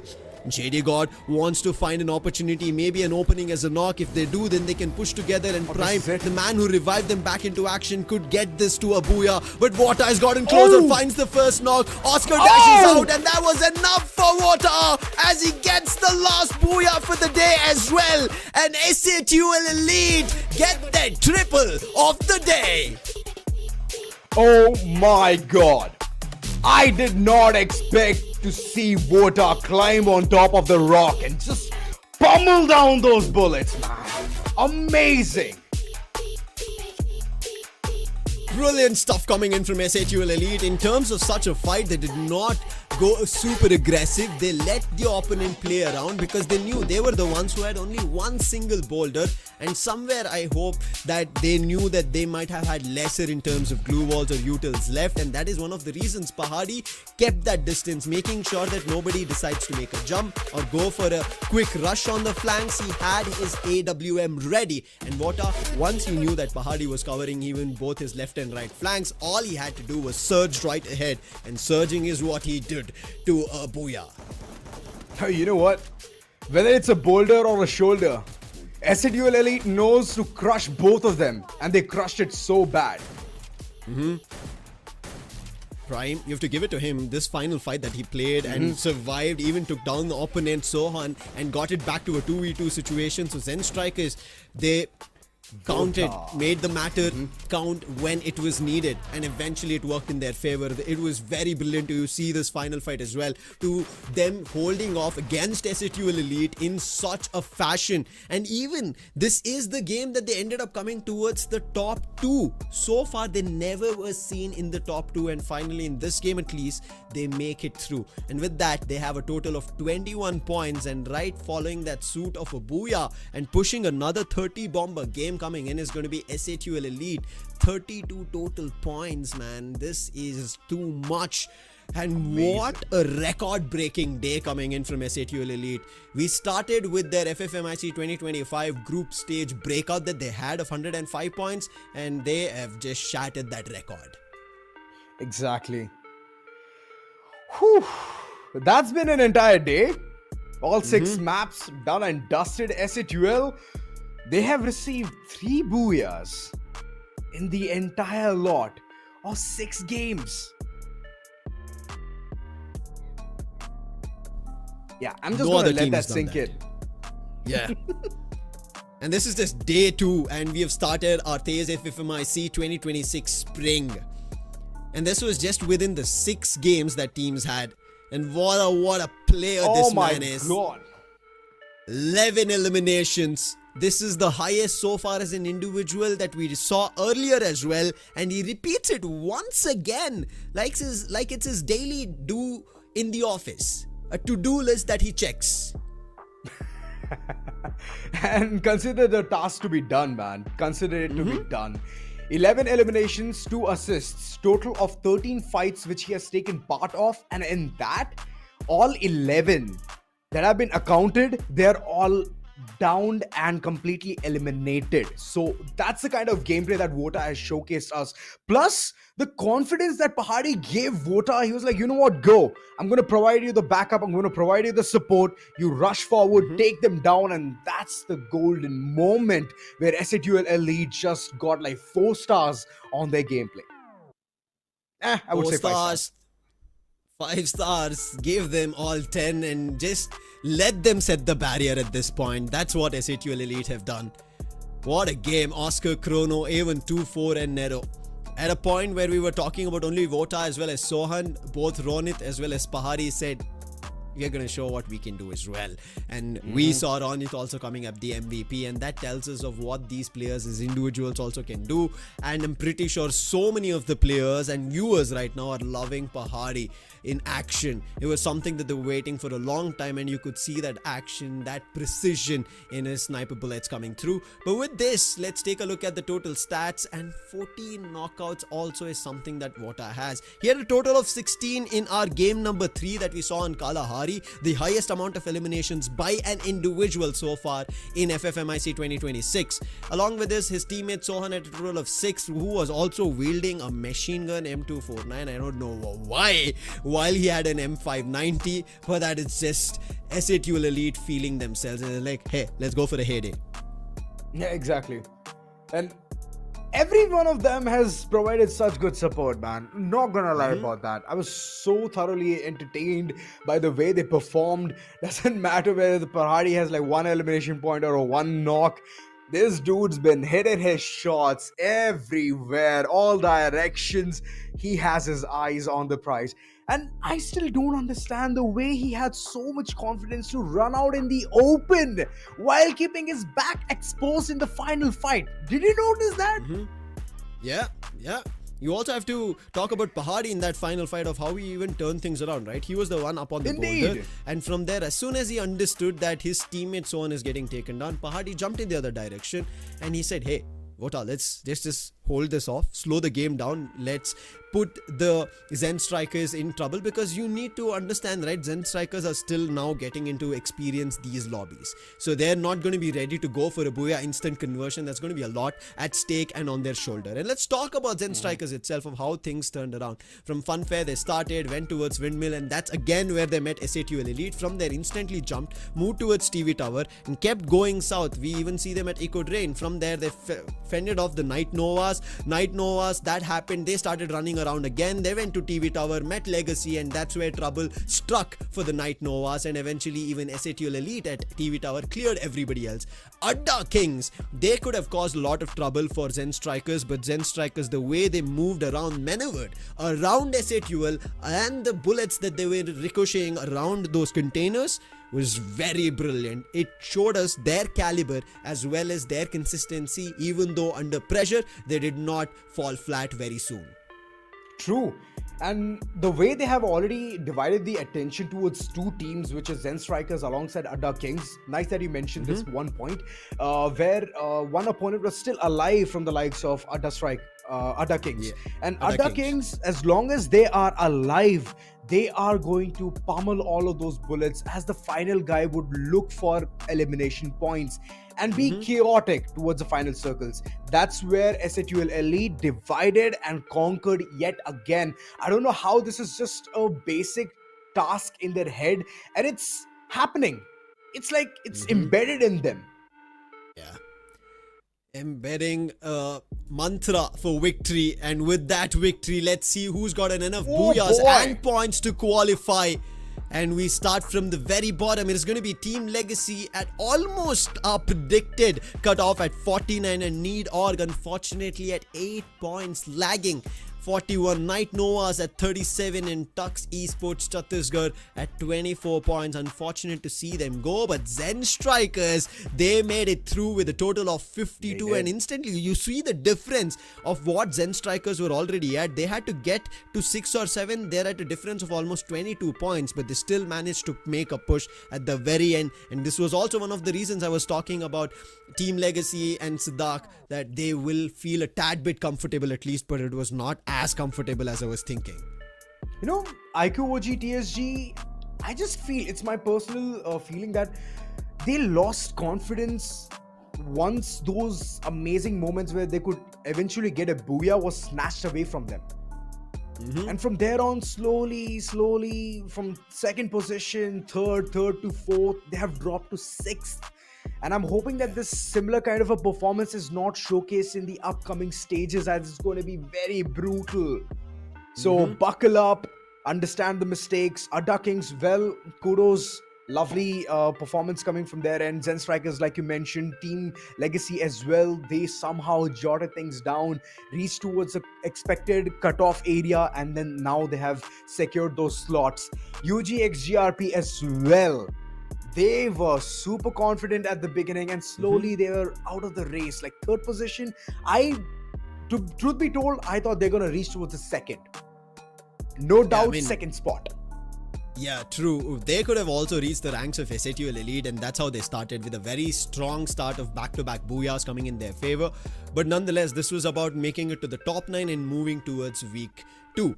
Now we have our best top 9 teams from Group B. So congratulations to SATUL Elite, Team X, UGxGRP, FIREEYES Gaming, REDWINND.ESP, because they did get that wind flowing in their direction, because otherwise they were also looking at the bottom 3. iQOO, OGxTSG, after their, I would say, 4th and 5th game, that's where they caught a little bit of semblance, where they were able to pick up points. That's why they're sitting at 75. ADDA Kings, ZENSTRIKERS, Esports, and Team Legacy, your top 9 and the best 9 from Group B, who are going to be qualifying and playing in our top 36. So right as now, we have 2 groups we are done with. That is, on day 1 we had Group A, and today on day 2 of week 1 we're done with Group B. We still have 2 more groups. And what a action-packed game. SATUL Elite have pushed it to a total of 167 points. We did want to see a total of 200 if possible, double century. But even seeing 167 in the group stages, after seeing 25 season having 105 to 167, that does strike me to say that SATUL Elite have amped their game up. For sure, man. 167 yesterday, it was not even looking like it's gonna happen, but today, look at that. So I just feel that it's like a pattern now. Group A, they started every single thing on a very nice note. Group B, high note. Group C again is going to be a nice note, and Group D will do something that we have not yet thought about. So that's the kind of pattern that I can come up with, and this might be the case or it might not be as well. Prove me wrong. I don't mind.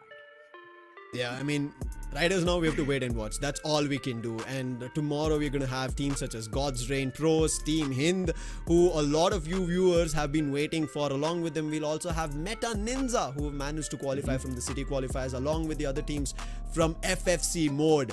This was day 2 that we witnessed, and if you saw on day 1, we end up seeing the cutoff mark skyrocket, and now we end up seeing it mellow down back to a 49. Tomorrow, what's going to happen? Who's to say? Do we end up seeing teams actually push towards 200? A lot to be unveiled tomorrow, but this is what we ended up seeing on Group B's performance, but Group C has a lot of Zora. That's right. And for all of that, ladies and gentlemen, you have to be here tomorrow at the same time, same spot. And Group C, it's going to be a treat to the eyes. Till then, you all take care and keep up your grind. Take care.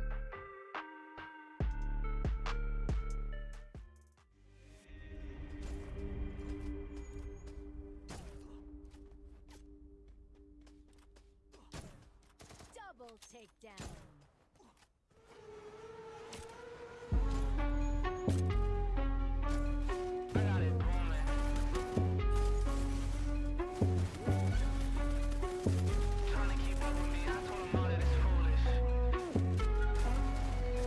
I got it booming. Stats going up, we all going dumb, not stupid. Trying to keep up with me, I told them all that it's foolish. I heard this song and I turn it right down, it's muted. I had to do it myself, damn, now it's all booming. Said it's impossible, I had to go out and do it. It's getting hot, yeah, now it's humid. Feeling like Floyd, I'm 50 and no, can't dispute it. I had to do it myself, damn, now it's all booming. Told them get out of the kitchen, I'm chefing it now. They try to start with me, dog, while I'm manning it now. They used to laugh at me, dog, who is laughing right now? I got M's in the bank, I got M's in these streams, so they text on my phone and they begging me now. I don't got time for it now. Feeling like step when I ball. They try to get to me now. I cannot let them at all. I ain't wearing nothing on the wrist. That's just how I started, I can switch. I just told myself that's how it is. I just pull the clutch and I can miss. Trying to tell me everything I know. If they get a shot, they bout to choke. I was looking at them from the back. Now I'm looking back and they ain't close. I got it booming. Stats going up, we all going dumb, not stupid. Trying to keep up with me, I told them all that it's foolish. I heard this song and I turn it right down, it's muted. I had to do it myself, damn, now it's all booming. Said it's impossible, I had to go out and do it. It's getting hot, yeah, now it's humid. Feeling like Floyd, I'm 50 and no, can't dispute it. I had to do it myself, damn. I got it booming. Stats going up, we all going dumb, not stupid. Trying to keep up with me, I told them all that it's foolish. I heard this song and I turn it right down, it's muted. I had to do it myself, damn, now it's all booming.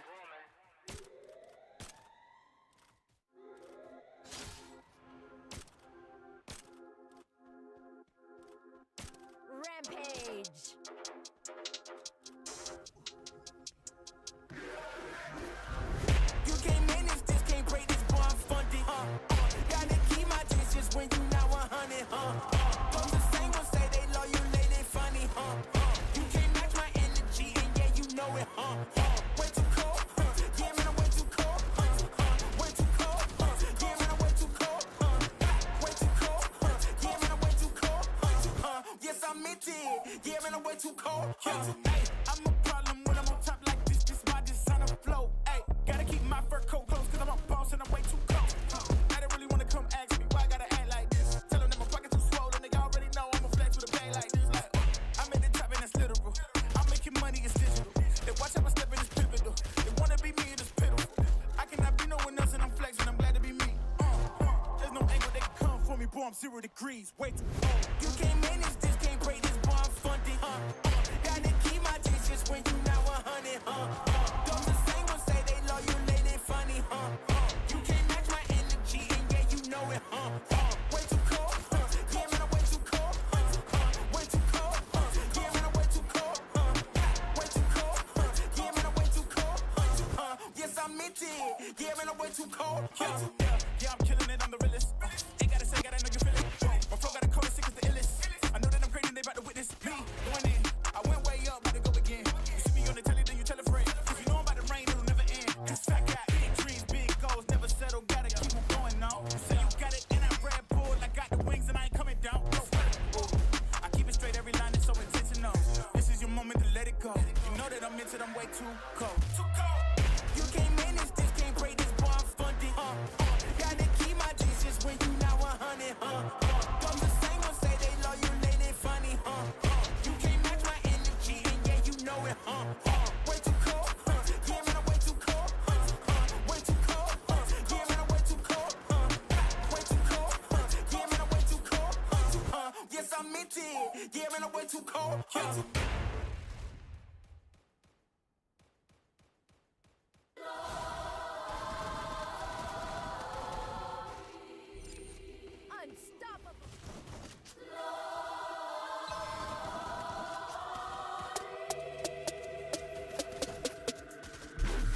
Get down in the car, one time give it all, bust it open hard, let me see you drop. Get down in the car, one time give it all, bust it open hard, let me see you drop. I fucked up this Russell, yeah, we hustle, but then what the oh my.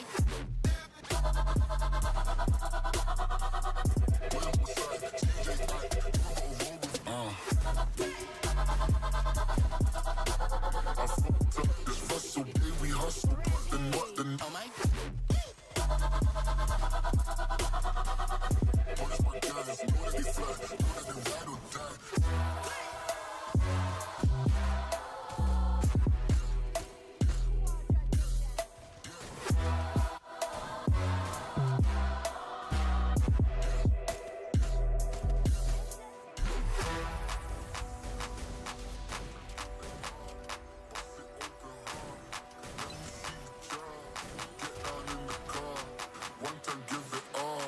Bust it open hard, let me see you drop.